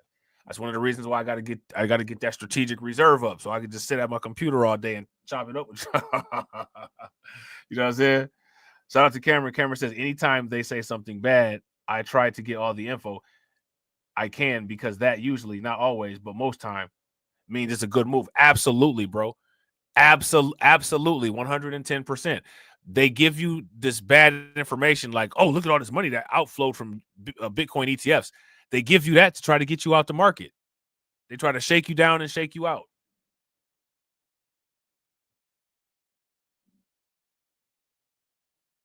I do the same thing, bro. And like I said, I check the jackpots and all that, and I check the probabilities. And like I said, I've been studying lottery numbers for so long. You know what I'm saying? Like, it's certain patterns in the lottery that I try to hit. You know what I'm saying? Like, usually like the two numbers in the middle are a number of the same tens place. Like, if you ever pay attention to the lottery, like the two numbers in the middle is usually like 21, 26, like 55, 45. The number of the 10th place in the second and third columns, or the third and fourth columns, is always two of the same 10 numbers, right? The first and last number in most cases is usually a single digit number, right? See, like, and to figure out these type of things, you got to use like a lot of type of math that like people don't really be like. You got to look at like prime numbers, and you got to look at like factorials and shit like that. Like, don't nobody know what the fuck none of that shit is. So I be sitting up here, I really lose everybody talking about that shit. Let's just do a survey. How many people know what a factorial is? What is a factorial?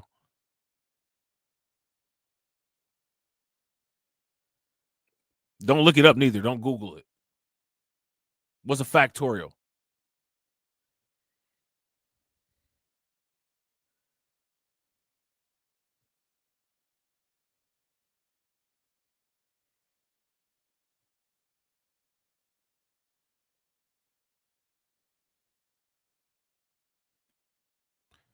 Who knows what a factorial is? Nobody know what a factorial is?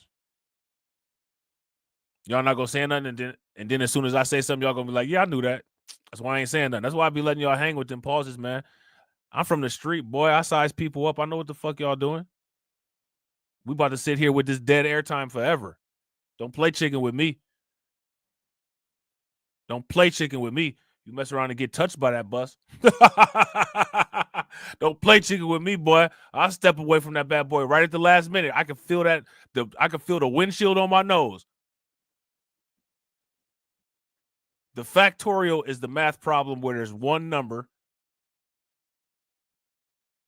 with an exclamation mark in front of it. And the exclamation mark in front of it means if it's 5 factorial, if I'm not mistaken, factorial, I think you add the numbers. But factor sounds like multiply, but I'm pretty sure you add. So if you have 5 factorial, what it looks like is a 5 with an exclamation mark in front of it. And the way that you write it out is 5 plus 4 plus 3 plus 2 plus 1. Okay? Let me just look that up just to be on the safe side.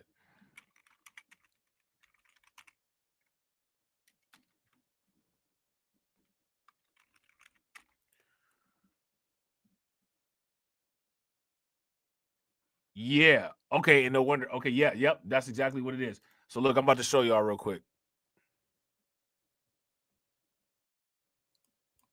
Then we're going to get back to this shit.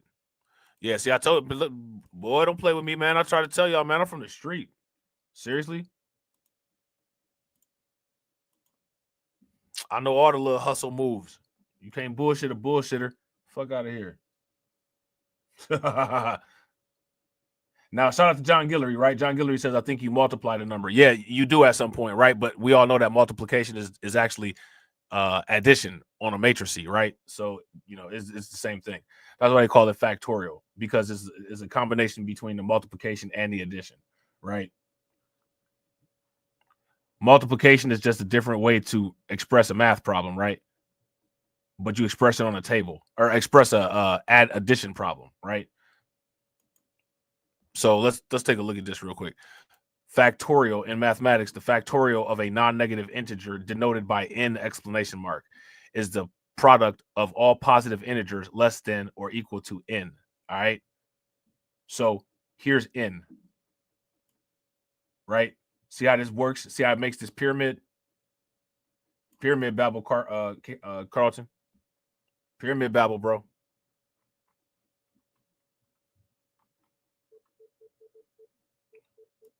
Hold on real quick. So you see this table? All right. You got n exclamation mark. That's 1, right? 1 exclamation mark. That's 1. This is how you know that this is multiplication. You see this triangle right here? It's the identity. 1, 1, and 1. Right? 1 is the multiplicative identity. What that means is that you multiply times 1, the number stays the same. Bitcoin is a multiplicative identity. You multiply value times Bitcoin, Bitcoin stays the same, but the value representation decreases because it factors out all the subjective shit, right? So then you got 2, right? 2 is 1 plus 1. See that right there? Then you got 1 plus 2 equals 3, right? Now here, you got 3 times 2 equals 6. You see how it makes these little triangles? 4 times 6, see right there? You go up 1 row. 4 times 6 equals 24. So what you're doing right here is you're creating a right triangle cascading down, and you see how the number shapes like a triangle into a multiplication table. See that? So I'm going to show you what the formula representation of this is. N right here, which is the number, is this number here. So it's n times n minus 1, n minus 2, n minus 3. That's how you would write it out. And when you put it down on a table, it creates a right triangle, right? With the right triangle, if I'm not mistaken, the angles is 30, 60, and 90. Right? So this is all factorials. Then you can start doing some crazy shit with cosines, sines, and tangents. And this is the reason why I had asked Win, Lose, or Rug if you ever notice any type of trigonometric or geometric figures with these chart formations as they create shapes like head and shoulders formation. Yeah, create a right. This is what I'm saying. It creates a triangle, bro. You know what I'm saying? Now the implications of this, right? This is where you get into this is this is where you get into that shit of how I tell people like these are constraints. Like all these like it's a long drawn out explanation for this, and we'll get way off the topic with some shit where I should grab Izzy up here right now. This again, see now. Factorials have been discovered in several ancient cultures, notably Indian mathematics and in canonical works in Jain literature and by J mystics in the Talmudic book Sefer Yetzirah. See, now you get into shit like the Metatron. Now you get into shit like 6 sides. Now you get into shit like different shapes. This is the type. Listen, man. What I'm trying to explain to y'all. This is the type of shit that makes snowflakes right here. And when I say make snowflakes, I'm not talking about like making liberal snowflakes. I'm talking about the actual geometric molecular structure, the 3D orientation that creates the difference in snowflake because of water tension at a certain temperature. Because all of that shit draws a certain way based on these rules. Is the shit's already like none of this shit is random. It's all programmed. Everything. See, like what people don't understand about this shit, I be trying to tell motherfuckers, man. Math is the programming language of reality. It's the programming language of reality. So if you understand the programming language, and if you understand how some shit looks like this on a number line, when you see it in the world, this shit just overlays on top of it, and it's for real like that shit with Neo, where he was seeing the green shit.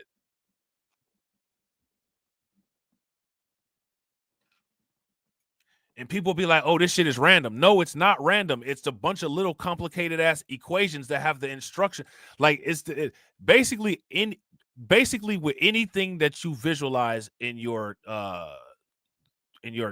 senses, there is a signature for like these here are proof of works. This is proof of work. You know what I'm saying? There is a scientific formula associated with surface tension of water and how water molecules behave at certain temperatures, where those rules determine the 3D orientation of each individual drop at an altitude or whatever, right? That is the proof of work. That is the receipt. What I have here is this snowflake. This formula determined the shape. Proof of work is the same thing as evidence. People talk about evidence, evidence-based practice and all this shit. It's evidence.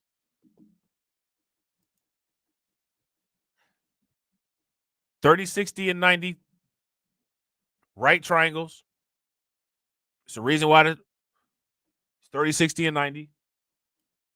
Certain prime numbers, right? These are programming language. Whatever happened and however everything, however some shit came to be, whatever occurred, these rules were what constructed it. Whether it happened spontaneously, whatever happened, regardless of spontaneous or regardless of people that believe in creation, spontaneous and creation are not the true powers. This shit here is the true powers right here. That's why you can have Darkseid, who is a god who wants the anti-life equation for more power. There's truth behind that shit. When Michael Saylor looked at Bitcoin and how Bitcoin behaves, that motherfucker went back to quantum theory. He went back to thermodynamics. He went back to string theory. That motherfucker started looking at them financial charts, and the financial charts start looking like this. And he said, wait a minute, when Bitcoin is down, I could use this n factorial down here to stabilize some of the volatility. And as long as I put the right configuration, when I get up here to this high volatility, I can capitalize on this high volatility while I have bonds, stocks, and equities taking care of this. So what I'll do is I'll use Bitcoin, which Bitcoin is this right triangle, and then I'll find another right triangle that works opposite of this triangle, and I'll put the two together and I'll square it off. Because that motherfucker's an engineer. That motherfucker's looking at how shit is created. This is how shit is created.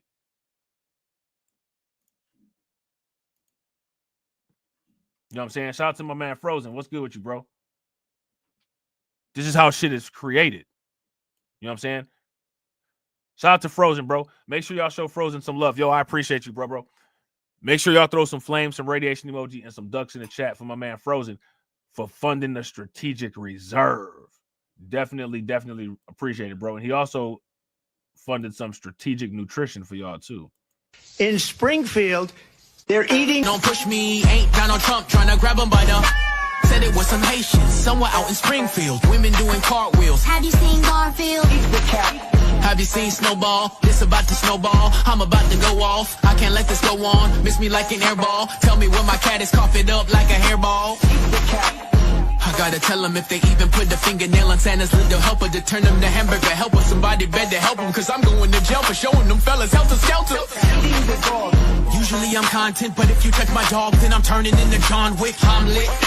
Bird better drop it. If you touch my pet, then I'm pulling up like CrossFit. They're eating the dogs. They're eating the cat. It's a shame, it's a pity. Gone overseas where they said Hello Kitty, but it ain't there, it's right here in your city. When I turn my back, now the cat goes missing and where my peoples is at. Does anybody know where he took with that? Cause I heard they putting claws on felines, I'm mad. And my cat disappeared just like Felix the cat. And they eat the cat. Got paid back. Thought she was a goner, but the cat came back. If you ain't a pussy cat, say drop that cat. Drop that cat. Drop that cat. Got paid back. Thought she was a goner, but the cat came back. If you ain't a pussy cat,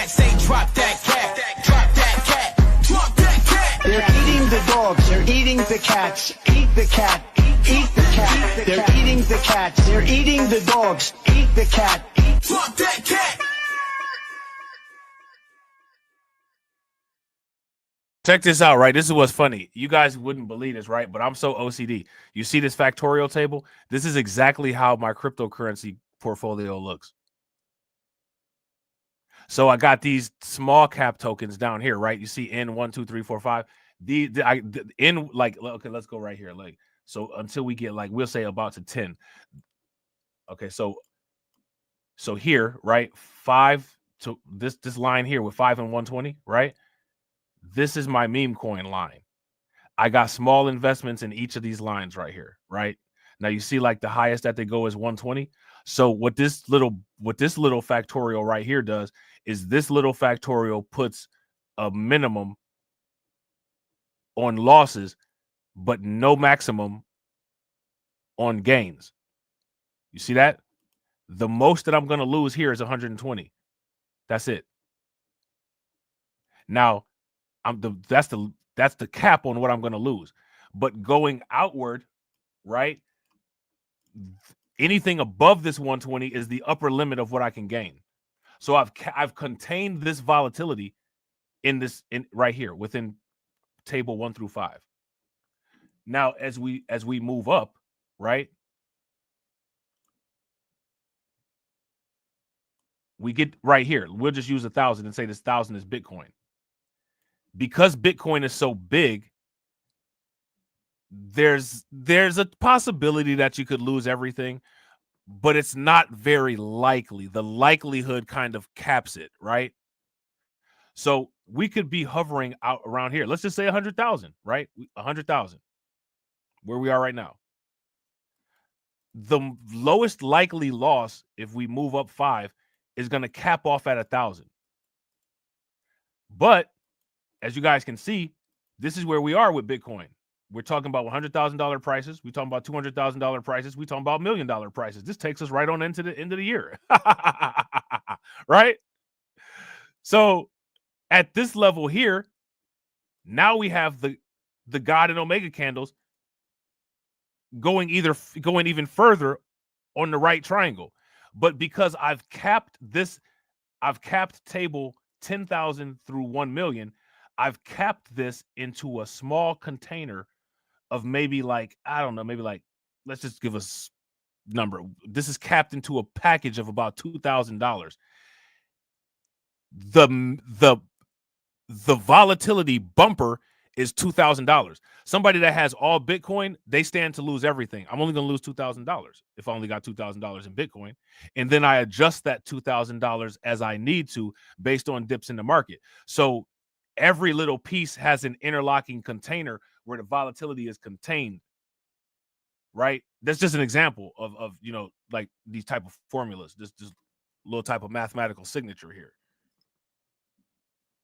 Okay. So now Michael Saylor's not using the model of saying that it's, he's using factorials or anything like that, but you could, you know what I'm saying? You could, right? But what I'm saying is that this stuff is just all math. You know what I'm saying? Factorials, believe it or not, you know what I'm saying? I'm pretty sure that's like 5th grade math. In mathematics, the factorial of a non-negative integer denoted by n exclamation mark is the product of all positive integers less than or equal to n. The factorial n also equals the product of n with the next smaller factorial. So again, this is how you get that right triangle when you set it up on a table, right? And remember I said the world, like every reality is actually a grid and everything is just written on a grid and everything is just a series of different combinations of different blocks that have different properties. Each of these little descriptions here is a property. You see? So here's the formula, right? This is the blueprint. Formulas are blueprints. N factorial equals n times n minus 1, n minus 2, n minus 3, and so on. Okay? 5 factorial. See that? 5 factorial equals 5 times 4. Why does 5 factorial equals 5 times 4? Because 5 is the factorial And then you have 1, 2, 3, 4 numbers following it. So 5 and a number of numbers following it. Each of these numbers being called a factorial. Okay? Then you can go down the list. 5 times 4 times 3 times 2 equals 1. 5 times 4 is 20. 20 times 3 is 60. 60 times 2 is 120. 120 times 1 is 120. It all checks out. Proof of work. Both sides of the equal sign matching is proof of work.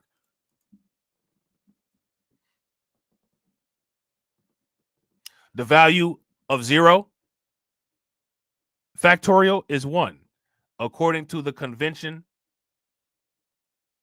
for an empty product. What is an empty product? An empty product is Bitcoin. An empty product is a store of value. 1 times 1 will equal 1 because there's nothing in the container. 1 times 2 will equal 2 because there's 2 in the container.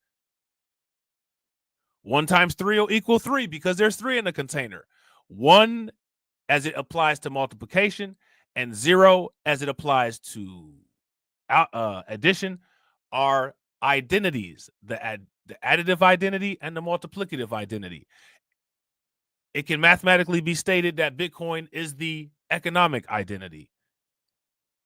It is a store of value, the same way the numbers 1 and the number 0 are stores of value. And if you understand these things, you've automatically taken lots of volatility out because the mystery and the smoke in the mirrors is all gone. And now you know what this thing is doing. This is a black hole. This is the number 1 as it pertains to multiplication. This is 0 as it pertains to math. So if I'm saying, let me ask you this. If I say 1 times 0 is 0, 2 times 0 is 0, 3 times 0 is 0, 4 times 0 is 0, is the 0 volatile? No, the 0 is not volatile. You can't even say that the 0 is changing. It's the number being identified that's changing. 0's just standing there. 1 is just standing there. It's the factor being multiplied that's changing. Just like Bitcoin is just standing there.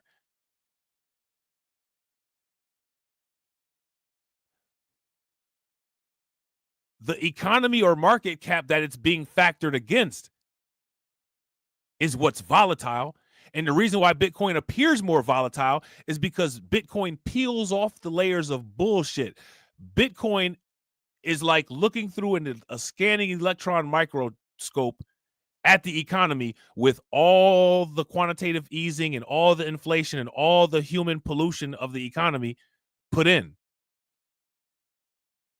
Bitcoin is like a lens that filters that shit and says, here's the raw value. This is what this shit actually is worth.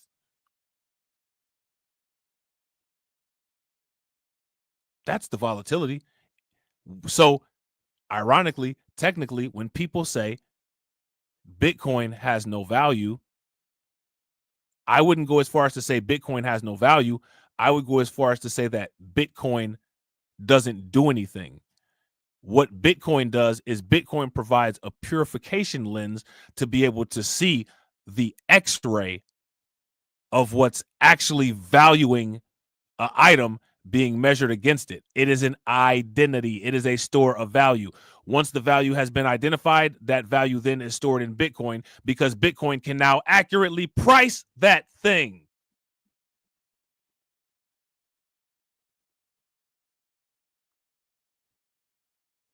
If you understand that, then you know what to do. Bitcoin is basically punking everybody. I'm worth $5 million. Bitcoin said, bitch, really? Come walk through the X-ray scanner then, motherfucker. Come walk through this shit. We're going to see if you really worth it. Come to find out, they walk through the Bitcoin scanner. Oh, that shit ain't really gold. It's kind of cubic zirconium. Oh, this shit breaks after 5 years instead of after 10. Yeah, you come out to Bitcoin, you done been fully exposed.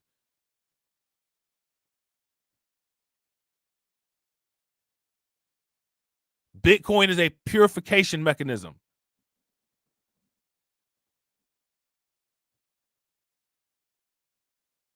The government understands that. Why do you think they're getting so much of it?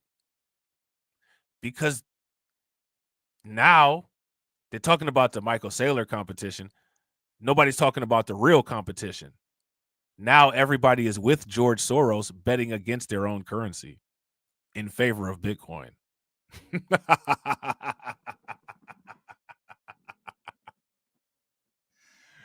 Oh, man. Everybody is now with George Soros betting on Bitcoin and against their own currency. My. Things done changed. Shout out to John Guillory. John Guillory said, Rob is teaching algebra on Sunday morning. Black people don't have time for math. That's what some people say, aka pro-black coons. Yeah, in math. I mean, math is an integral part of money, and if you don't have time for math, then you clearly don't have time for money. And look who don't have the money. I mean, again, we talking about formulas, bro. This shit all adds up. It's proof of work. 0 time, zero profit. Right? Both sides of the equal sign. Your proof of work. You know what I'm saying? Proof of work. You know what I'm saying? Proof of work, bro. Make sure y'all show John Guillory some love. Throw some flames, some radiation emoji, and some ducks in the chat for John Guillory for funding the organization. How do you think that we fund this organization, huh? We're not exactly the March of Dimes. All right. One of the things that I used to like to do on when I used to watch cartoons and stuff like that was like, you know, when they would have like the real smart people when they'd be like writing on the board or like they'd be thinking something to have all the it'd have all the variables and all the mathematical symbols. I used to go look them bad boys up and see what they was. That's how I found out what pi is. You know what I'm saying? Like, I was interested in that shit. They didn't put that shit there for nothing. If it's important enough to draw it and put it on and animate it, because that's the detail that could have got left out. You see, AI don't care. That shit just puts a mumbo jumbo there. But when people was doing the artwork, people actually cared about like the language in the background. And I was always curious if that was that important, because that level of detail actually takes more skill than to actually draw like the main picture. You know what I'm saying? Like the actual shit that's on the screen that you're watching. So what's so important about that? Oh, let me look into this shit. You know what I'm saying? Let me look into this shit and see what's actually going on. So basically what you could do is like any combination, however you see a pattern, you could create little right triangles. You could stack these little right triangles on top of each other to create a square. You could create a 3-dimensional cube. You could do whatever. And each little combination, make them smaller, larger, you know what I'm saying? And, you know, you'll be able to come with a little box that has a different probability in each box. You know, like that shit that, what's his name? Pinhead got, the Pandora's box. Which is one of the reasons why, you know, people always say these things. Oh, this is a myth and yada, yada, yada. Those things that people think are mythical things, if they actually existed, they're not mythical things. Those are ancient, advanced scientific technology. Those are machines. There's no magic in them. Somebody will see, you know, imagine if the world gets destroyed, right? And then another civilization comes on, they see a TV and they say, oh, the ominous box that speaks. It's a fucking TV. You just don't understand it because you're not in your evolution point to where you understand how electricity can make a TV work. The evil red eye at the bottom lights up on such and such. You're so dumb. You found an artifact that still has some type of electrical power to it, and it just lights up on an interval because of an alarm, and you think it's some yearly solstice. You know what I'm saying? You think it's some yearly solstice that when the stars line up a certain way. Yeah, that's because it's 12 o'clock. The alarm went off. That's what it is. I swear, I swear, man. I wish that I would live long enough to see how the entire like universal story ends. I want to see how many historical celebrations have been created based on 1,000-year-old clerical errors.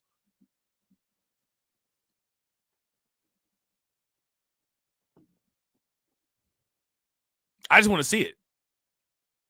The dragon's eye would blink.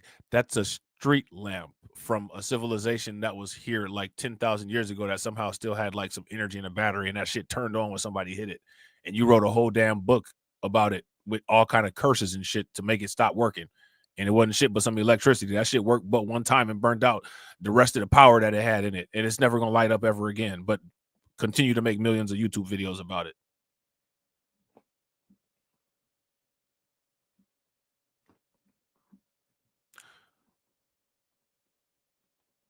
As you move into the future, as people move into the future, a lot of the science will start to seem like a lot of the quote unquote mythical things that people talk about. And that's because it's machines. It's machines. He moved this box and was able to travel into the spirit realm. No, that motherfucker had a molecular, like quantum teleporter, and they had some advanced technology, and that motherfucker put in a password. He used to say the saying, yeah, that was the password, motherfucker. That was the language the motherfuckers was speaking. Like how you log into voice chat, like how you log into a voice phone at your job. That's all he did.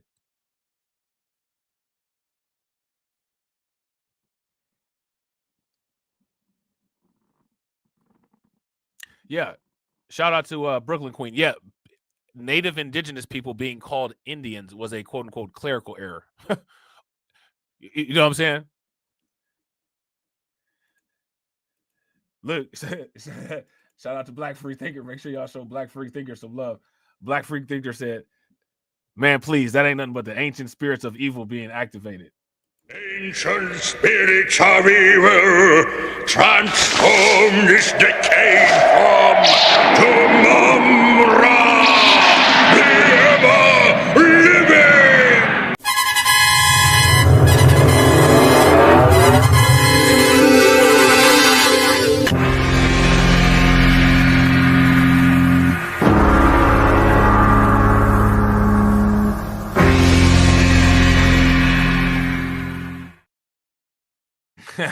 No, actually what happened was that was somebody stepped on a Halloween costume that still had like LED lights last forever. It was like an LED light that like survived every natural disaster on the planet and still happens to have electricity somehow. And somebody stepped on that shit and it started talking, and like now people worship it, and there's a holiday named after it, and the entire town has a fucking festival named after it, and it's turned into a $30,000 economy, and that shit was somebody's Christmas toy that they left because they was being bad. God damn, man, people are so damn dumb, man. Damn, people are so stupid. Jesus.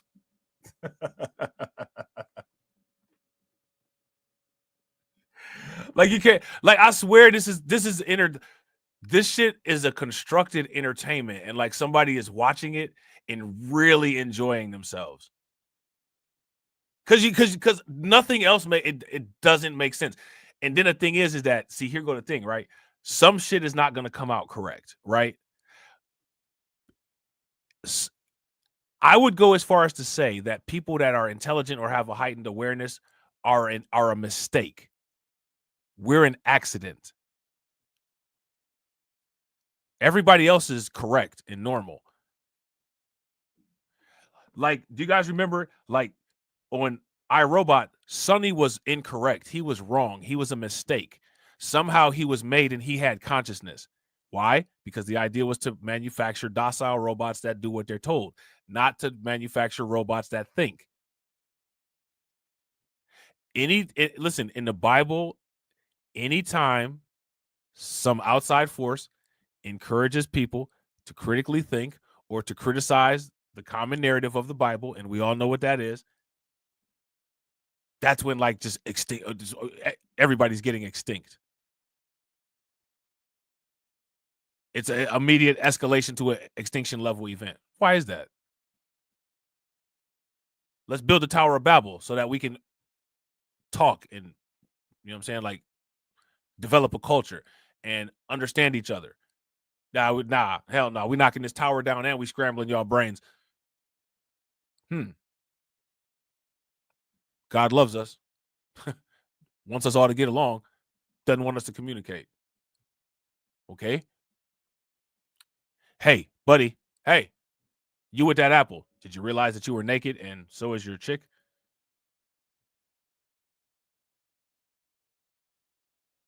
Who told you you was naked? Get out the garden. Soon as there's some element of self-awareness, somebody other than the alleged Satan is really upset about it.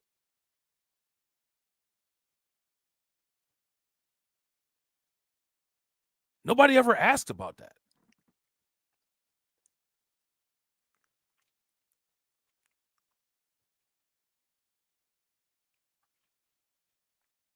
How come nobody ever asked about that?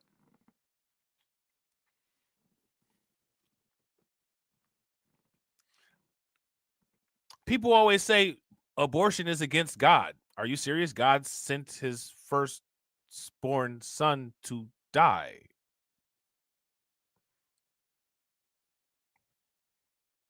Okay. You know what I'm saying? Like, okay, sure.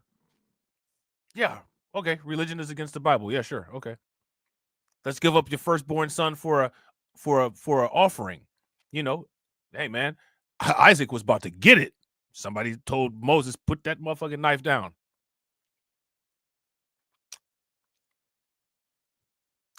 But the religious people are against abortion.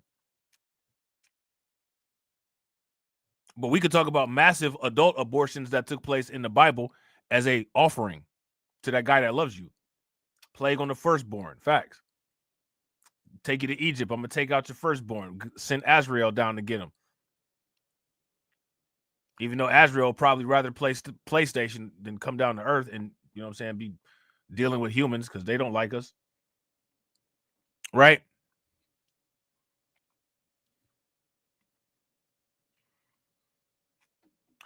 Yeah, that's facts. Shout out to Cameron. Cameron said that story isn't even a sacrifice since he immediately came back after he died. A real sacrifice would be gone forever. That's the point of a sacrifice. A sacrifice means you're unexisted.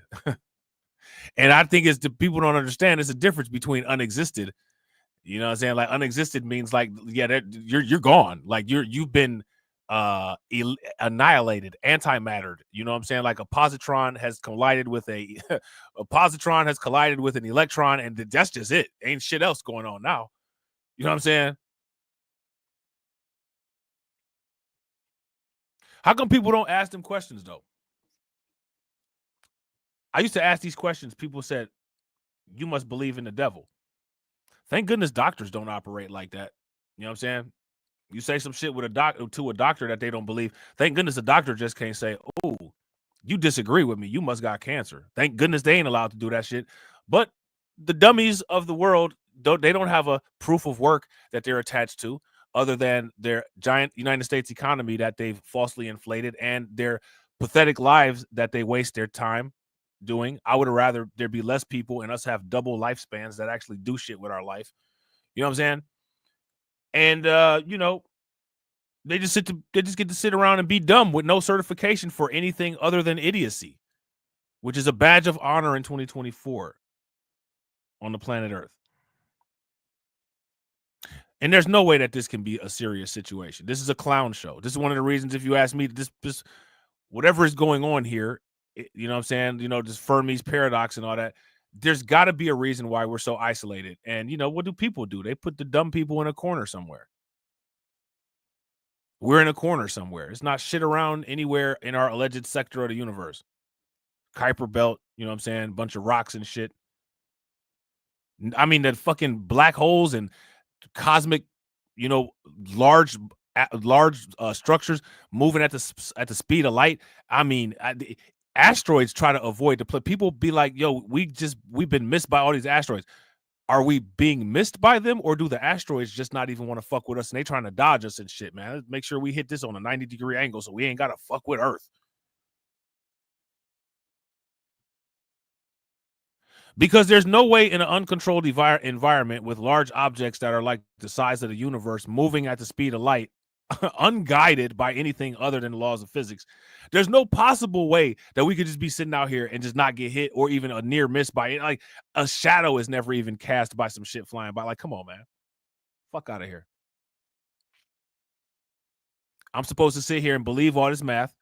I'm supposed to sit here and believe all these probabilities. And then when I look into actual science, the probabilities don't even turn out. Shout out to Detroit 313. Detroit 313 said, have you ever heard of Salt Crypto? Nah, I ain't never heard of Salt. Like, somebody make this make sense, man. And then the thing is that there's an automatic security mechanism on it called stupidity. So when you start asking questions,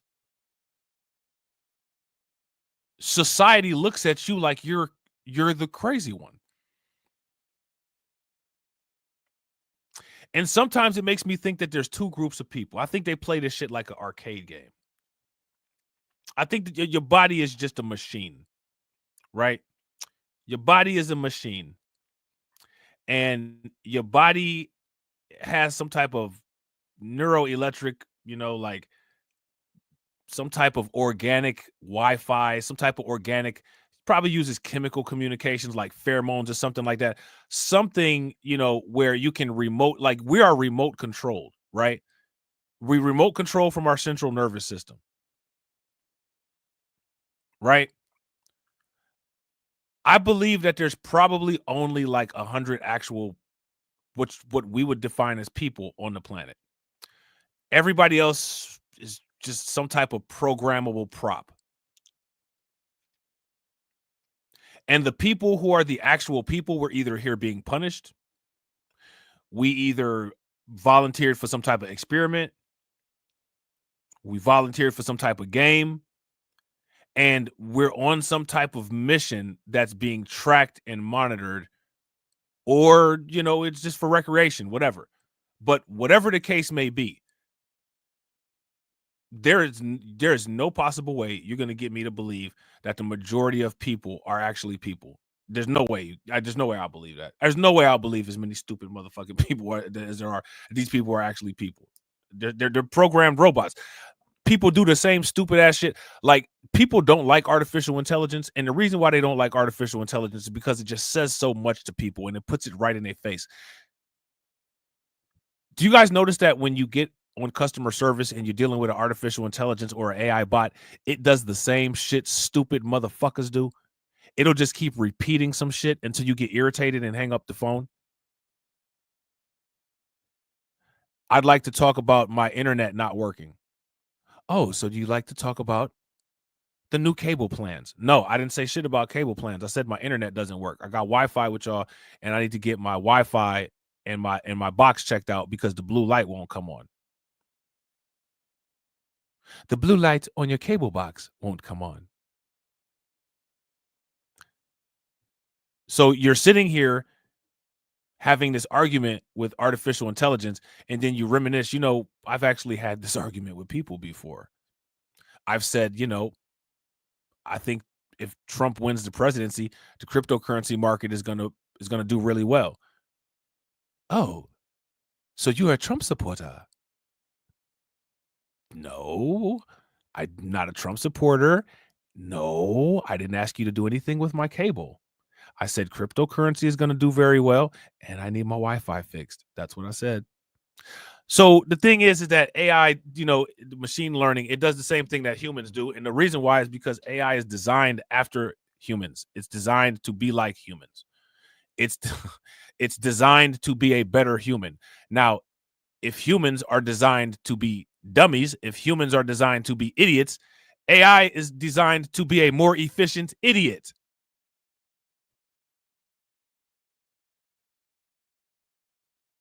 A more efficient, emotionless idiot.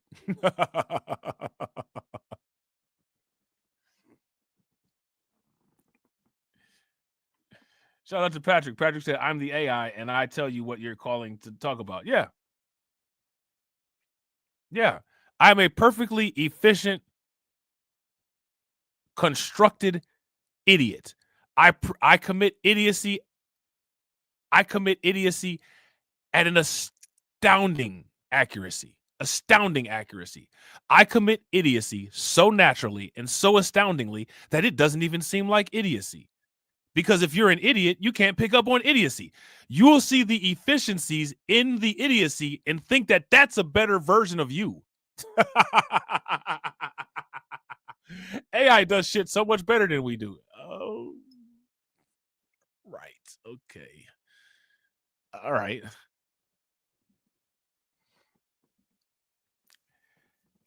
This is where we are, man. This is where we are. And somebody that sit here and, oh my God, he's having a rant. He's crazy. That's why I don't say anything to people anymore, man. I get on YouTube, but you know what I'm saying? I say what I got to say. Then, you know, I get offline and I do what I got to do and keep it pushing. Because, I mean, like, what's the point? What's the point? What's the point?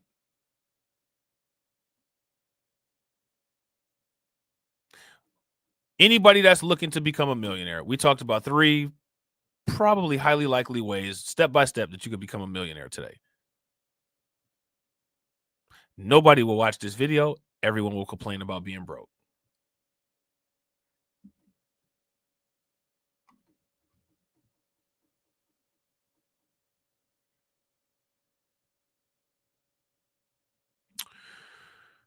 I always tell people, man, listen, if AI ever develops a consciousness, if another civilization ever comes down and they're just not hostile to the point where they just destroy every human on sight, I will at that point become a national security risk. And the reason why I would become a national security risk is because I will finally be able to vent to someone who's never had human exposure all of the complaints that I have about fucking humanity and human society.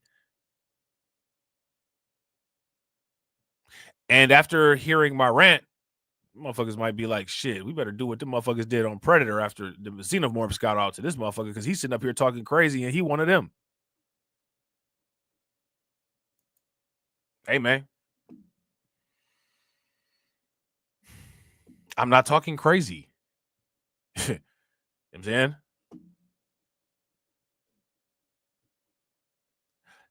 Talking crazy, you know what I'm saying? Being insane, that's the new reality. Post-truth society. Shout out to Brooklyn Queen. Brooklyn Queen said, I'm sharing the links just for double receipts. Fuck out of here with the bullshit. I'm telling you, man, like I can't handle it a lot of times. Sometimes that's why I be having to take I'll be having to, like, man, I got to get off YouTube for a minute, man. Like, I can't even watch no damn videos. I got to watch the shit specifically about what I'm watching. Yeah, I wouldn't doubt that. Shout out to Detroit 313. Detroit 313 said, I'm going to predict J.D. Vance 2028 going to be the president. I think that for sure. Honestly, I think that the conservatives got it locked in for a very long time. This is a death blow for the Democrats. They're like, they done. You know what I'm saying? Shout out to Patrick. Bro, I'm not wasting my time with no, you know what I'm saying, with monolithic expectations. I don't know why do you do it, bro? Do you like pain? You know what I'm saying? You like disappointment? You like being let down? You like banging your head against the wall? This is my advice for you, bro. Live a couple years longer. Let it go. It ain't happening.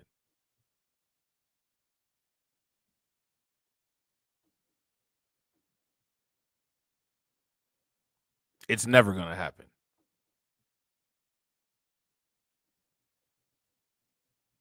Let it go. Take a deep breath. Get you something good to drink. It's a nice cold Snapple iced tea, the apple flavored one. You know what I'm saying? Drink it. Enjoy it. Take a nice deep breath of some crisp mountain air and enjoy your life. You should not make yourself miserable and decrease the quality of your life and waste 1 ounce of time on anything that doesn't do anything to improve your situation. And the only thing that that's doing is improving the likelihood of you having a health problem or a comorbidity.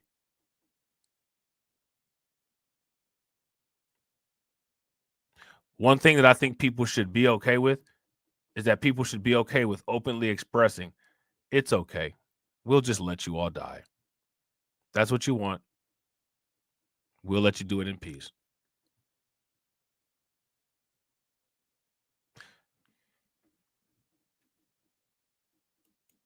Let them do it in peace. How many people have ever seen a hospice patient dying? Or how many people have ever seen somebody on a feeding tube or on a ventilator dying miserable? fighting to stay alive. Why would you want that for them? Let them die. Let them go.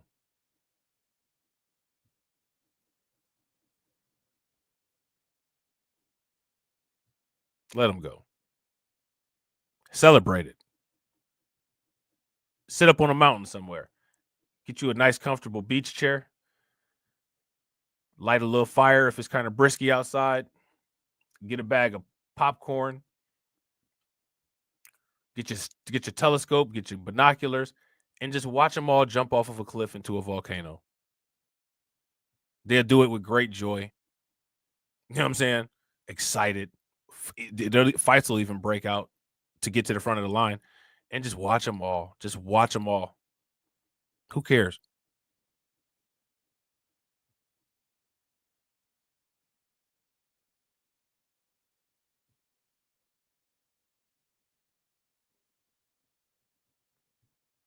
I'll tell you what, as much money as we're going to have, we'll be able to have some nice box front row seats. And we can even place bets and see who's going to self-implode the most and the most entertaining. Because why not? Because again, like I said, you come to the paradox of villainy. And the paradox of villainy is what makes you pure in your intentions. If I am forcing people who have an innate desire to destroy themselves, if I am forcing those people against their will to not self-terminate, does that make me a tyrant? Does that make me a dictator? Does that make me ethical? Is that me taking away their autonomy? Yeah, it is. Who am I to say that? I can't sit there and say I'm against communism. I can't sit there and say I'm quote unquote against the left, but then I want to determine the will for a bunch of people who already have their mind made up. That is an ethical dilemma. That is an ethical dilemma. And it's an ethical dilemma that I've made the choice to remove myself from. Because there's no payback. And I'm focusing on shit that's got a payback. Like James Brown, I'm trying to get the big payback. So, you know, it is what it is. Shout out to Detroit 313. Detroit 313 says, depends on the circumstances. Which circumstances? The circumstances where we justify it's okay to take away someone's autonomy and control while saying that we're all about freedom? Which ones? I think that people should unsolicitedly be allowed to self-terminate if that's what they want to do. Euthanasia, go for it.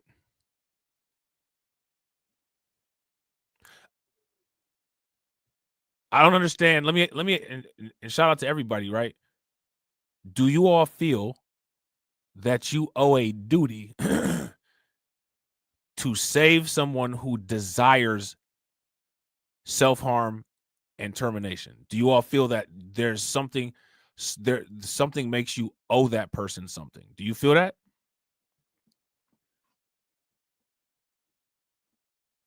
Let me ask you this question.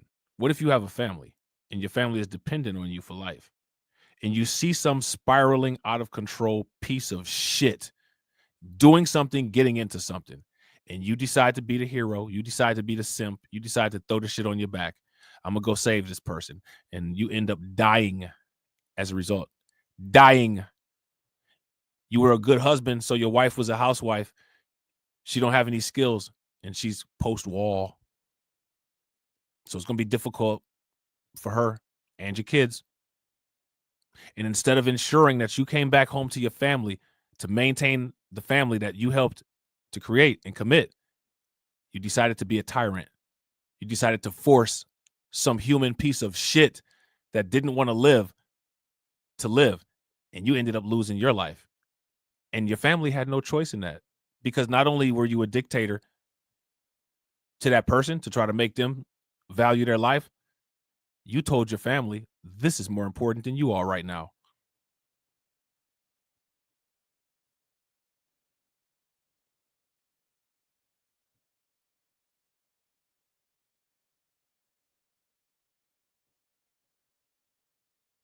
What do you guys think about that?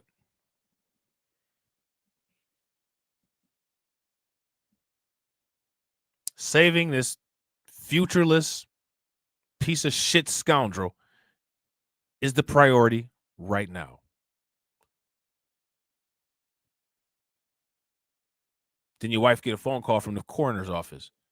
Guess whose body they calling to identify? You made the decision for two people. You took away their autonomy. And two lives got destroyed. Yours and your family's.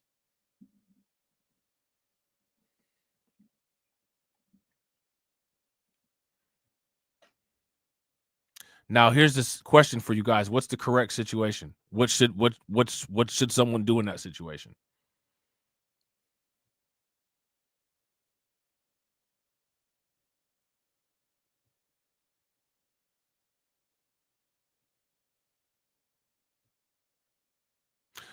These are the decisions that people have been making incorrectly forever.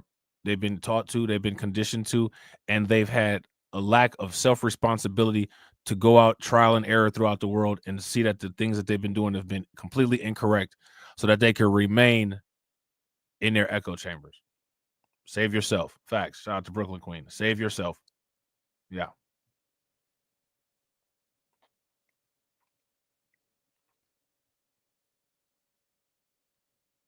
Save yourself.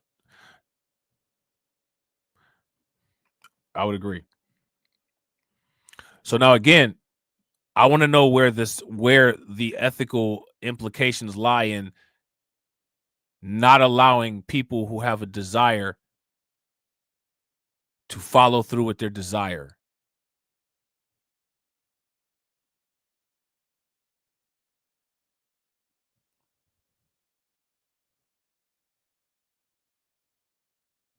We don't get to say that certain shit is a choice for some people and other shit isn't a choice for other people. No more rolling double standards.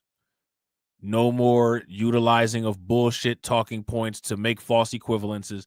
No more intellectual dishonesty. That shit got to go. Or it can stay. Right? It's got to go. Or it can stay. It's all about what people want.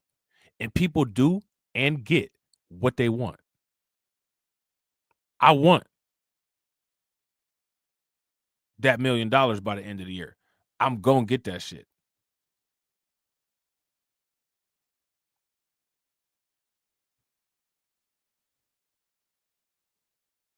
Some motherfuckers just want to suck up oxygen and take up space, and they going to do that. It is what it is. It's not my responsibility to say, hey, it's better shit you can do than suck up oxygen and take up space. Nope, nope, nope. No, no, no. It's my job to get my $1 million. That's my job.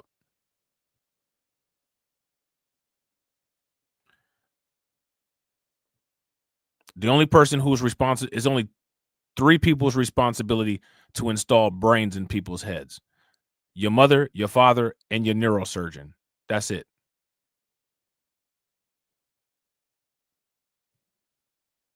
I don't know what else to say, man. I don't know what else to say. What y'all think? Shout out to my man Detroit 313. Detroit 313 said, what makes them vulnerable is, by the way, when they are fooled by propaganda to convince them to believe that by mainstream news. Now, again, right? I don't necessarily know if I buy that or not. Vulnerability is a weakness, right?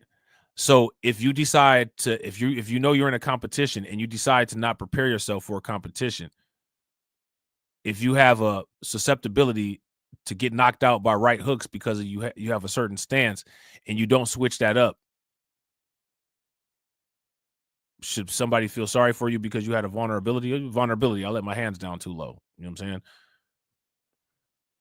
I don't believe there should be any sympathy or mercy for any vulnerabilities, especially when people know about a SWOT analysis, strengths, weaknesses, opportunities, and threats.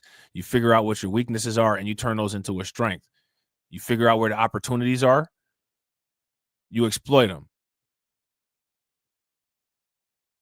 A vulnerability is just an area where you neglected. It's an area where there's less integrity. It's an area where there's less of a foundation. It's a breach. It's a soft spot. It's a sensitive spot. If you're fooled, then that means that you're feeble-minded, right? Dumb people fall for shit. Dudes trick women out of the panties every day. That dumb bitch. I told her everything she wanted to hear and I fucked her. Well, motherfuckers been telling us everything that they want to hear and they fuck us.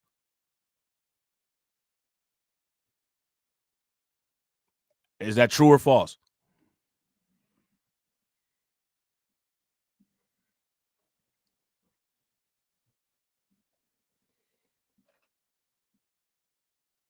Stop falling for the game. You know what I'm saying? Everybody be on YouTube and they be saying they be dropping game and shit, but everybody, you know what I'm saying, be falling for the game. A lot of people be saying they selling game and shit, man, and they get a lot of money for selling the game, and people still falling for the same shit. Shout out to Patrick Tyler. Patrick Tyler said Rob gives no rope. No rope, bro. None. None.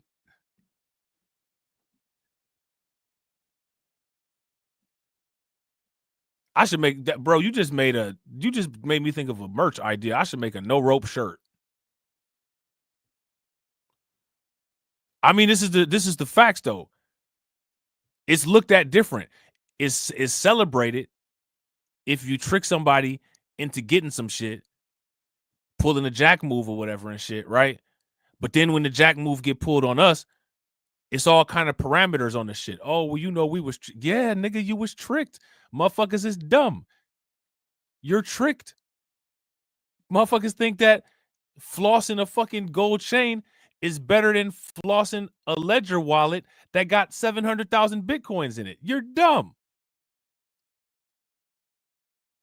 That's what happens to stupid motherfuckers.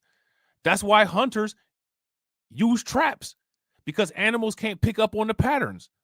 They wear camouflage because they can't see the animal against the back, or they can't see the hunter against the background. How do you fix that? You evolve. You identify, wait a minute, there's a historical pattern going on here.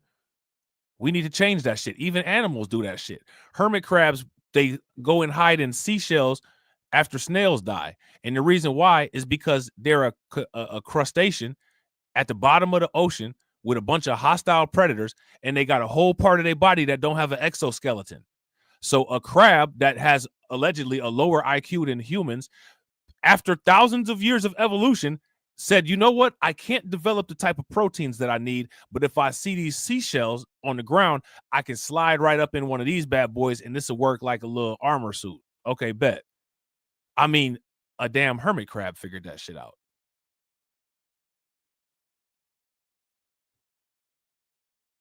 And we supposed to be people. Supposed to be people.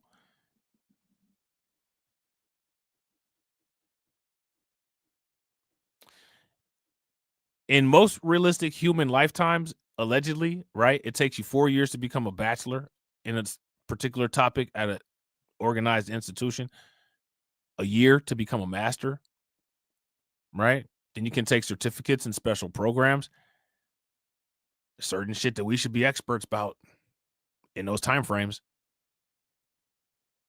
What's going on? What's going on?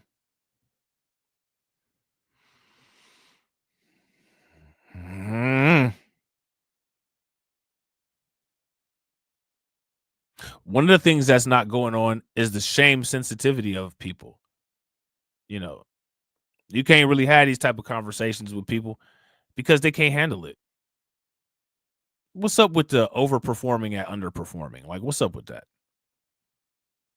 I can't believe you said that. I can't believe you said that. Believe it, believe it, believe it, believe it, believe it, believe it, believe it. Guess what? Believe it. You believe in God and you never seen him. You sat here and looked me in my eye while I said this shit to your face, and you don't believe that I said it. Believe it.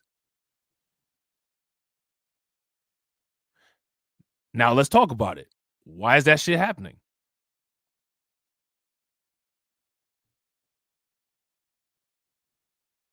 Why is it happening? So we'll shut down the conversation so that the insecurity that could possibly get brought up is never brought up, because there was never an installation of an emotional foundation to be able to have regulatory mechanisms on how to talk about business and leave innate reflexes out of it. All of these things, the only people's problems that these things are the people that display these deficiencies, and it creates bottlenecks in their process, in their progress.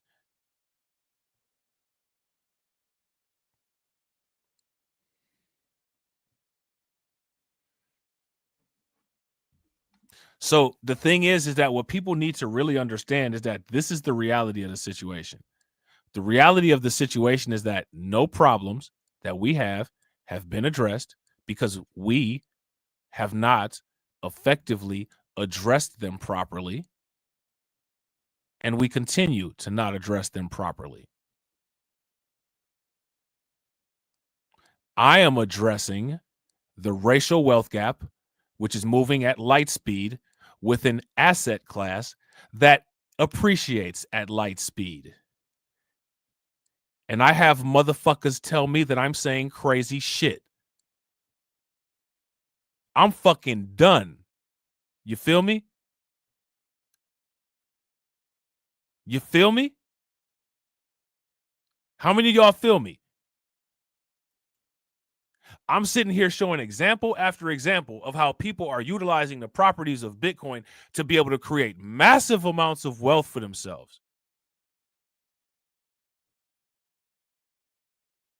And we have a widening wealth deficit. And I have people stop fucking with me. I have people tell me that I'm crazy. Shout out to my man Chieftain. What's good with it, bro?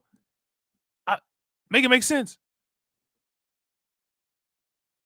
That's what, and shout out to my man Detroit 313. See, now you get me, bro.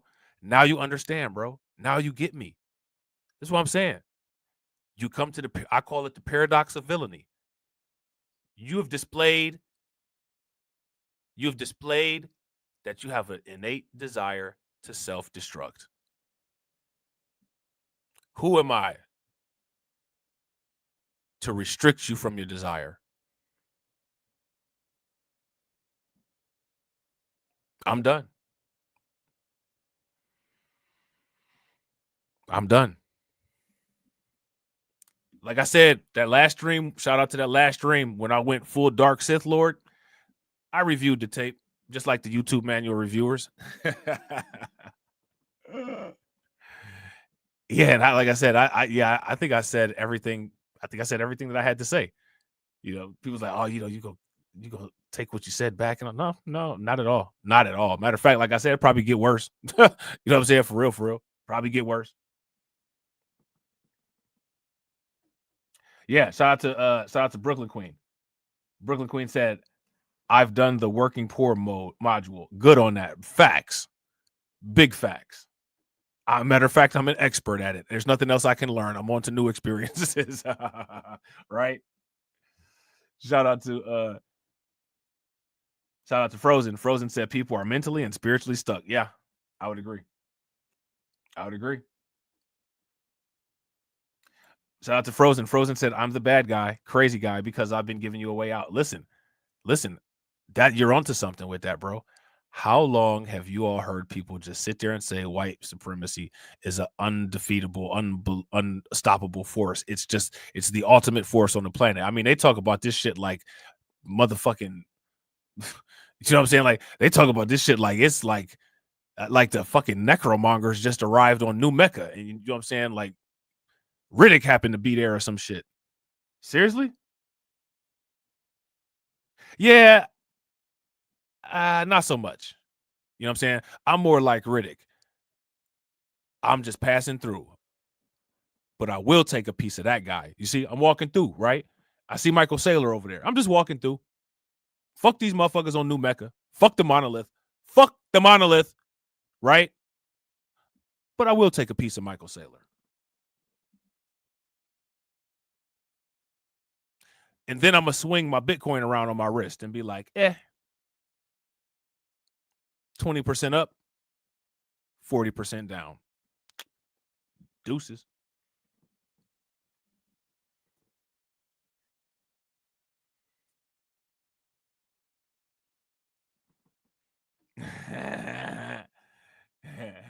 Shout out to Detroit 313. Detroit 313 said, when I say I'm getting all my crypto and getting me a 2025 Lincoln, no way I'm giving them as a bluff. Yeah, nah, bro. That's nah.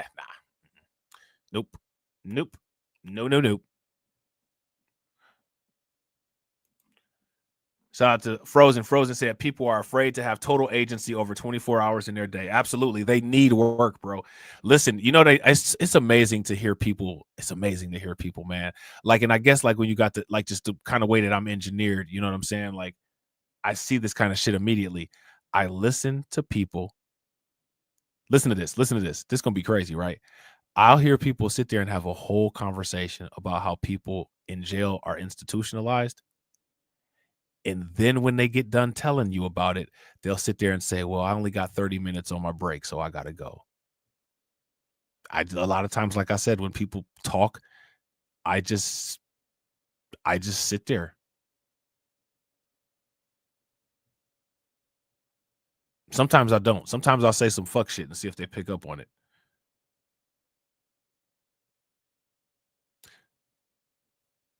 Sometimes, you know, they'll be like, yeah, I only got 30 minutes on my break. And then I'll be like, oh, and after your break, you're going back to your cell? Then they'll look at me like I'm crazy and shit. Yeah, bitch, I called you the fuck out right to your motherfucking face, stupid. Fucking idiot. You know what I'm saying? Yeah, you going back to your cell, dummy. You gonna sit here and waste my time in a conversation about another institutionalized motherfucker and your stupid ass don't even know you institutionalized? Fuck out of here.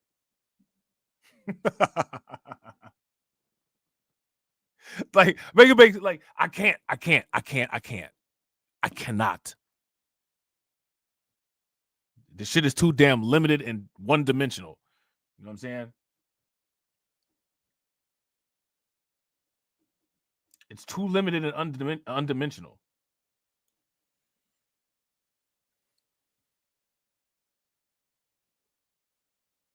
You know what I'm saying? What do y'all think, man? Should I go? I think I've already gone full Sith Lord. I didn't think it could go no worse. I didn't think I could go no lower. But I think I did, though. And I feel like 20 years younger. Oh, I used to do that shit all the time. And then I'd be like, and then on top of it, I'd be like, did you hear what I said? Because I'm with the shit too. You know what I'm saying? Like, yeah, I just said that shit. And do you need me to repeat it, or do you need me to repeat it with my knuckles? You know what I'm saying? Like, which one do you need me to do? You know what I'm saying? You know what I'm saying? Because it just be too much. It's just too much. It's too much. I can't handle it. It's too much. It's too much unbridled nonsense.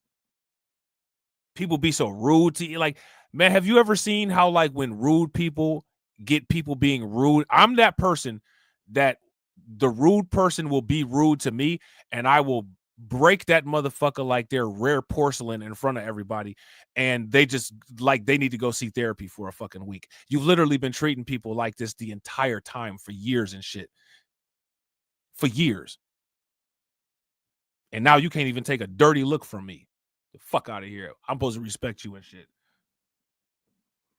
Oh, I be, man, people at my job, bro, like, I be killing them. I be killing them and then turning that shit, like, yeah. You know what I'm saying? And the thing is that, like, I'm not a hostile person. Like, I don't go after people like that. But I don't like to see people treat other people like that. I don't like that.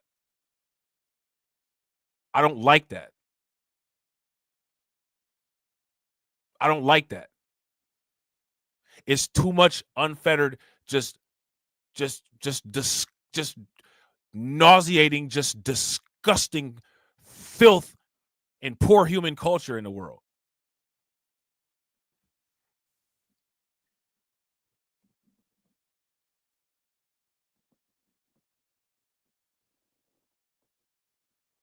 They do not expect it. When those people are rude and they are used to letting people get away with being rude all the time, and you just like come out like, and they don't know who you are, and they trying to size you up, and you hit them with that initial, that they don't know what. Oh my God, you know what I'm saying? Like, man, go somewhere, man.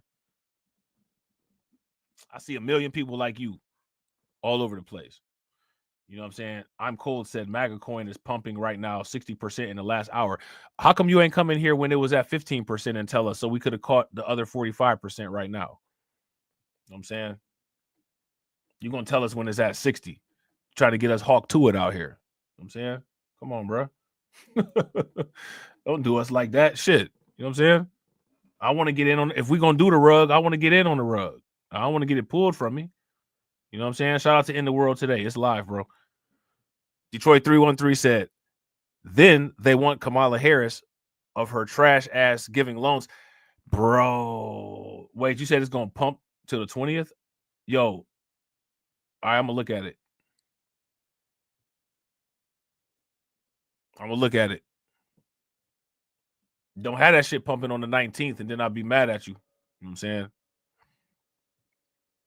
Detroit 313 said, then they want Kamala Harris of her trash ass giving loans to black men and free healthcare, something like, and these pro-wax and women are eating the BS up. Then comes to you to say you tap dancing for Trump. Yeah, they say that. I had people make videos about me, bro. You know what I'm saying? Talking about, yeah, Rob tap dancing for Trump and shit. Fuck out of here, nigga. I don't fuck with Trump. You know what I'm saying? It's a lot of shit that Trump says and does that I do agree with, though. But I don't fuck with him. I didn't vote. I was couch gang. You know what I'm saying? I'm not a conservative or none of that. I'm just I try to be as logical and evidence-based and data-based. And even if I don't agree with somebody on all of their positions, if you have a position that's universally right, I'll make that concession with you and shit. You know what I'm saying? And the thing is that when it comes to the pro-wax and all of that shit, they're not willing to do that. They'll gaslight and push a false narrative. Oh, for real? Shout out to Detroit. Detroit says Shiba Inu is pumping on January 14th. Oh, man, that's terrible. Shout out to... Whew. Damn, I wish you 1,000 deaths. God damn. You know what I'm saying?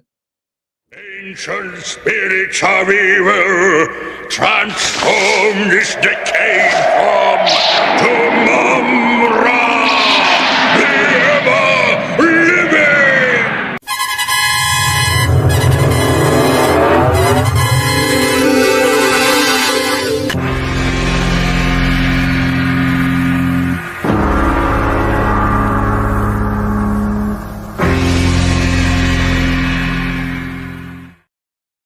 Black free thinker went in on them. They could eat my ass hairs. Yo, that's crazy. Oh, man. Whew. Good luck to him. You know what I'm saying? Good luck to him. Shout out to In the World Today, Couch Gang here. Yeah, but here go my thing, too. Like, you know, at the same time, though, to me, the issue with the majority of the Couch Gang is that was the only plan, was leaving a dent on the couch. You know what I'm saying? Like, we just gonna sit on the couch. Like, okay, like, I'm Couch Gang with a plan, nigga. While I'm on the couch, I'm looking at how I'm gonna leverage whoever wins. Okay, I got this feeling that based on Trump and his associations, Trump is on it with the crypto. So I think Trump gonna do the value chain shit with cryptocurrency people, and I fuck with crypto. So yeah, you know what I'm saying? Like, bet that's what I'm gonna be on if Trump wins. I'm not about to find the next shit to complain about when I get up off the couch and not try to do some shit and make some money for me. And that's like. A lot of times when people would be like, I hit the couch, I'm the Couch Gang, I'm like, that's cool. What's the plan? I don't have a problem with motherfuckers that voted for Trump. Shout out to my man, TD Media Group. TD Media Group, as y'all know, he voted for Trump. You know what I'm saying? Ain't nothing wrong with that.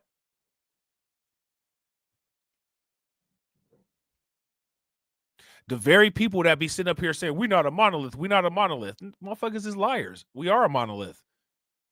Everybody's supposed to be a carbon copy of everybody, on quality control, think the same, talk the same, sound the same, just a cookie cutter, fold out, you know what I'm saying, of everybody the same, and then turn around and say, we're not a monolith, man. We a monolith. Monolith is a unified 100% one-to-one completion, right? We damn near vote for the Democrats at a 9 out of 10 ratio. That's almost a 1-to-1 ratio. A 1-to-1 ratio is a mathematical representation of a monolith. Shout out to my old channel. I'm gonna bring it back. You know what I'm saying? As soon as it get together. But according to statistics, according to exit polls, according to the last 60 years of data, we are a monolith.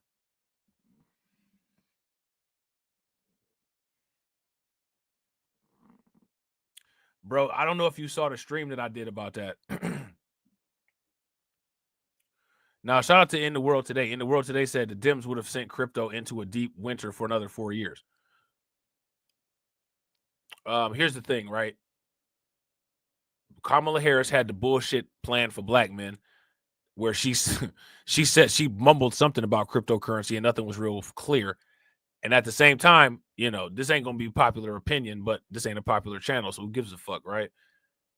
Me personally, I think that many people are doing a good enough job of dropping the crypto bag on their own and leaving it out there for other people to pick up.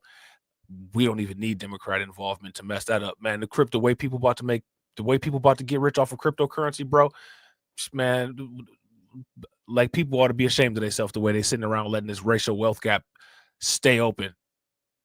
The racial wealth gap is open, like, you know what I'm saying? The racial wealth gap is open like never mind. The racial wealth gap is open. Shout out to Brooklyn Queen. I ain't mad at it. Brooklyn Queen said I voted for Trump too. Retirement 2028 or sooner. I'm not mad at it.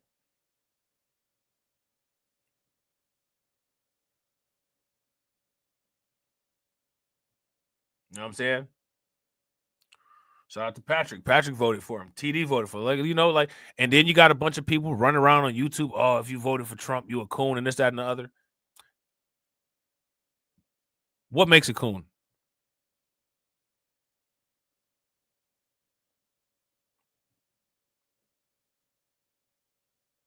Shout out to Win, Lose, or Rug. Facts, we trying to reach whale status, bro. We about to have a political symbol called a whale. And it's going to have a crow landed on his head with a knife in his mouth.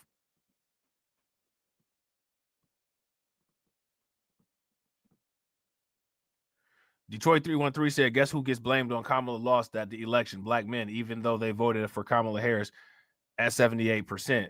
Then they get death wished by black women. Oh, well. Who cares? You know what I'm saying? Why didn't they vote for it then? Didn't they vote for it at 90, 97 or 92, 3% or something like that? Nobody has to vote for Kamala Harris because black women voted for Kamala Harris. There's no assumed loyalty there. That shit sounds crazy as hell. And motherfuckers actually want to crash out and get mad about that because, you know what I'm saying, somebody didn't vote for somebody that's who they wanted to vote for. Fuck out of here. Don't nobody owe nobody, like, what? You owe us that vote because we skinned folks. Man, get the fuck out of here. These YouTube streets about crazy as fuck, man. I wish somebody would walk up to me in real life and say some stupid ass shit like that to my face.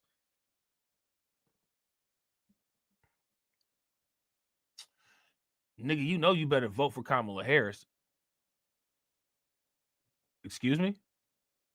I'm sorry, ma'am. I'm just here to buy some gas tickets or to buy some gas. You know what I'm saying? I don't know you. I don't know shit about who you politically are involved with. I don't owe you no money.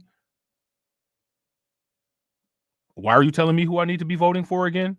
Can you just ring that shit up so I can get the fuck out of here before it get all bad up in here real quick? Because I'll be on that. Patrick Tyler said, Rob, don't ask no damn questions. Just shut up and vote for her. Man, I wish I would.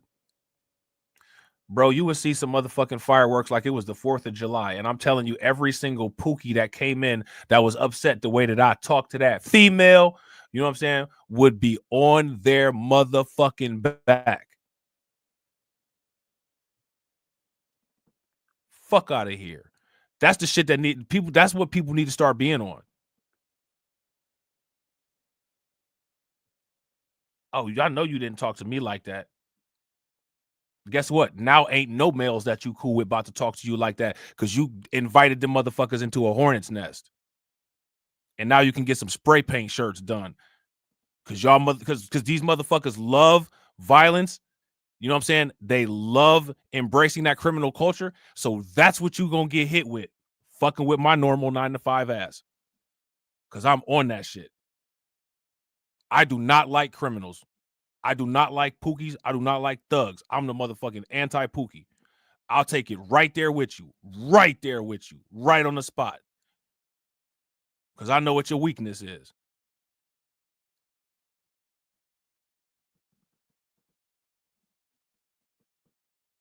And I'm telling you, see, the problem is that it's not enough people that be on that type of time.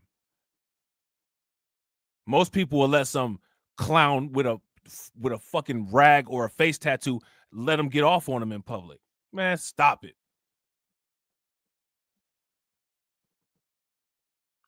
That's the vehicle that that's the vehicle that enforces all of that. You take them simp enforcers away, you take that street scum away, you take all of them idiots away, all kind of shit start clearing up, just like acne. Them same pookies that get called up there to fight you over a political disagreement or shoot you over a political disagreement, them the same reason why, you know what I'm saying, the property value so low. But that's somebody baby, so don't talk to him like that.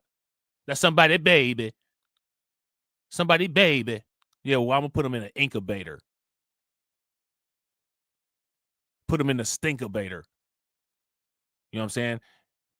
And you could put the obituary on your TV. Because that's what they talk about, the ops and shit. These niggas talk about that shit, right? That's what they do. And it's all fun and games, and it's cool, and it's fun, and hee ha ha, and little kids is getting shot.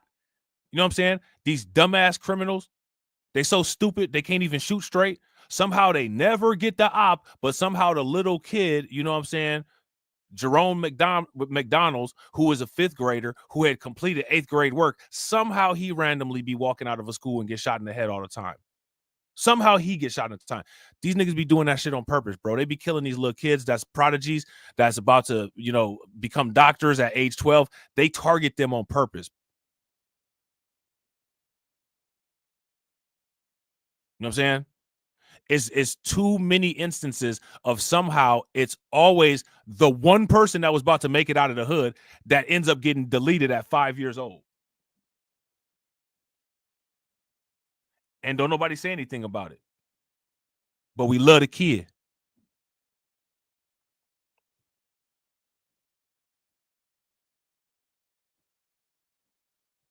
I be tired of hearing the hypocrisy, man. That shit gets to me. I had better expectations. You know what I'm saying? But I don't have a problem with saying that my expectations were completely overshot and wrong.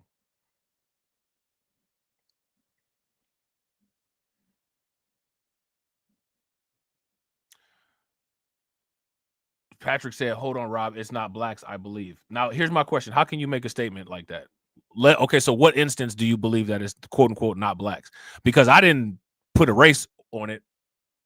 I just said in the hood, the kid that's a prodigy or the kid that's about to have a good future or the person that's about to make it out always be the person that get hit, right? That's what I said. So let's talk about individual instances. What instances is there where it's unconfirmed who the person was that shot the innocent bystander? No, I didn't say black, bro. No, I didn't. Rewind it.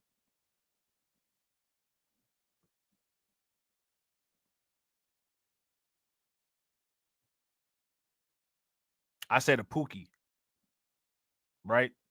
I mean, I was under the impression that there was pookies of many different variety, right?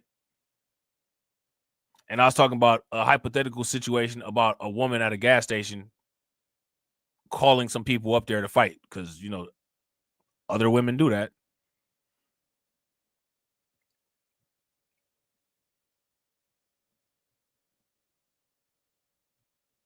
Now, it's been instances where they've caught a lot of these people. There was one case that took place, and there's a video on it that I made. It happened in Arkansas, and it was a little boy. He was in some type of young prodigy program at this Kansas elementary school, and there was a drive-by in the neighborhood, and somehow the little boy got shot all up. They had video camera of it, showed the video.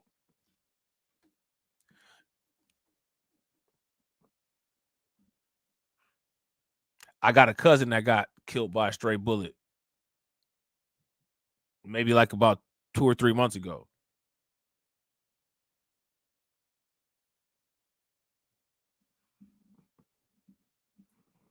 I live in the hood. I've been in the hood. I see what people be doing. You know who I don't see a lot of, quote unquote, in the hood? Quote unquote, people from quote unquote outside of the community. They don't even send people in the hood to really collect their money all like that. The last people that work the shift deliver it at the bank night drop off.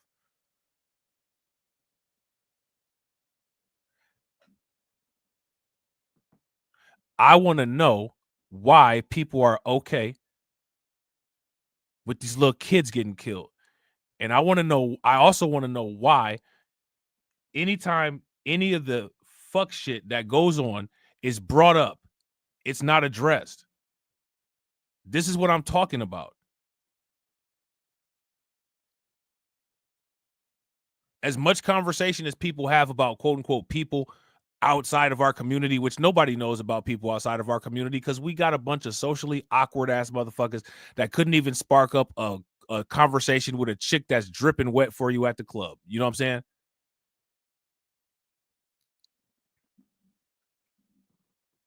You know what I mean? Like, let's just keep it a buck. You can have a female there, you know what I'm saying? You can see, you know what I'm saying, areolas poking through the top of the shirt, you know what I'm saying? She ready. And these socially awkward ass motherfuckers wouldn't even be able to say hi. So most people don't even really be talking to people all like that. And on YouTube, the hysteria, you know what I'm saying? People act like they speak a different language and they not even socially awkward enough to be able to interact with people because they have some type of cultural barriers or whatever, right? Nobody's really talking to people all like that. You know what I'm saying? Nobody really talking to people all like that. So my question is, when do people see all of this stuff taking place? Shout out to Patrick. Patrick says, me personally, I think it'd be the cops. What about the instances that are caught on camera? Like the cops doing it in one instance doesn't take away from the instances of where it's done on camera, right? And when cops do it, when they get caught, right, we know that the cops do it. So just again, this is what I don't understand. If we're talking specifically, it was a gang shootout in Kansas. These 3 dudes shot up this neighborhood, took out this little 5-year-old. Let's deal with that. Oh, but sometimes it'd be the cops though. Let's deal with these 3 motherfuckers that killed this kid, man. I ain't trying to hear that shit right now. The cops gonna be there. They corrupt. They integrated into the society. We got to deal with them in a long way. But what created this situation where these 3 goofballs thought it was okay to even be shooting around kids? I mean, they sit around and watch Scarface. Even Scarface said no women and kids. The fuck they missed that part? They that damn dumb. They can't even act like they idol. They can't even mimic they God. You know what I'm saying?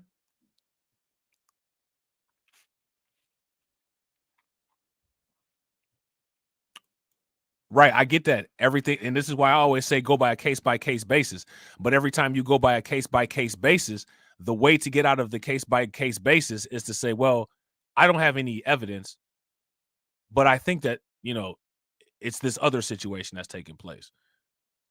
You know what I'm saying? Like, what happened to these kids that get caught? Oh, well, I think in some cases, you know what I'm saying? Like, it might be quote-unquote people, quote-unquote, outside of the community. I mean, it might be. That just means now we got 2 problems, right? So you just listed another problem. So now we got to make another list, right? But see, what I'm saying is that none of that shit even gets done. The first problem don't get addressed, and the deflection don't get addressed. And the reason why the first problem don't get addressed and the deflection don't get addressed is because people ain't really invested in this type of shit the way that they claim that they are. Most of these people, man, like, who on YouTube live in the hood?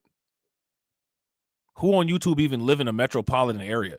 YouTube is a bunch of people where they say that they live in a city and they actually live in a suburb. You know what I'm saying? They don't even work in the hood. They don't even go to the hood. Can't tell you nothing about the hood. It's a bunch of false flaggers. You know what I'm saying? Bad actors and shit. That's why I really fuck with a lot of motherfuckers on YouTube.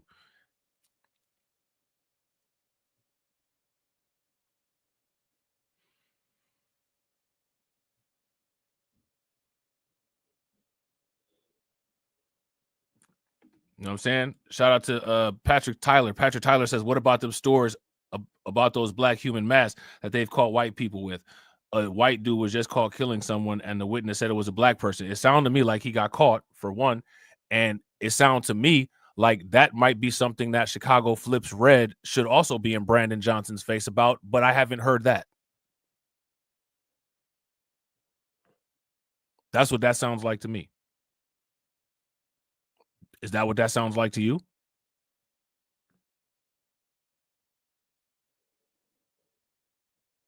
Because that's what that sounds like to me.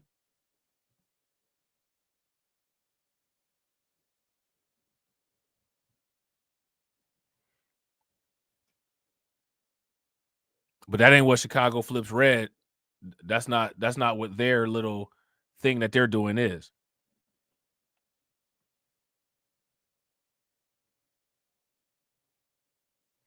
And my thing is that I don't understand. So I gotta add, and shout out to Patrick, because this is a good question. I want to bring this up for everybody. So let's just say, for instance, there's a situation that happens with a black person, right? Does bringing up a situation where a white person did it somehow make the issue that's going on currently that we're examining with a particular black person, does that somehow make that issue disappear? My question is, if we're not talking about justice, right? Like, I'm not talking about a biased criminal justice system. I'm not talking about societal treatment. I'm talking about internally dealing with an issue, right? I'm trying to figure out what am I trying to be convinced about by bringing up something that I already know about ongoing problems with other people in the immediate vicinity that I'm already dealing with. If you ask me, like, this type of conversation and these type of rebuttals, this is what's called erroneous. This is erroneous. This is the same as if I said 1 + 1 = 2, and somebody else said, but you know, 2 + 2 = 4, though. Okay, I don't understand. Like, I don't understand how that intersects with what is going on right now. My question is, why do people communicate like that?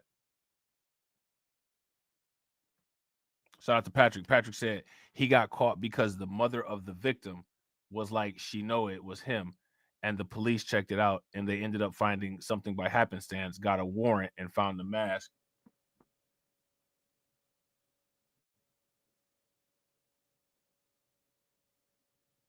So the person with the mask, the white dude with the mask, got caught, and then the white dude got caught with the mask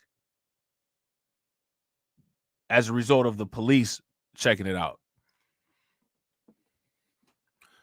So it sounded like they pushed them to get the appropriate conviction or the appropriate arrest, right? So the thing is that they was able to make that work. More people should do that, right? Shout out to Patrick Tyler. Patrick Tyler says, Rob, I'm not defending black internal issues. I was just saying when you see mysterious killings of blacks and no one is ever caught is all. I mean, I'm not trying to be funny, bro, but I think that goes hand in hand with American culture. And it's 2024 and we're still talking about it. That's not breaking news for me. You know what I'm saying? Like, there was all these black massacres. You know what I'm saying? There's places in the United States called Dead Negro Holler. You know what I'm saying? Like, I mean, to me, what that says is that there are two groups of people who are perfectly content with the status quo. That's what that tells me. Two groups of people, not just one, two. So I don't know what I'm supposed to do with that information. You know what I'm saying?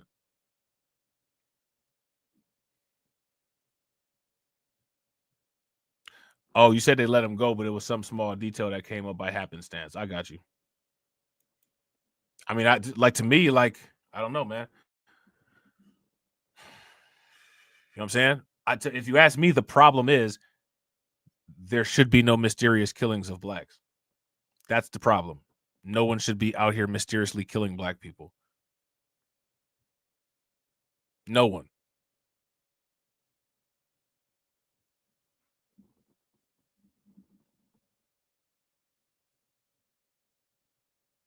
That's my problem, right? So anybody that does that, I'm gonna look at them sideways. I'm gonna have an issue with it. I'm gonna say something about it. But the majority of people, they don't feel that way. The majority of people have been programmed to deal with comparative politics. And people will let something, like, I don't know, like, people will let something fly, or like so we've been talking about crypto and the Bitcoin standard, right? But like, I'm not trying to be funny, man, but if we do that value identified thing, the identity of value, when it comes to like the identity value, I don't understand why the peg normalcy amongst many people that have these type of conversations is pegged against what is versus isn't allowed, or what is done or what isn't done by white people. And I think that's weird. Like, if US dollar tether is pegged to the US dollar to track pricing, black outrage is pegged to whether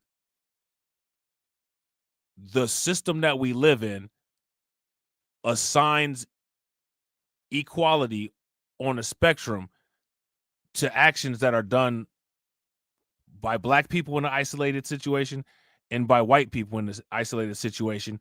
Yet you claim to believe that there's a system that's unfair, that's geared against you, but you still have this expectation of pegging fairness to what's done to how the white person is dealt with. If you actually understand things like the way that people claim that they do, then you should know that that system is in place to quantitatively ease unfairness and scrutinize you harder. And yet, and still, you still have people running to the front of the class like they did that over there. They did that over there. And you're running to the person in the front of the class that's one of the people that dictates and maintains that system. Like, I don't understand that. I don't understand that. I don't understand how that helps. I don't understand how that's productive. I don't understand what that does. Ooh, they tweet me unfair. No shit.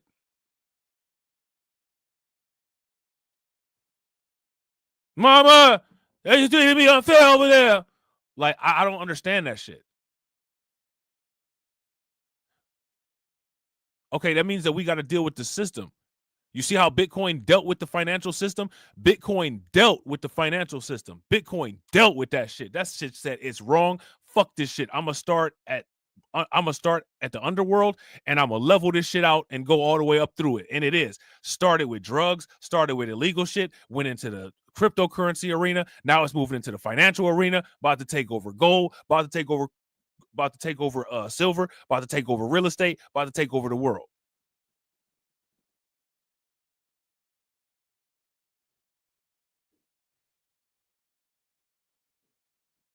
Bitcoin didn't say, "Oh, the bankers, they inflating the money." They didn't. Bitcoin didn't do that shit.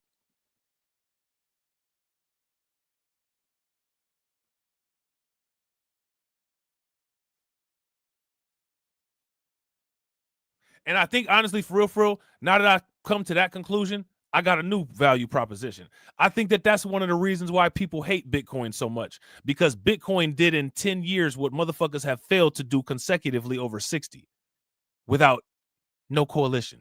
Ain't no Bitcoin coalition. Who the fuck Bitcoin having a coalition with?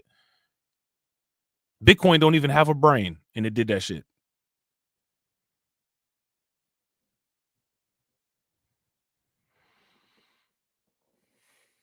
Yeah, I wouldn't disagree with you, RT. RT says there's a lot of incompetent or lazy law enforcement also. That's why a lot of crimes go unsolved. Yeah, that's true.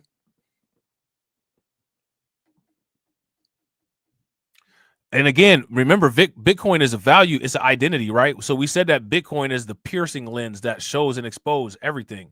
So if you claim that you've been doing so much work over the last 60 years and somebody looks at you through a Bitcoin, they're going to see you ain't really did shit. They go that volatility, you know what I'm saying? That chart oscillating is going up and down. You ain't really do shit. You know what I'm saying? Civil rights movement. Oh, that shit was valued at $1 million in 1960. Oh, that shit down to negative 500 in 2024. Yeah, you got hit with that Bitcoin vision.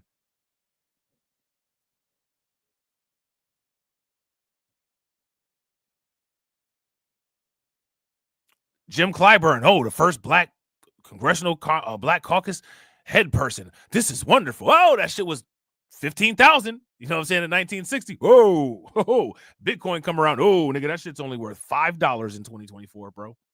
$5. You got hit with the Bitcoin vision. That shit purified your true value.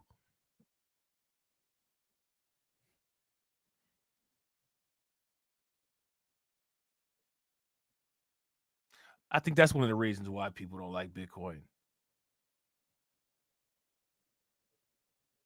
It's an identity. It's an identity purifier. It cuts off all the bullshit. And it makes you see shit in base reality terms.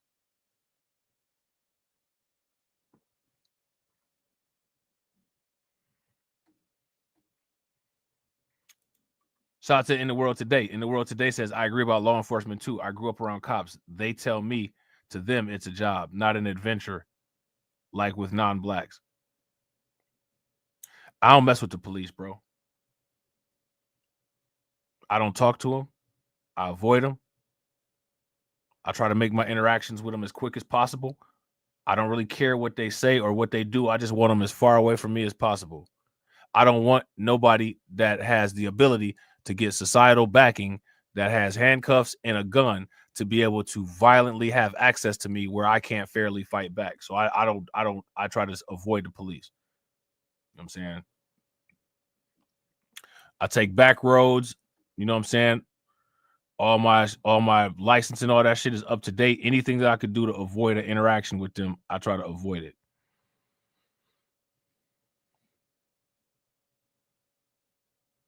You know what I'm saying? Shout out to RT the Brand. RT the Brand said, I like the police. If you had some good experiences with them, I mean, you know, I ain't mad at it, right? I don't think most people are as extreme as me. You know what I'm saying? I don't think most people are extreme as me. And now when I say I try to avoid the police at all costs, I try to avoid the police at all costs. Sometimes you can't help but interact with a policeman, though. You know what I'm saying? Like, it's been a couple times when I got in a car accident, somebody rear-ended me or something. I had a police officer that, you know, they would process the event, and it was cool. They you know what I'm saying? Some of them will be all right. You know what I'm saying? You crazy as hell. RT said, I avoid the hood and Pookie's on and Pookie's on Martin Luther Boulevard, but you fuck with the ones on Malcolm X and Marcus Garvey, though. You ain't shit, nigga. Shout out to Patrick. Patrick said, well, I have 4 cops in my family, so I interact. I ain't mad at it. They probably cool, and they your family. Hope that, you know what I'm saying? That would be a different dynamic, I would assume. You know what I'm saying? Yeah, I feel it, bro. I feel it. And this is what I'm saying, man. Like, this is one of the reasons why, like, people got to change the paradigm. And like to me, like Bitcoin is just such a paradigm changer, and people just leaving it. They've been leaving it on the table forever, man. They've been leaving it on the table forever. And I don't know what people. Why do people think that there's unlimited Bitcoin? Can we let's address that? Why do people think that there's unlimited Bitcoin? I'm gonna just buy some Bitcoin. No, you're not. For one, it's a lot of it is you're not gonna be able to get it on the exchanges the way that people used to get it anymore. Like, man, we got about maybe even less than 5 years, depending on how fast they start buying it. What's an empty product? No, it's not an empty pop can. In mathematics, an empty product or nullary product, viscous product, is the result of multiplying no factors. What is a no factor? No factor podcast with Adam 16. Is it by convention equal to the It is by convention equal to the multiplicative identity. Now, what's the multiplicative identity? We just talked about this. So identities aren't factors. Oh, shit. Hold on. What just happened? Identity element, empty product. There we go. What's the multiplicative identity? We know what the financial identity is. It's Bitcoin. Shout out to Two Factor. Two Factor said, are the Patriots and Rat Things in here today? That's hilarious. Nah, they be on Rumble.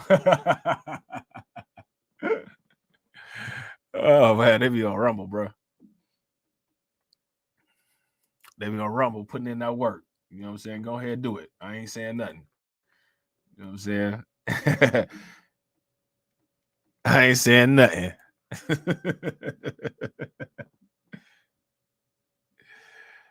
See, look, shout out to Pat. There you go again, bro. There you go again. Why you keep trying to make people do what they obviously don't want to do? You got to let it go, bro. Let it go, man. Stop thinking about that stuff. I can't say that, right? Because you want to worry yourself into a hypertensive crisis worrying about what black people do. So I implore you, go forth with your mission, sir, and be the best at what you do doing it.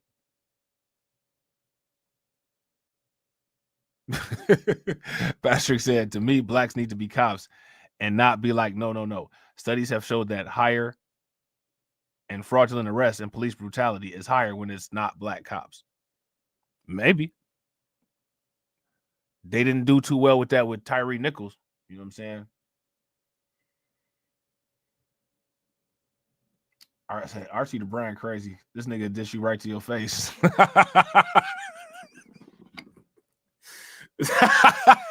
This nigga RT crazy. This nigga dish you right to your face. RT said, I actually tried like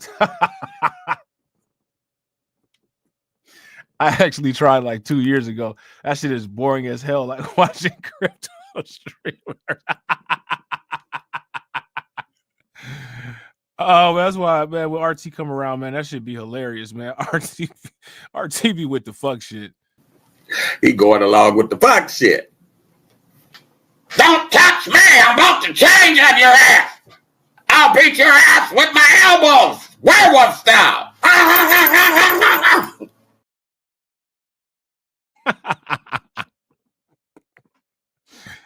Oh, man, I'm fucking dead.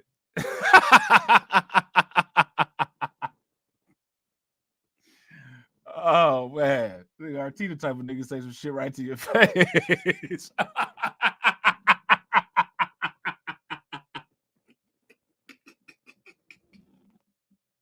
Oh, shit. Damn, that shit was funny as hell. What's good with it, Tammy? What's going on? Oh, shit.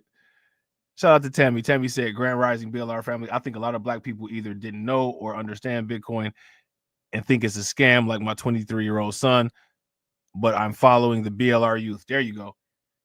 And you know, I'm going to tell you this, Tammy. Just watch the whole stream. Just turn that bad boy on when you're in the background doing something and just sit back and listen to it. Sit back and listen to it. But that's you doing the right thing by getting into it. And I ain't trying to be funny, but not only should you HODL your Bitcoins, but you should HODL once everybody see you got all kind of money and they broke. Nah, I'm HODLing. Sorry, goodbye. Shout out to Patrick. Patrick said one positive note. Rob, Myron got demonetized on X. Listen, bro, you know, like I had to. I walked away from the Myron shit and all that. I don't care. You know what? Whatever happened with them, hey, you know, hey, them RT the Brands boys though. Look, don't get to talk about. Boy, don't get to talk about Fresh and Fit up in here, man. You about to have RT going wild. He about to be all over the chat. RT about to go like that rocket ship with the Bitcoin on it. You start talking shit about you start talking shit about Fresh and Fit. You know what I'm saying? But I don't even care about that shit no more. That's another dead animal for me. As far as Fresh and Fit go. I was one of the first people that was like going in on Fresh and Fit. And I'm talking about going in, like I used to question Kevin Samuels. This is when everybody was a Kevin Samuels drone. You know what I'm saying? Like, yo, what's up with Kevin Samuels kicking it with these cornballs, man? Like these dudes is corny. They anti-black. Kevin Samuels claims that he cares about the black community, yada, yada, yada, yada, yada. And then like he kicking it with these dudes who literally every other word they be saying wild, crazy stuff. Then, you know what I'm saying? Like I did the live streams when they first got into the beef with Abba and Preach, right? Man, people was in my chat. Never listen to your audience if you're a YouTuber, bro. Never listen to your audience. And I'm not talking about my modified audience that I have now. I'm talking about like just over time, you know, people change and shit, right? So like people like, nah, start like go back to talking about the shit that you was talking about before. And you know, I was talking about the stuff that was talking about before because I usually talk about topical stuff, right? And so I'm like, all right, you know, maybe like I didn't know how the algorithm worked back then. Like I was a new YouTuber. So like I went back to talking about the stuff that I was talking about. And then the only time anybody would watch any of the videos was if it was Abba and Preach versus Fresh and Fit. And I'm like, I listen to my subscribers who, you know what I'm saying, they claim that they want to see me succeed and be successful and shit. And you saw that I was doing some shit that was working.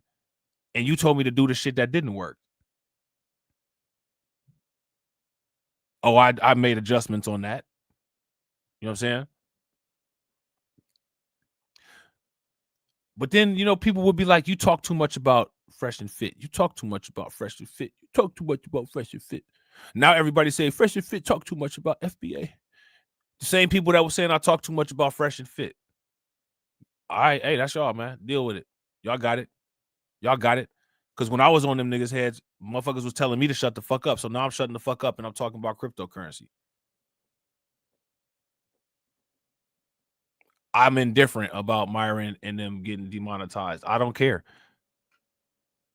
You know what I'm saying? To me, you know, he got demonetized what on Twitter by Elon Musk. Oh, you know, hey, if I'm not mistaken, that's not the first individual of that ilk that might have had some temporary difficulties on Twitter dealing with Elon Musk, right?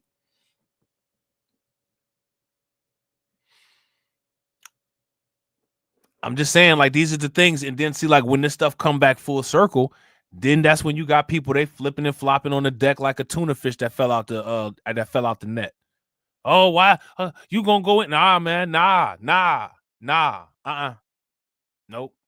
You guys, other YouTubers that have picked up on the Fresh and Fit, you know, fuckery, making videos and making live streams. Wasn't nobody on it when I was talking about them. And I was talking about them when they was with Fresh and Fit or when they was with Kevin Samuels. Because Kevin Samuels the reason why they blew up.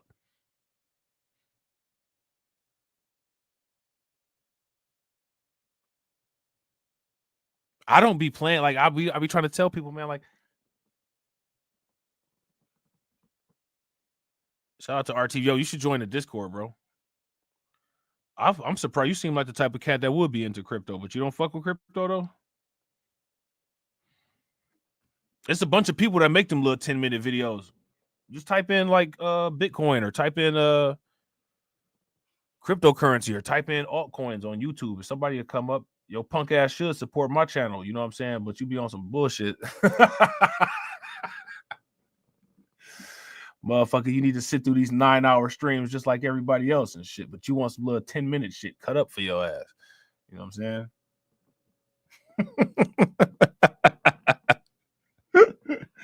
But you should though, bro. Like, hey, listen, man. I would encourage everybody to get involved in crypto, especially right now. Now is the perfect time. For real. To be honest, if you ask me right now, bro, if you're not into crypto, this is the perfect time for you to start. And the reason why is because that Trump pump is gonna put the X's, it's gonna put the multipliers that a lot of the crypto grows by at like levels of like 2014 Bitcoin. Yeah, shout out to Two Factor. The Discord will put you up on game. You know what I'm saying? It'll put you up on game. Y'all still didn't tell me what the multiplicative identity was.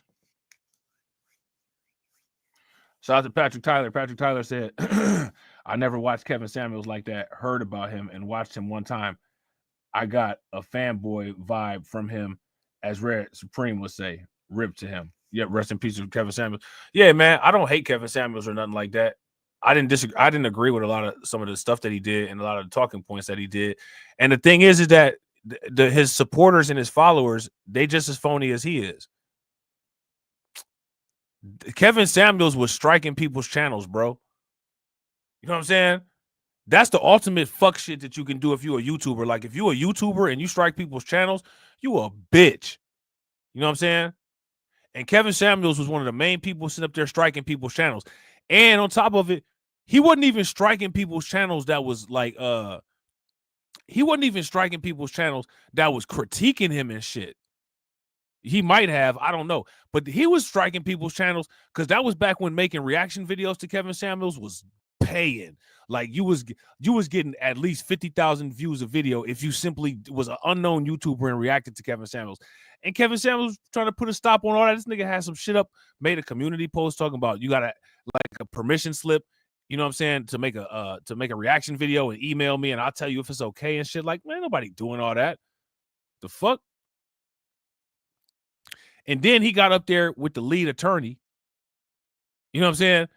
He got up there with the lead attorney and was criticizing Fresh and Fit for putting DCMA strikes on Abba and Preach and on Spencer Cornelia. Like, you a hypocrite, bro. You sitting up there talking about niggas need a permission slip to fuck with your shit. Shout out to Two Factor. Then there was that whole thing with I don't know what was going on with that one. I don't even know what was going on with that.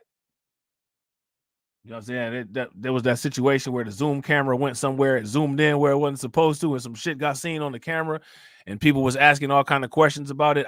Look, listen, man, Kevin Samuels, if you ask me, like, you know, he had a good, well-structured, unique content that he presented to people that like to, you know, engage in that type of content, right? And he was a content creator who understood his niche and he understood his audience, and not just his audience, but he also understood the people that watched him. And, you know, I didn't agree with all Kevin Samuels' points, but I think that he was a once in a lifetime YouTuber. I think he was really good at YouTubing. He was really good at doing what he did. You know what I'm saying? And I you know, I saw a lot of people celebrating his death, and I thought that was fucked up. You know what I'm saying? Like, you know, I feel bad that, you know, like right at the height of his success, you know what I'm saying, he met an untimely demise. I think that's unfortunate, man. You know what I'm saying? That shit shouldn't happen to nobody. But yeah, you know, just another, like, the way that people was behaving when he died was weird. You know what I'm saying? Like, really? Like, this, you know what I'm saying? Like, this, you know, Kevin Samuels be off, you know what I'm saying? He a little throwed off and shit like that. But I mean, really? Like, you're celebrating because the man is dead?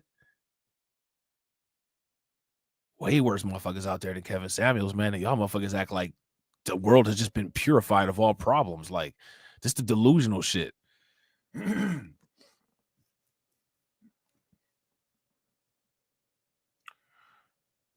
Shout out to Patrick Taylor. Patrick Taylor said, "For me, I just don't like denigrating black people." So you don't want me to. I'm not even going to do it. Now, I don't care for him less. I didn't know he was striking people who was doing reactions to him. Something tells me it was blacks he did it to. I think it was one black chick that he did it to, and I can't think of what her name was.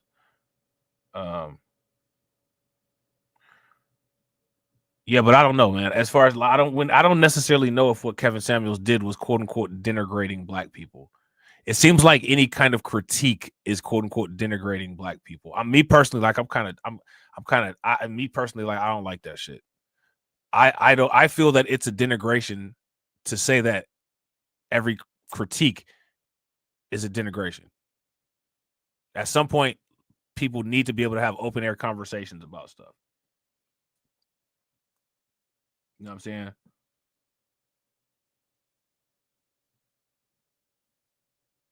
Yeah, it was under strange circumstances, MC Fact. It was strange. It was weird. That shit was weird as fuck, bro. Patrick said, hold on, Rob. I'm talking about like how I see them hot. Oh, okay. I thought you were talking about Kevin Samuels. I was like, I don't know if Kevin Samuels really do that all like that. But the thing is that there's the hyper focus. So, you know, when you got the critiques of the women and all that, you know, that's, oh my God, you know what I'm saying? Like, just, seriously, man, like y'all have to listen, man. Listen. This is how you know, right? Everybody be lying about shit. I've come across and you know, like, you know, pass through live streams and I hear people, you know, say they be screaming and sweating, sweat dripping all over their microphone, messing with StreamYards and shit. They sit up there talking about don't know communities be talking about people like this. Don't know communities, man. Listen, y'all crazy as fuck, man. That's how you know these niggas don't get out nowhere, man. They don't get out nowhere. They don't do nothing. They scared as fuck. They scared. Sitting up there talking about don't nobody be talking about other women like that. Are you for real? Are you serious? You ever heard the War Band? You ever heard Undead Chronic go in on white women?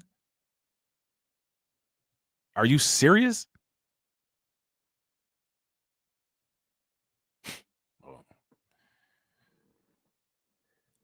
I don't take people serious who say they only do all black earth thing, but they're experts of anthropology at what goes on everywhere else. I don't believe that shit.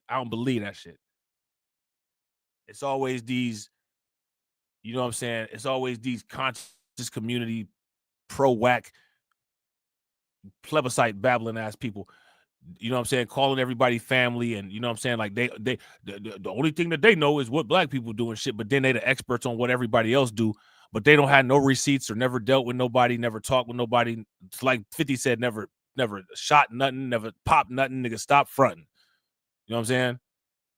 They don't even go outside or YouTube and listen to nobody. Like, you know what I'm saying? Like, man, there's all type of white male red pill creators that be going, they go in, quote unquote, on quote unquote Western women, go in on quote unquote white women. Undead Chronica put white women in the title.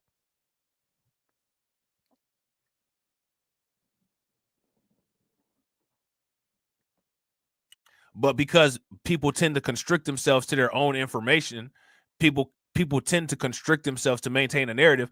They would actually have legit talking points and have some receipts if anybody ever came at them like that. Like, be like, yo, listen to this dude named Hammerhead or whatever that nigga name is. Listen to Undead Chronic. You know what I'm saying? They go in on white women. But people got to maintain the monolith and maintain a narrative so much they actually listen to that stuff and then don't expand their horizons and listen to anything else and don't have nothing to say when somebody hit them with some talking points and they sit up there looking stupid. That's their fault.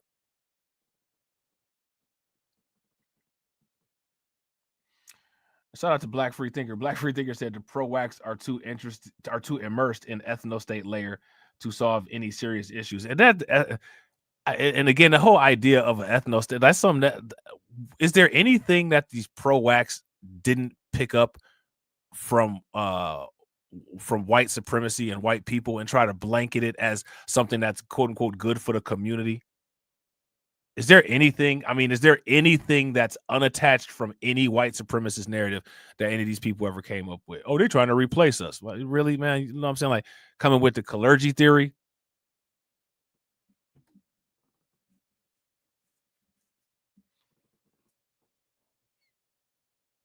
Is there anything? Now they're talking about an ethno state. You know, they've been talking about this ethno state, Pacific Northwest and Portland and all that. You know, the neo-Nazis be coming up with the ethno states and all that. Every country was already an ethno state before people started migrating and stuff all over the place.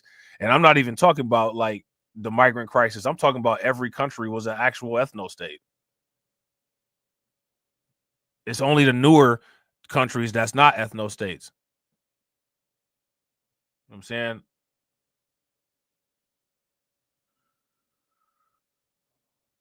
So where people get that idea from?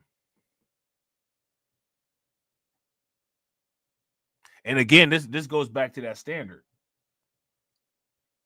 Shout out to RT the Brand. RT the Brand said, I hope Elon don't turn against Trump. Listen, the only thing I care about is Trump need to make these cryptocurrency prices and get that damn Bitcoin strategic reserve.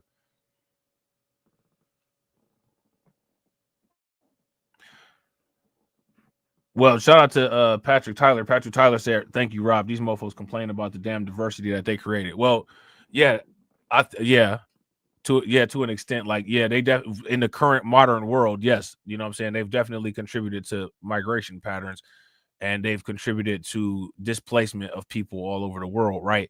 But at the same time, though, that's been happening throughout human history.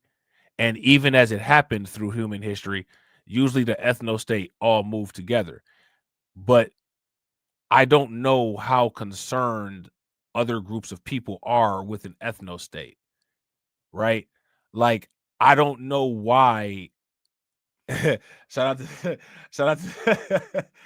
to Tammy Dorsey. Tammy said, I love you, Rob. Funny and intelligent. Look, y'all know I be having fun trolling, man. Y'all know I live for this shit. I live for it. You know what I'm saying? I like a kid in the candy store out here. You know what I'm saying? But like, I don't know why people be letting other people have formed like all these little places. Like, you know, Dr. Claude Anderson was talking about, the Chinese people, they got Chinatown. The Nigerian people got Nigeria Town. The Haitian people got Haiti Town. African American, the only one that ain't got no town. Remember Dr. Claude Anderson said that? Them little towns is ethno states. But I don't know why, like, and again, it's the white standard, right? It's we about to start calling that shit white coin. It's the white coin. For some reason, it's only relevant or viewed upon in a particular kind of way when they do it. And if you ask me, everybody need to get to work. Look at what Nuri Martinez was doing in California. And Nuri Martinez is an ally of that Democrat chick, Karen Bass. These people like Nuri Martinez, La Raza, are getting with pro-black coons like Karen Bass to use politics to lock and block black people out of politics in California. Look at what Brandon Johnson is doing in Chicago, with the people.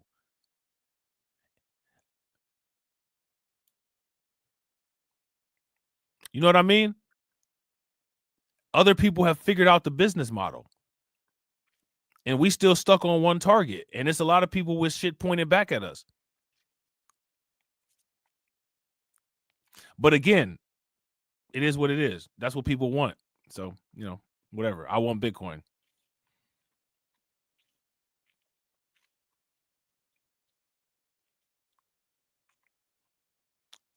You was capping. Wait a minute. Hold on. Can we throw some? What happened to you, RT? Is this somebody hacked RT's account? Were you actually defending black people?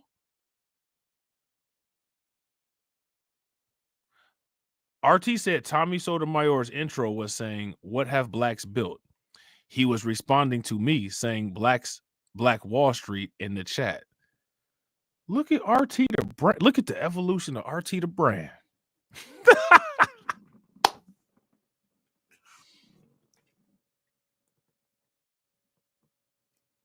Look at the evolution of RT the brand. You know what I'm saying? Throw some flames in the chat for my man RT the Brand.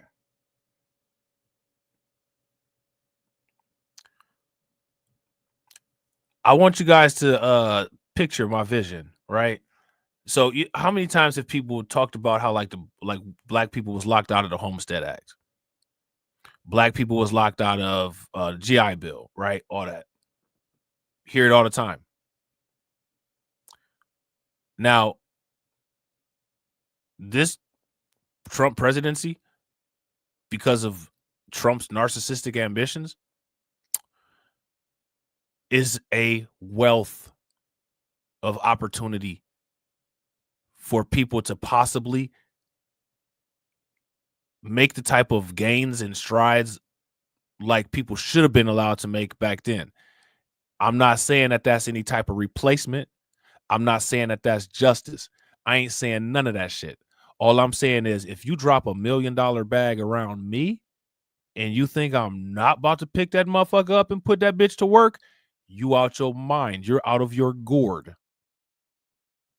That don't mean that you don't still owe me $1 million. That don't mean that you don't still owe me $5 million. And I don't mean that I'm not coming for it. But you better believe I'm going to pick up these tools that you dropped on the floor, and I'm about to make the most powerful machine that I can make that's going to help me in my mission going forward. Because just because I started doing this don't mean I stopped doing something else. And I don't understand why other people don't have that mentality.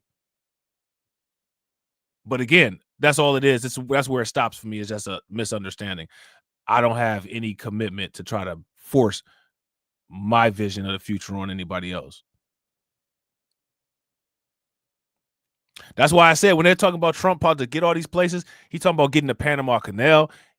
He talking about getting Iceland. Hey, man, go for it, bro. Trump get Iceland, I'm there. Or Greenland, I mean. Trump get Greenland, bro, I'm there. Because you know all he about to... Look, if Trump get Greenland, all he about to do is just give away land at a premium or give away land at a discount. And on top of it, they're going to give government grants to people to try to get crypto mining shit and AI factories and semiconductor factories, all them places where it's cold at. That's why you're talking about China, so that the electricity can be more efficient per kilowatt hour. Bro, I'm doing all of that shit.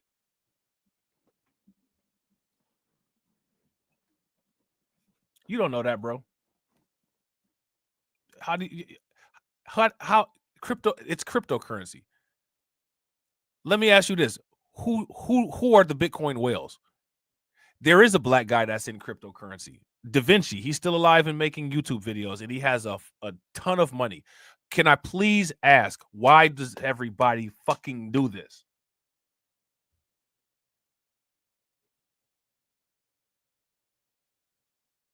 And again, if you fall for the sabotage, after you should be an expert of a 60-year learning curve of dealing with sabotage. If you haven't learned by then, your destiny and fate is to just continue falling for sabotage.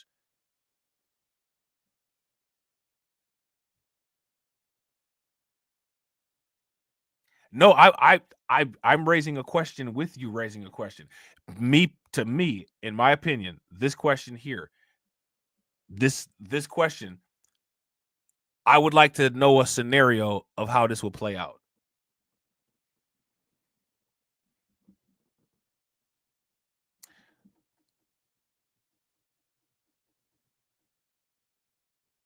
And also, I would like to know that if we have a nuclear bomb pointed at us, that when we press the trade button on Coinbase, it's going to blow up wherever we at. My question is, okay, well then what should we do about it?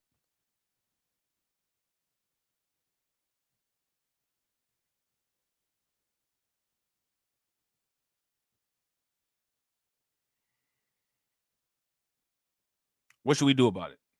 Everything is a what if. Here's another question. What happens if you transfer? You want to know something that happened to me? I transferred $300 worth of Matic from Coinbase to crypto.com yesterday because Coinbase is stupid. They have the Matic coin paired with the ERC chain. The Matic coin is not on the ERC chain. And all of the Matic coins have been custodied and replaced with a coin called the Polygon Network Token, also known as POL. So Matic no longer exists, right? It's been replaced with POL, and Matic is out of circulation. They sent these tokens to crypto.com. These tokens are now stuck in my ERC20 wallet, and I have to have crypto.com manually take them out, swap them for Pol, and replace them back into my wallet. Because Coinbase has incorrect information on there when it comes to transferring Polygon. So just a word for people, be careful when you transfer Polygon.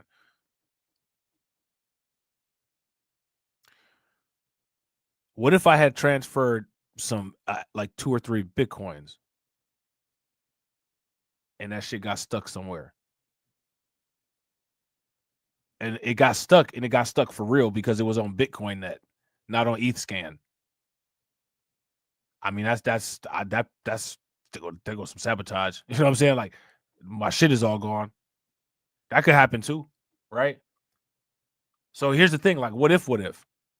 How come when it comes to these particular situations, why is it that the what if doesn't come packaged into the solution already? That's my question. Let me know what y'all think about that. Let me get these super chats real quick. My bad. Shout out to y'all for hitting that goal, man. I appreciate y'all. Make sure y'all hit the like button. Also smash that bell. Hit it twice. Also, please share the stream to your social media. Shout out to my man 2Factor, bro. I appreciate you. Make sure y'all show 2Factor some love. 2Factor said, let's fund the organization. Run that shit, bro. You already know, bro. You already know. How do you think that we fund this organization, huh? We're not exactly the march of dimes. Patrick, you be having me dying laughing, bro. Ain't nobody coming at you.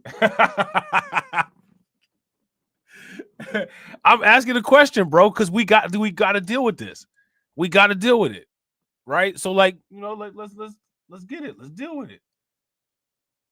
We got to ask those questions. You feel me? Shout out to Tammy. Tammy says, salute to true black empowerment. Big facts. Make sure y'all show Tammy some love. Throw some flames, some radiation emoji, and some ducks in the chat for Tammy for funding the organization. Definitely appreciate you, Tammy. Definitely appreciate you. In Springfield, Don't push me, ain't Donald Trump trying to grab him by the...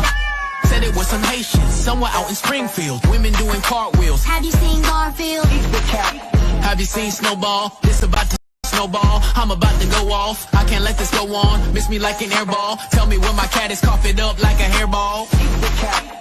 I gotta tell them if they even put the fingernail on Santa's little helper to turn them to hamburger helper. Somebody better help them, cause I'm going to jail for showing them fellas helter skelter. Usually I'm content, but if you touch my dog, then I'm turning into John Wick. I'm lit. Bird better drop it. If you touch my pet, then I'm pulling up like CrossFit. Hello Kitty, but it ain't there. It's right here in your city. When I turn my back, now the cat goes missing and where my peoples is at. Does anybody know where he took with that? Cause I heard they putting claws on felines, I'm mad. And my cat disappeared just like Felix the cat.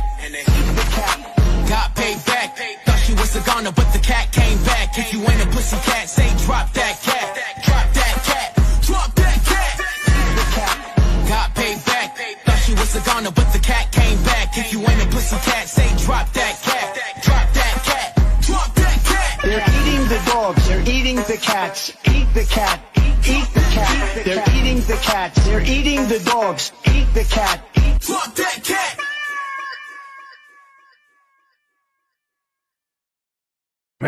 Man, y'all got me dead. Man,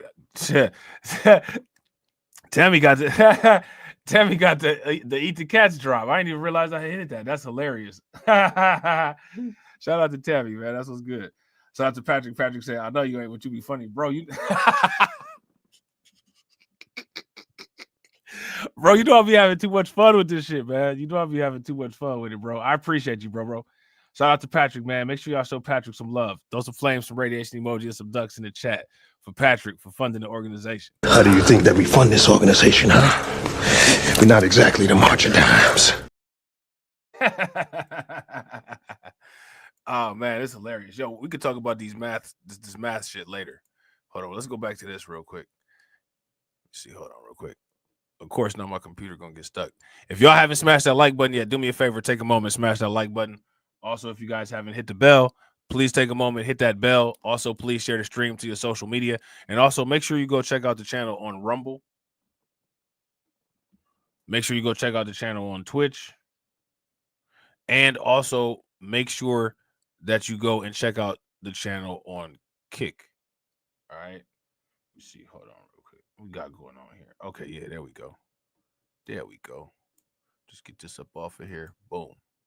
Yeah, man. We about to get that ripple. Let me ask you guys this question. The $1 million pathways, the new $1 million pathways, right? According to Michael Saylor, 10 MicroStrategies shares, right? According to a lot of quote unquote analysts, 1,000 XRP.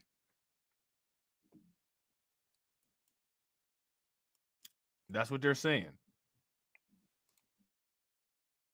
All right. Now, let me ask you guys this question. How high is the likelihood of any of that to be successful? How feasible is it? See, people need to do like what's called a quote unquote feasibility test, right? How feasible is it? That you can store your life savings in that nobody can debase or corrupt. And those are two powerful promises for the first time in the history of the human race. No one ever gave you those two promises ever before now. Yeah, the thing that and a lot of this started with me getting to know you, researching cryptocurrency, realizing the just absolute devastation that even in America is happening, and understanding this difference that you're now talking about in a really clear fashion, that until I started researching you for this episode, I'd never heard you delineate it this way, that money is bifurcated into those two elements. You've got the money that you spend, cool, but then you've got the money that you're trying to preserve your wealth over time. When I tell people the way you should think about your house. Now, again, right, and this is what I be talking about. How many times have people heard me say that when you spend money, you should always pay attention to the return index on your money in any situation? You should assign a price or a value to everything. Because the way that the world is set up is that the world is set up where there's an inflating amount of money that is being circulated throughout the population to purchase depreciating assets, which accelerates the speed at which you become broke. And if you're already on the wrong side of broke, then that makes that go even faster, right? I've talked about this stuff multiple times.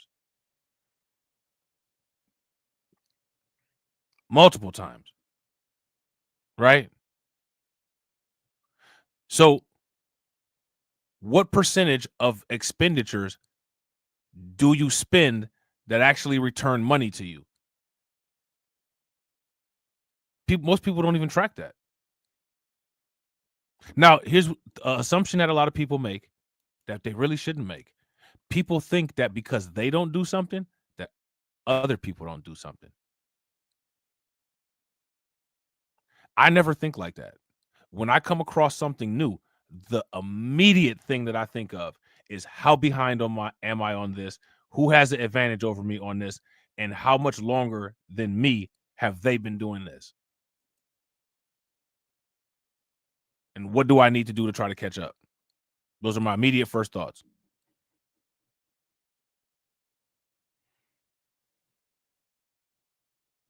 And a lot of people just don't think like that.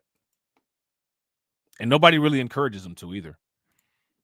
Is not something that's going to go up in value over time. You should think of your house as something that you pay an insurance policy against, the upkeep, the property tax, as a way to match inflation, which is unless your area becomes disproportionately desirable. And that does happen. So like Austin went up. Now, let me ask you guys this question. How many people compare their, I guess I would say savings or your terminal assets, like your IRA, 401k. How many people compare that to tracking inflation?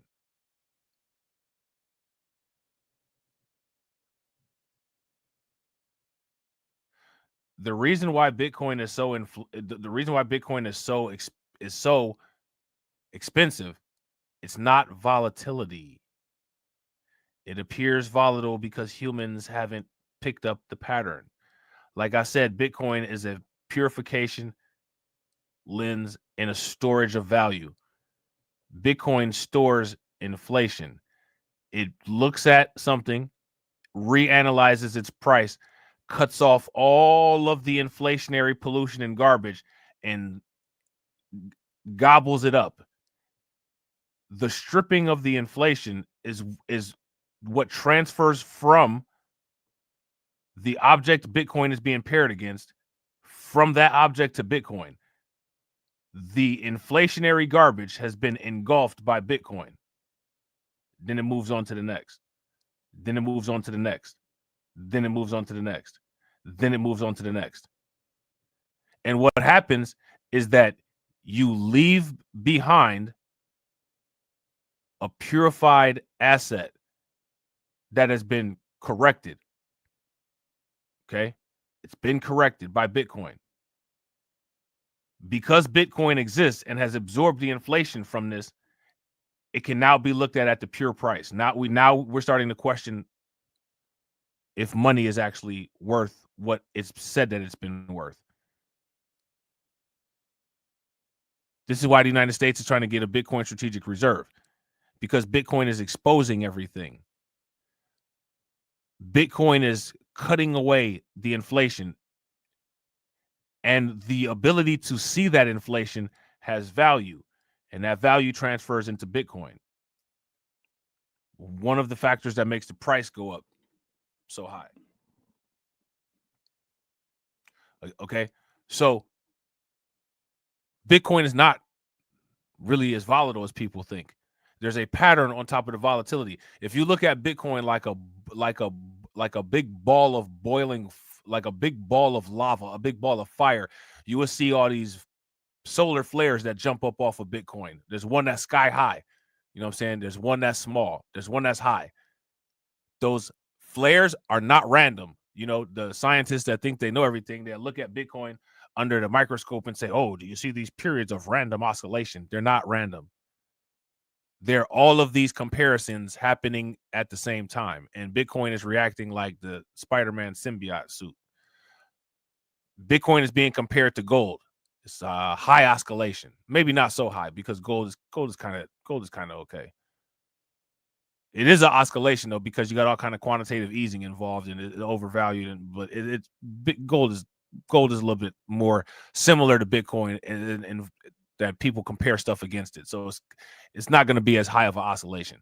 Bitcoin against the United States dollar skyrocket because of inflation, right? Inflation's been skyrocketing.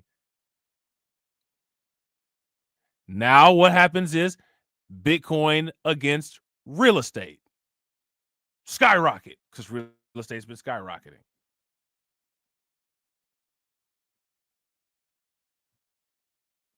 Bitcoin against a human life. I don't know if people even go down that road. So that might not even have an oscillation. That might have a little bump, because everybody knows how valuable life is. You can't enjoy any of this stuff if you're not alive. So that might be the one thing that might cause zero volatility, right? So these volatility points of high and low oscillation, they have a formula that defines them. And on the surface, what causes these spikes is the simultaneous asset that Bitcoin is being most compared against at the one time, right? So if all focus is on Bitcoin and the financial market, that is where everybody's looking. That's the oscillation point that's going to get the magnifying glass on it, and it's already a big one. And on top of it, there's already inflation in the US dollar. So it's the same as when you look at a tree, right? You call these things dendrites because they move like branches, and the people say that they're random. They're not random. If you ever look at a tree and how a tree grows, it's not random. Trees grow to be able to position themselves at where they have the optimal height to be able to expand their leaves to the optimal surface area to absorb the optimal sunlight so that they can create the optimal chlorophyll. But if you looked at it with the naked eye, you'd say, oh, this is random and irregular. There's no pattern. No, there's a mathematical formula that says how to follow the light, where the maximum amount of ATP can be produced. There's just so many little formulas on top of little formulas on top of little formulas on top of little formulas that you might not be able to detect it. The same way, if something happens on a 5 million year cycle, who's going to be around to see it happen once or twice? No one. So you'll say there's no pattern. If there's another observer that has a longer lifespan relative to the time frame, that observer will say there's a clear pattern that occurs every 5 million years, something that in our limited ability, we wouldn't even be able to detect.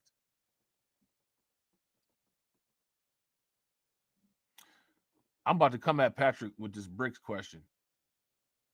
Should I come at should I come at Patrick with this BRICS question?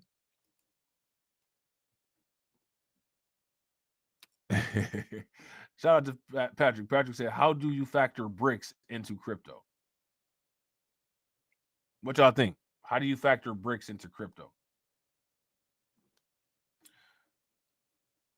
Oh, you crazy as hell. Shout out to AB Promotions. AB Promotions said, is this Sir Least again? Bro, I'm dead.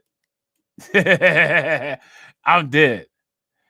Shout out to you, bro. Good to see you. Make sure y'all show AB some love. Throw some flames, some radiation emoji, and some ducks in the chat for AB Promotions asking if this fella is Mr. Least. How do you think that we fund this organization, huh? We're not exactly the march of dimes. Definitely appreciate it. No, I get it. But here go my question, though, right? I want to ask this because I don't understand. Why are people so interested in BRICS? What's the mystique and fascination? With BRICS. I don't know. Like it's to me, it's just kind of interesting. It seems like I'm sitting here and again, like you get this a lot, and it's not just you, Patrick. So I ain't trying to you know what I'm saying. I swear to God, I ain't coming at you, but I'll be trying to figure it out because I'm trying to sit here and be like, yo, follow this formula and make yourself rich, right? And then people be like, yo, what's up with BRICS? I'm like, they're buying Bitcoin. I mean, you know what I'm saying? Like, they want to use Bitcoin, especially Russia, to be able to try to sanction proof themselves from the United States so that they can still make international payments when the United States decides to shut down SWIFT. I don't know. But I don't know why. Is that interesting?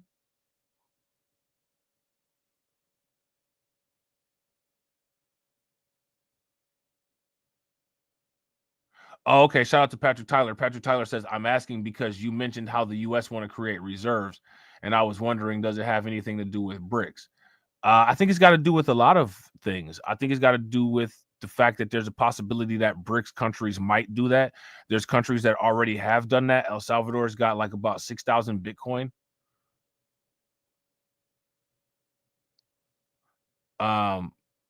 Russia's talking about, they just did a study.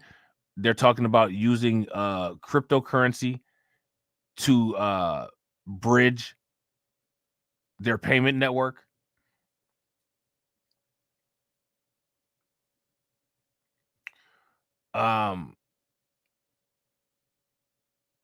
Donald Trump made some threats to BRICS and threatened the 100% tariffs, trying to bully the BRICS countries into using the dollar, right?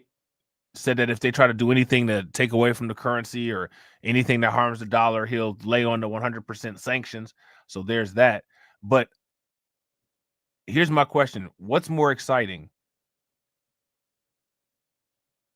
What BRICS is doing as far as cryptocurrency, which I don't know how involved we'll be able to be because you can't even download VK or OK. Now, listen, look, we got to talk about VK and OK, right? All these, listen, these cats on YouTube, right? With the BRICS shit. How many of them be following social media on VK and OK? How many of y'all know what VK and OK are?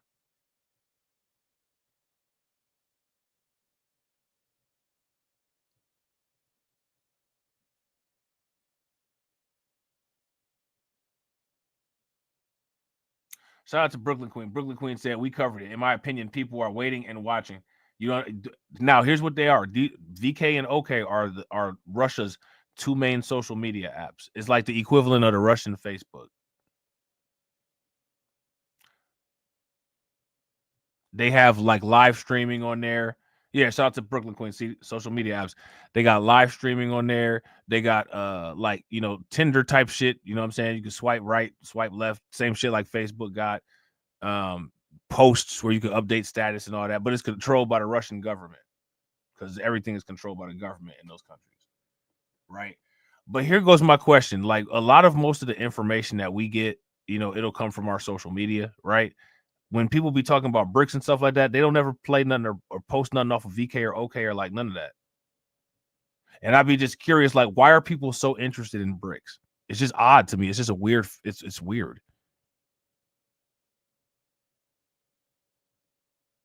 You know what I'm saying? Shout out to Brooklyn Queen. Brooklyn Queen said most BRIC countries have or are acquiring crypto.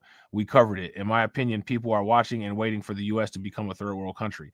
And then they'll be mad when it become a third world country. Because they're not equipped to deal with a third world country.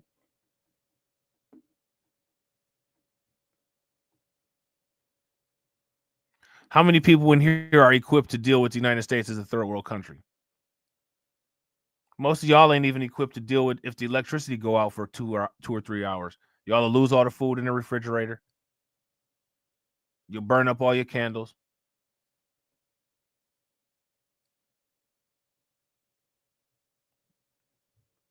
You will keep shitting in the toilet and then end up getting sepsis and get sick. I want you guys to understand that so many people are so downtrodden and they're so mentally beat up because of the situation that they continue to engage themselves in the United States.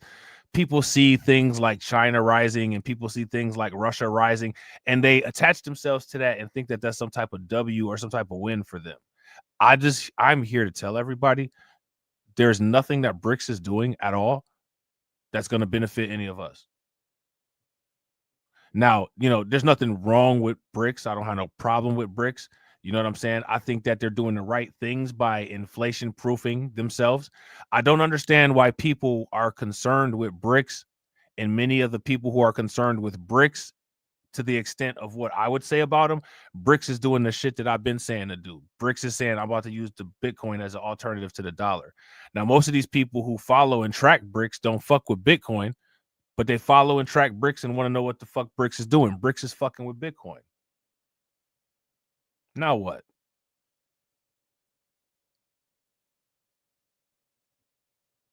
Now what? BRICS is doing the shit that I'm talking about. Now what? BRICS making themselves rich against the US dollar with Bitcoin. Now what?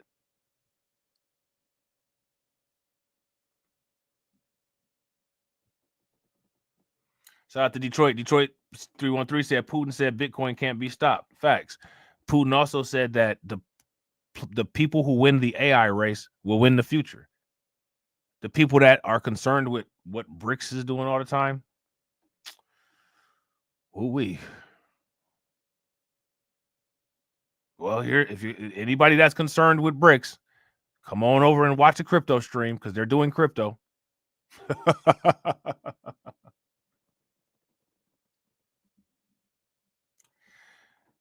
I think people find themselves like in this lost place, right? They find themselves like falling down an endless hole of hopelessness, right?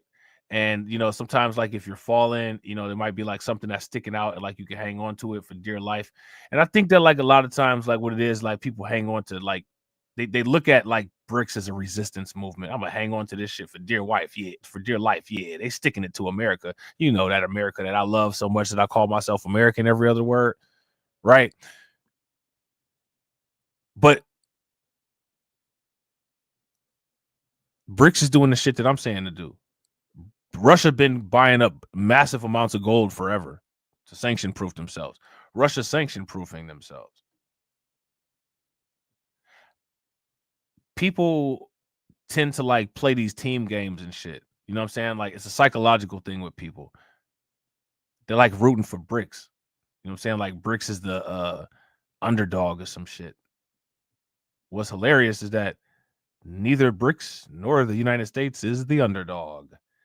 That person that's rooting for BRICS because they see some type of validation in BRICS sticking it to the man. Guess what? You're the underdog.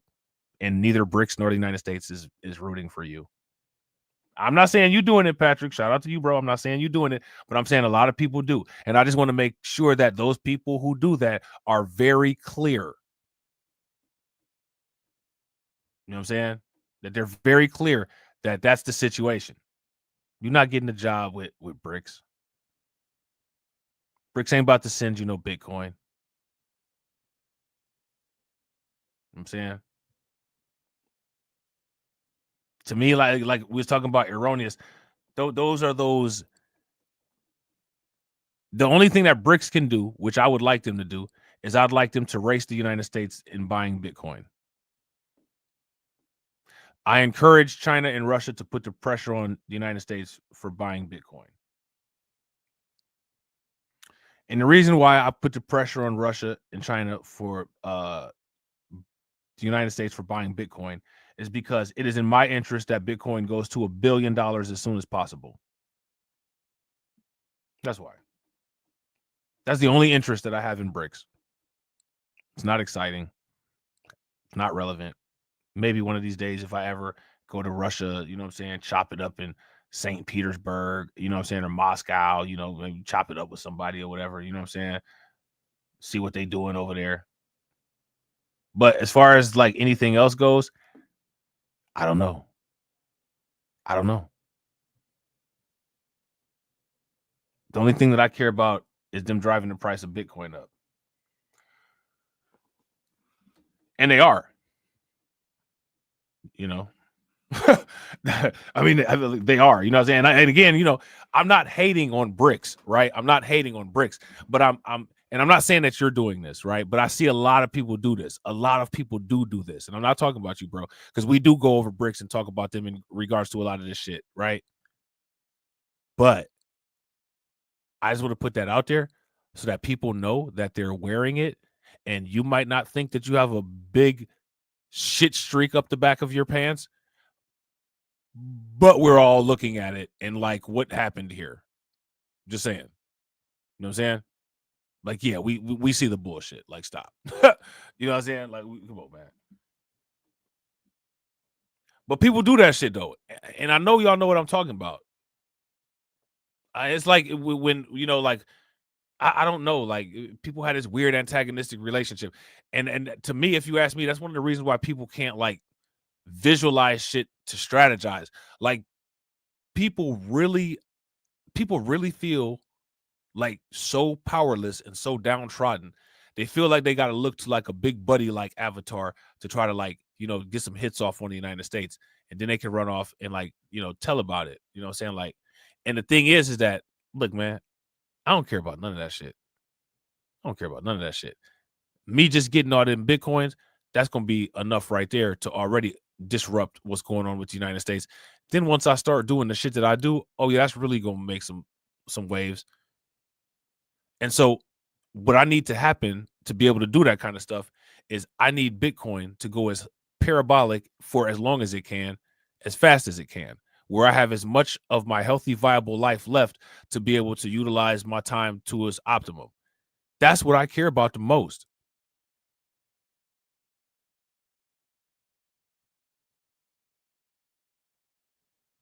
That's what I care about. I want to make the people that have supported my small channel, I want them to have something back from all the super chats that they sent, from all of the watch hours that they have been so kind to give me. Because they don't have to. Y'all could be in, y'all could do whatever y'all want to. Y'all don't have to be here. But I got 25 people that at this current moment think that what I'm saying is so important that they would give me the most irreplaceable asset in the world, their time. And I can't pay back something that's priceless. So the best thing that I can do is try to replicate the closest thing to that. And that's what I'm trying to do. That's proof of work.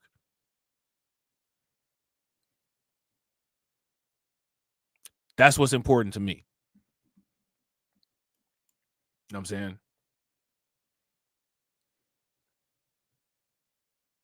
That's what's important to me. So especially now, especially since I done went, you know what I'm saying, did the Dark Sith Lord thing. You know what I'm saying? Too far on the other side now to go back. You know what I'm saying? We taking this ride all the way to the end. we done drove past all the mile markers. You know what I'm saying? We ain't going back. Shit, fuck it. You know what I'm saying? We going full Sith Lord now. You know what I'm saying?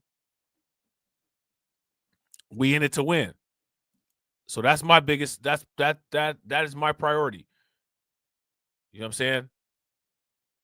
So, you know, and the thing is that, like, I see that stuff sometimes. Like, I see through a lot of what a lot of content creators on YouTube do.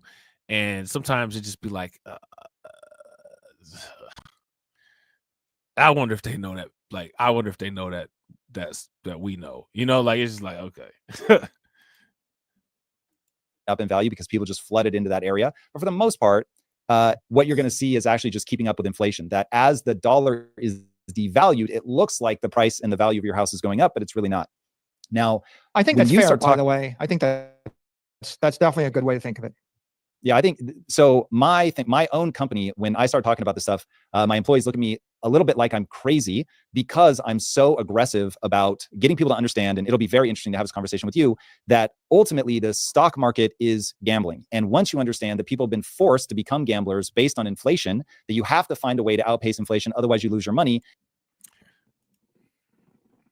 He said that the stock market is gambling, right? Now, mind you, you know, I could agree with that on some levels, right? But it just goes to the point where we were talking about the people who will sit there and criticize you and say, I don't fuck with Bitcoin because it's too volatile, and be like, excuse me, yeah, can you give me a pick 4? Yeah, by the way, I don't mess with Bitcoin because it's volatile. If you're gambling based on probability of being able to accurately predict an improbability.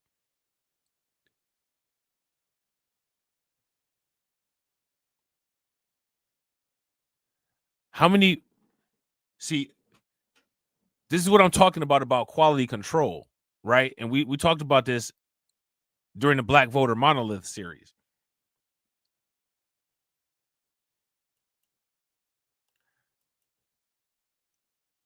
How many people sit down and look at their portfolio of life? Is there anybody that has done a life portfolio review? Your life is a portfolio. It's a container. Your life is your proof of work. Everything that you've done with your waking hours of existence is all contained into the container called your life. Your life is a container because it's a sum with a start point and an end point of events. And the portfolio increases as you build experiences. So my question for everybody is, what does your life portfolio look like? Have you ever done a review on it? Have you ever done an audit? Most people only do the audit when it flashes before their eyes, right before the end, right? Too late. Have you done one? Some people will get the midlife crisis call and they might do a little bit of an audit, but that's usually a bias audit. It's an audit where they feel that they've been robbed of certain things from their youth. And at their old arthritic age, they want to try to replicate what a 19 or 20-year-old does. I wouldn't say that that's necessarily the most healthy type of audit to do. But I'm curious, does anyone else value their life enough to evaluate it for inefficiencies and to try to maximize the return on it? Do you value your life enough? Do you feel that you are that important to yourself, your family, and the planet that you should do something like that? Let me know what you guys think in the comment section.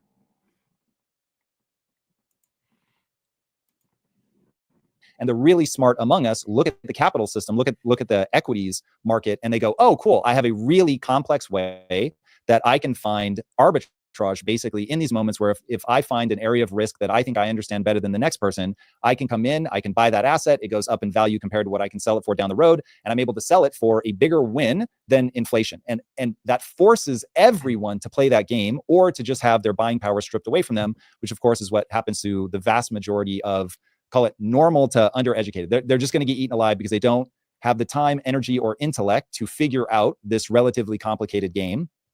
Okay, so with all of that as the structure of why even the average person should care about this to a screaming degree, there's an idea that... Okay, so did sometimes, you know, we gotta do this. We gotta do it until it stops, right? Shout out to Detroit 313. Detroit 313 running promo. Detroit 313 running promo for other YouTubers in my chat. No, I'm just playing. Shout out to Detroit 313. Detroit 313 said Crypto Gang podcast come on at 11. I'm about to check it out because I'm about to actually. I've been on for a minute. I'm about to actually slide up out of here. We're gonna take a look at a little bit more of this though. So let me ask you guys this. It seems like we're not the only people that really kind of have, other people that kind of just seem to be obtuse to this kind of stuff. This guy right here is he's saying his employees kind of, they kind of nonchalant about it. You see how he's saying that people are going to get wiped out? I guarantee the majority of the people that he's saying are going to get wiped out, those aren't people that are dealing with a racial wealth gap. Those are people that probably, they might be doing decent, right? Whatever they're doing, they're not dealing with a racial wealth gap, the bottom side of it. Educated. They're just going to get eaten alive because they don't have the time, energy, or intellect to figure out this relatively complicated game. Okay, so with all of that as the structure of why even the average person... Shout out to Tammy. Tammy says, great question, because I didn't value my future enough in my youth, and I have chosen to value the future of my children and grandchildren, and still make sure that you value your future. Still make sure that you value your future. Never feel like you shouldn't value your future because a certain amount of time has passed, because time is relative and time can change. You know what I'm saying? So never do that. Don't never sell yourself short like that. You know what I'm saying?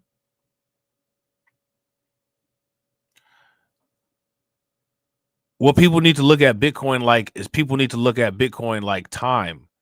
Bitcoin is the closest thing to the way that time is structured. As far as time, it relates to human metabolism, right?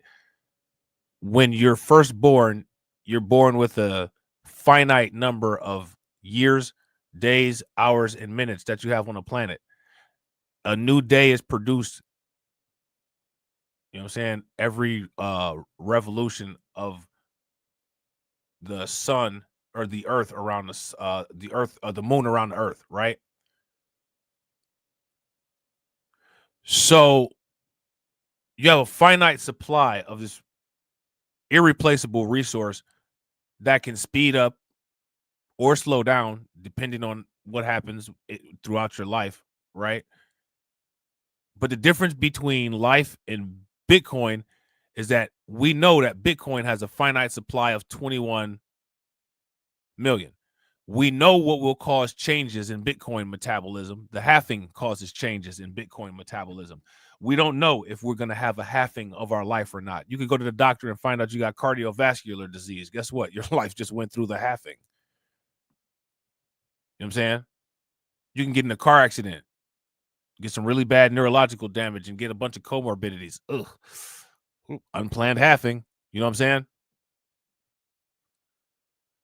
On top of the fact that you have these unplanned halving events that you might have to deal with throughout the course of your life, you don't even know how much life you got. Like I said, you don't have a white paper on your life. So you don't know, if you got 21 million Bitcoin or if you got 24 hours to live. You don't know. You just know that it's finite, fixed, and irreplaceable.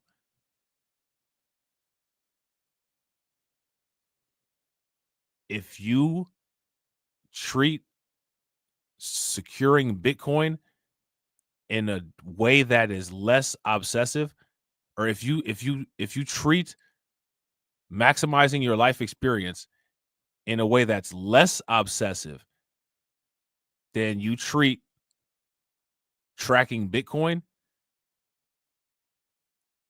you have your priorities mixed up. Because time is the superior asset to Bitcoin. Now, there's nothing wrong with tracking, Bitcoin and, storing it and holding but if for all the reasons why you justify doing that for Bitcoin, and your life is more precious, more rare, and more irreplaceable than Bitcoin, I don't know how people can, in the same instance, obsess over Bitcoin and neglect their life. It's a contradiction to me. What do you guys think? If you guys would agree, give me a thumbs up. If y'all would disagree, give me a thumbs down. Should care about this to a screaming degree. There's an idea that you say, but you go by quickly, that I think if people understood, it's really going to help them. So you've said, I want to see the entire world recapitalize in Bitcoin. Now, when you say recapitalize, is what you mean, hey, that part of your wealth that you want to store to maintain purchasing power over time, all of that, instead of being in real estate, instead of being in treasuries, and instead of being in equities, that should move over to Bitcoin? Is that what you mean? Yeah, that's a good way to say it. Yeah, quite well. Yes, build your house on a firm foundation. Don't build it on sinking sand. Don't build it on a swamp. Build it on a granite rock, on schist. And I guess if I could give the math, the risk-free, if you're capitalized on US dollars and you were to say buy treasury bonds, the risk-free rate is something close to SOFR, or the standard overnight funding rate. And, that ranges, but after you get paid that rate and you get taxed on it, you might get paid 5%, you get to keep 3% after tax. Maybe if you're tax-free, you get 4.5%. And if you're taxed, you get 3%. So the risk-free rate of return of your capital on that dollar standard is like in the 3% range. The risk-free. Let me ask you guys this question. Let's just stop right here. This 3% range on this dollar, does that keep up with inflation? Not only are you not keeping up with inflation, but you're not getting raises yearly at work either. And it's just okay. Not only is it, for one, it's just okay with two parties. It's just okay with two parties. Because we are not going to take away the responsibility from the lemmings who sit there and take this, right? It's just okay for your job to do it for you. And it's just okay for the rest of the United States to normalize accepting the BS. It's just okay. How are you ever going to get your head above water? No one cares. You guys care. Most other people don't care. Somebody, if you had this conversation with them, will tell you they can't be bothered with this. And then in the next sentence, will give you an entire spiel on how they're baroque and living paycheck to paycheck. And you're supposed to sit there and listen to that after they just told you they don't have time for this.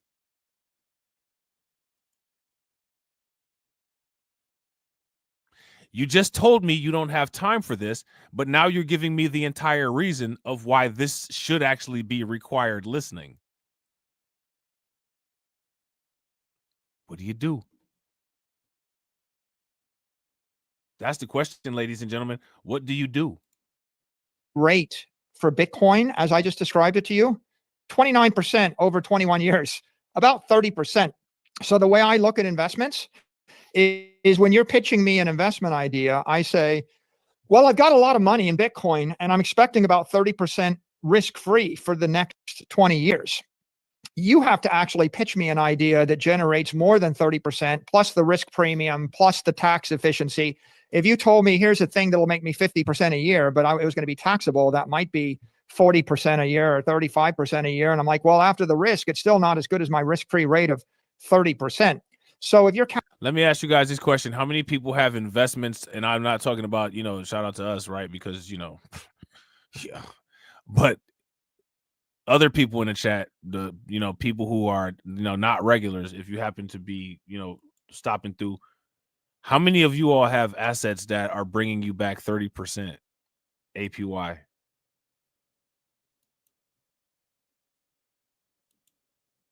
I was talking to one of my listen, check, this is how crazy people are, right? I was talking to one of my coworkers. And I was on a website, right? I snuck on a website and was looking at, some information about, some Bitcoin price predictions, right? And she told me, this is just people I'm fascinated by people. She says, "Oh, are you going to get rich off of Bitcoin?" And I just looked at her and I said, "Get rich off of Bitcoin?" And she said, "Yeah, everybody's getting rich off of Bitcoin." I said, "They are?" I was like, "Who? Who do you know that's rich from Bitcoin?" And she said, "Well, I don't know anybody." I was like, "But you said everybody." So you guys know how you guys know, you watch me, right? So you know how I do. Like this is me, live action, right? Wait a minute, you just told me everybody.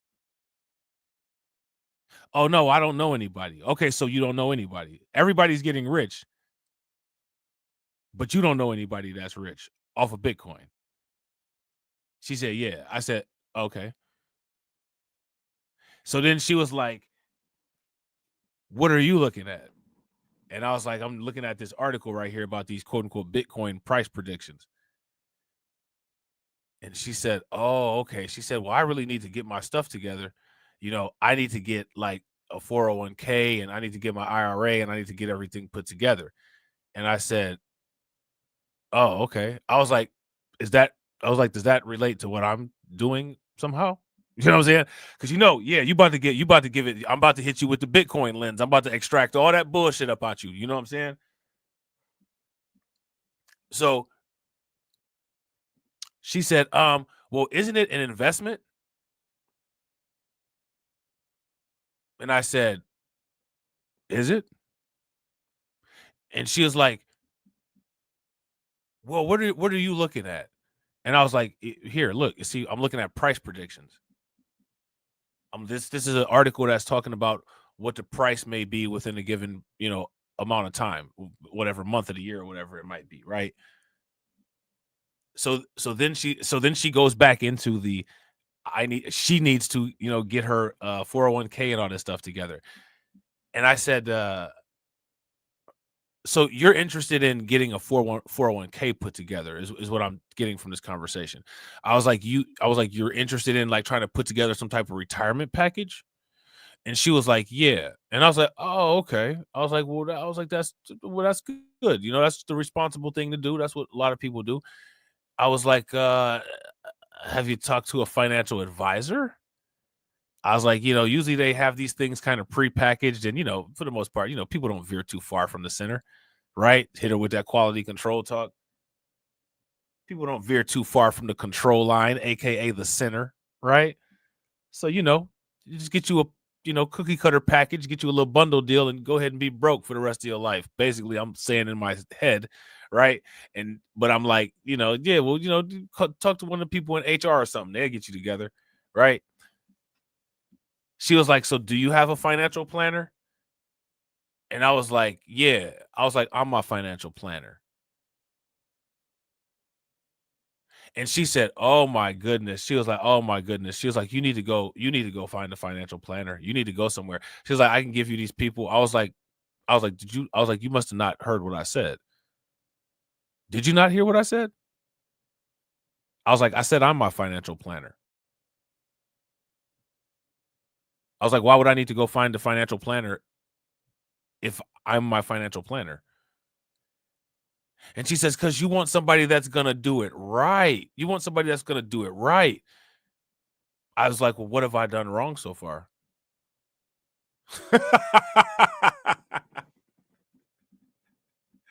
I said, "What have I done wrong so far?" I said, what did I do wrong?" And she said, "Well, you just want to have somebody who's a professional, who knows what they're doing, who does this and who does that." And I'm like, are you saying that I'm not professional?" I was like, we work together a couple days out of the week. I was like, I've never really had anybody complain about my professionalism, but I was like, you seem to think that there's some type of issue with it. I was like, you want to tell me what am I doing that's not professional? And she was like, you just don't want anybody to mess anything up. That's all. You just don't want anybody to mess anything up. And I said, okay. So I don't want anybody to mess anything up. I tell you that I'm my own financial planner, possibly because I don't want anybody to mess anything up. You know what I'm saying? And then you tell me, in order for me to maintain control over my financial planning so that nobody messes anything up, I need to let some random person do my financial planning. I was like, I'm the most confused in this conversation that I've been in years. And I was like, and you know, I don't tend to get confused very often, but I truly can say that you've confused me today. You know what I'm saying? And then she gave me the card and she was like, you need to call this person and they'll get you together and shit. And I was like, okay, thanks. And that was that. I was like, wow, this chick was disrespectful. You know what I'm saying? Like, you just automatically have no confidence. You don't ask me anything about my background. All you do is just have diarrhea of the mouth and project your insecurities about the fact that you waited so long to get your shit together for retirement that you come and ambush me and be nosy looking over my computer to see what I'm doing, to tell me all of your concerns that are keeping you up at night about your failure to plan for your financial future. And then you end it with, I need to plan for mine. I need to plan for mine by allowing someone else to plan for mine. Listen, never take advice like that, guys. Okay? Please just promise me you'll never take advice like that. Never take a conversation like that serious. And I'm not trying to be funny, but like, man, when people are nosy and they start asking you questions, just hit them with a relentless barrage of questions. I mean, I'm talking about relentless. Hit them with them bullseye questions where they just, as they answer the question, they know they're dumb as hell. You got to do them like that. You got to do them like that every time. Every time. Full intensity. You know what I'm saying? Full intensity. Capitalized on Bitcoin, if you understand it, and if you understand, if you have a long time horizon, if you're going to hold it more than 4 years, you don't care about the volatility. All you care about is the annualized return. The annualized return. Hold on, because there's right? a lot of assumptions in there. So I know a lot of people are clutching their pearls right now about Bitcoin being referred to as risk-free. So can you break down for us the difference between that volatility? And this now, I want you guys to hear what he said. He said there's a lot of people clutching their pearls about Bitcoin being referred to as risk-free. If you understand Bitcoin, when Michael Saylor says that Bitcoin is risk-free, you understand what he's saying. What's the volatility of the identities? Remember when we talked about the identities, when you multiply 1 times something, when you multiply 0 times something, there's no volatility there because they just sit there. They're just the identities. They just are the normalizers.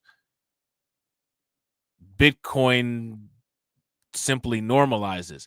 What Bitcoin does is Bitcoin amplifies, broadcasts, and exposes the volatilities of other assets through its price volatility. However, if you understand the mechanics of Bitcoin, and you know that Bitcoin is essentially a programmable, if you understand that Bitcoin is essentially a controllable, programmable financial black hole that you can set loose in a basket of assets, and it will purify and absorb all of the inflation and use that absorption as its proof of work to prove that it's capable of standardizing value across assets, raising its price up. If you understand that that's what Bitcoin is, and that's what your expectation is for Bitcoin to do, and Bitcoin has done that with every single market it's come in contact with, it is risk-free to assume that Bitcoin won't expose price fragility. Bitcoin has a 100% track record at exposing price fragility. Bitcoin has never run into an asset that has not caused volatility. The moment Bitcoin runs into an asset where no price change has been made after contact with being compared against Bitcoin, Bitcoin is finally run up against something with a stable price. The only thing that can do that we know of right now is another Bitcoin. And even it's possible to say that other Bitcoin can't do it, because we talked about how a $60,000 Bitcoin can have the exact same demand at the exact same time as a $100,000 Bitcoin for two different buyers at the same moment. So if you clearly understand Bitcoin, clearly, like Michael Saylor does, yes, you can confidently say Bitcoin will complete its job 100% of the time. Now, how you prepare around this job completion, that is what allows you to maximize your benefit from Bitcoin.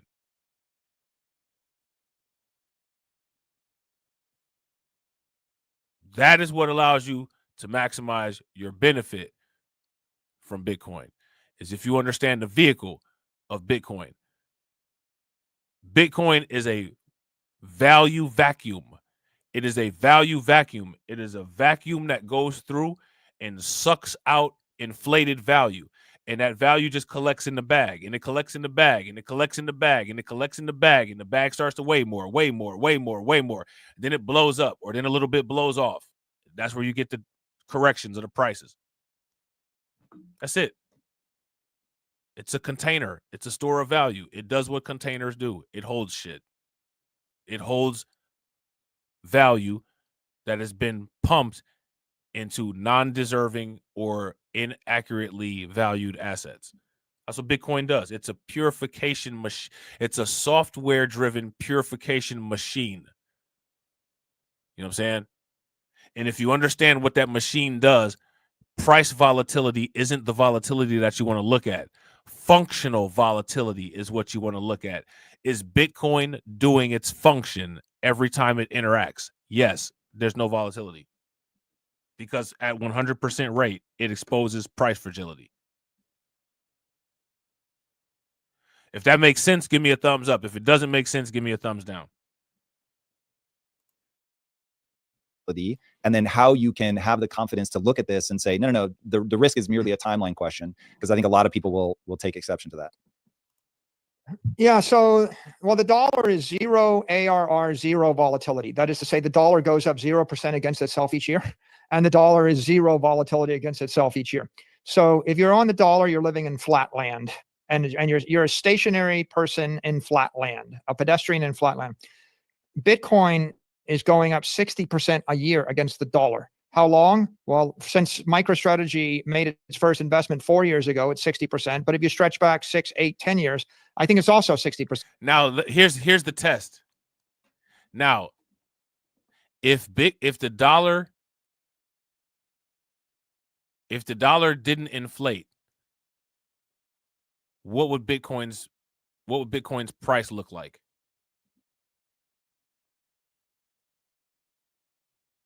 What if Bitcoin was only pegged against one asset class? What would Bitcoin's price look like? What people need to do is go back and look at all of the different things that Bitcoin was used for, and look at how the volatility was when it was used against those things. And I guarantee you that what you'll find is that the more things that Bitcoin gets pegged against, the higher the volatility becomes.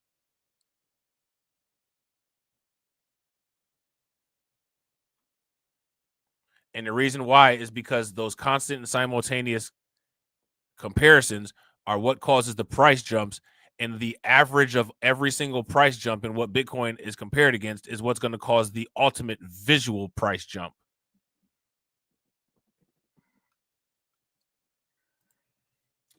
Shout out to AB Promotions. AB Promotions said, I think that the young lady likes Rob. She claimed she was married, but that don't mean nothing, right? She was just trying to impress Rob with her knowledge. I'm never going to be impressed by how much somebody can run their mouth.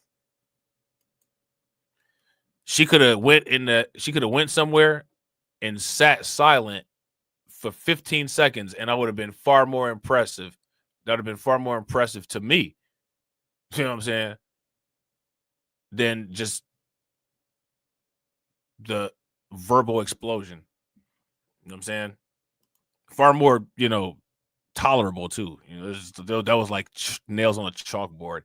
And I'm one of those people, like, I don't like to be bothered on my break. Like when I need a break from my, work, and I need a break from my coworker. So I usually go like in a corner, or like I go somewhere where I know there's not a lot of people. I don't like when people find me and sit down with me at my break. That shit really irritates me. You know what I'm saying? Like I get extremely angry. And like the thing is, like, and I know like people can see it in my face, because I got one of them type of faces, like I can't hide how disgusted I am by what's going on right now. You know what I'm saying? So like I'm sure I just have the ugliest look on my face in the world as I'm sitting there trying to struggle through this conversation with her. And it's like, man, I just want to chill back here, man. I only got like 5 minutes, man. Can I please finish looking at the shit that was on my phone? Please? Please? This shit ain't no emergency. You don't need to tell me any of this bullshit. I'm sure there's somebody out there that actually would be honored to listen to you. It's just not me. I want to listen. I want to enjoy my break. You know what I'm saying? I got to keep taking my headset on and off, and I'm thinking you about to shut up, so I connect the Bluetooth back on, and I got music playing, and I see your mouth moving. Like, come, leave me the fuck alone. You know what I'm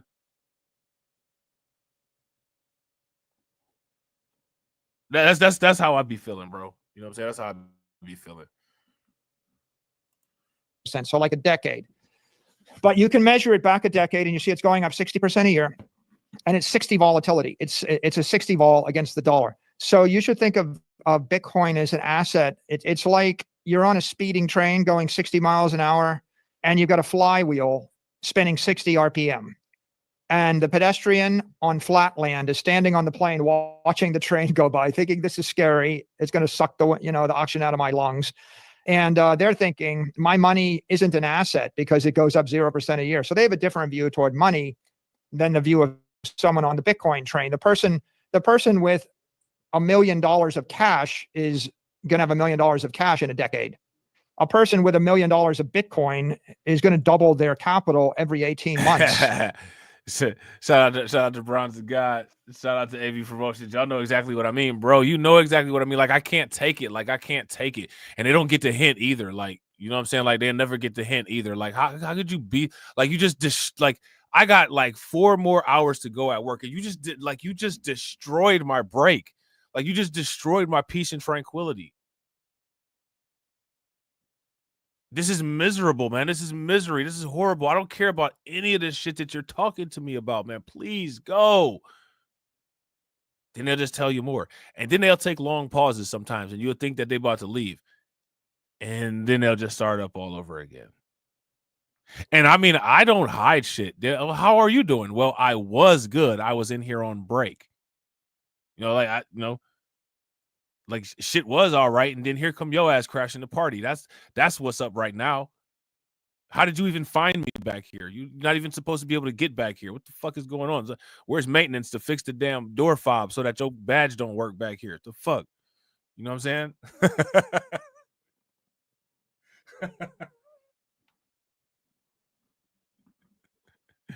You ain't even supposed to have the access codes back. How the fuck did you get back here? You know what I'm saying? Like, shit.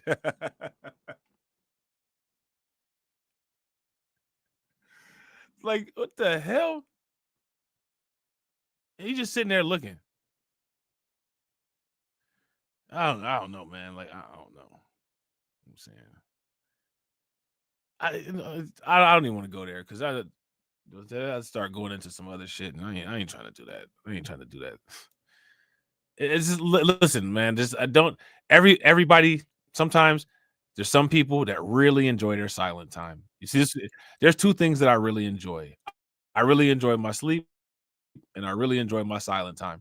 I'll sit in somewhere like with the lights off, you know what I'm saying, and read, or just chill, kind of relax, chill and kick back. And like, I like that. I like the peace and tranquility. I like it to myself like that. You know what I'm saying? And like, I don't like to be disturbed. You know what I'm saying? And like, yeah, that's not like, yeah, man, don't do that. Don't do that. People that chill by themselves, that enjoy their alone time, they really, really like their alone time. They really like it. Like, don't do that. That's how you get like some. That's how you get that random like shotgun type cussed out. Like when you don't even see it coming, and someone just cusses you up and down, and you be like, "Damn, motherfucker, you ain't never liked me to begin with, did you?" Probably they didn't, but you would have never heard any of that had you just kept your, had you just kept your appropriate distance, you know. But people don't have no boundaries nowadays. 24, people ain't got no boundaries. Speaking of boundaries, man, you know, we got to contain this stream. We got to contain this stream. I didn't even plan on doing no live stream this doggone long. You know what I'm saying? It turned out to be really good. I'm going to try to hit that call-in show today. So we're going to try to see if we can get that popping. You know what I'm saying? We'll keep on with this. We'll definitely keep on with this because there's more information to talk about in regards to this. So yeah, y'all gonna get the same thumbnail a couple days in a row. Y'all know what it is. I ain't about to do all that effort. You know what I'm saying? I ain't doing all that effort. Fuck out of here. You know what I'm saying? Y'all getting the same thumbnail until I feel like making another one or until we move on to a different topic. So y'all know what to look for, right? It should help because people be saying they don't get the notifications and they do, right? So maybe the visual of the same shit every damn day I help, right? Shout out to those who helped to contribute to the goal. As you guys know what the goal is, y'all get to call in shows. You know what I'm saying? I'm building that reserve. And like I said, we got other stuff that I would like to do, and I would like to take less than 100 years to do it. You know what I'm saying? Y'all know what the catalyst is that speeds that up. So, you know what I'm saying? Do what you do, right? Shout out to my man AW1. I definitely appreciate you, bro. Shout out to Brooklyn Queen, man. Make sure y'all show Brooklyn Queen some love. Shout out to my man Frozen. Definitely appreciate you, bro. Shout out to John Guillory. All right, my man. Appreciate you, bro. Shout out to my man Black Free Thinker. Definitely appreciate you. Shout out to my man Two Factor. I definitely appreciate you. Shout out to Tammy, longtime subscriber. Definitely appreciate you rocking with me, Tammy. Appreciate you. Shout out to my man Patrick. I gotta show love to Patrick. You know what I'm saying? Patrick be in the trenches. Patrick be in the comments. We be getting it lit. We be chopping it up. We be having a good time. Shout out to my man. And shout out to my man AB Promotions, man. I definitely appreciate y'all. If y'all not part of the Discord, man, take a minute, join that Discord. If y'all ain't subscribed to my other channels, take a minute, hit that bell icon and subscribe to the other channels. Hashtag replay gang. And as always, ladies and gentlemen,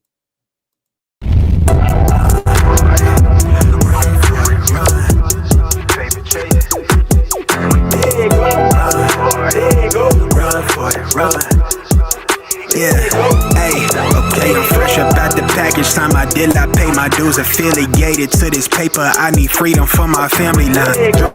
My life design up like fine art. I'm jumping off just an unfamiliar coordinates. Hopped off the porch like I could touch the sky. Red is not one trip. The ism talk the water out your faucet. Look at me flossing. I'm so wavy I could change the tide.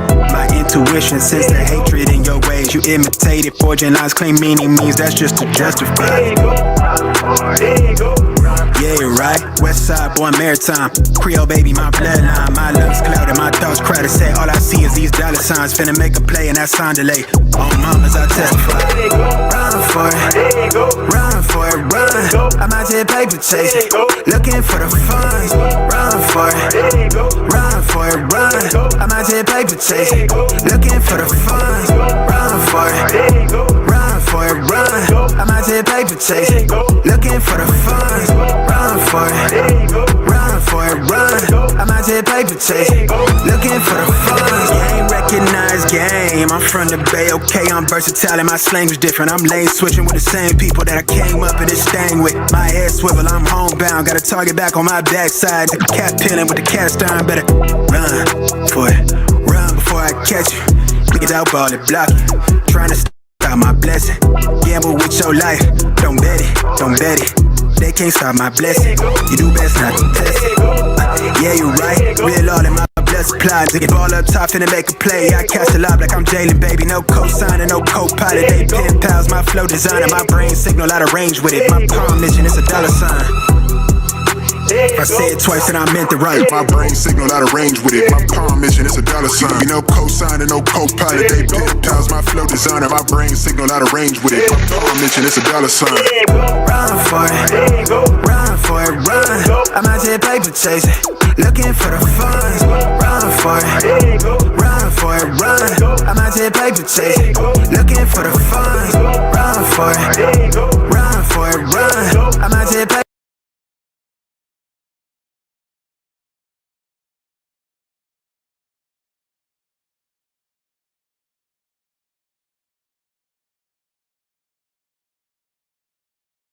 paper chasing, looking for the funds, run for it, run for it, run. I'm out here paper chasing, looking for the funds.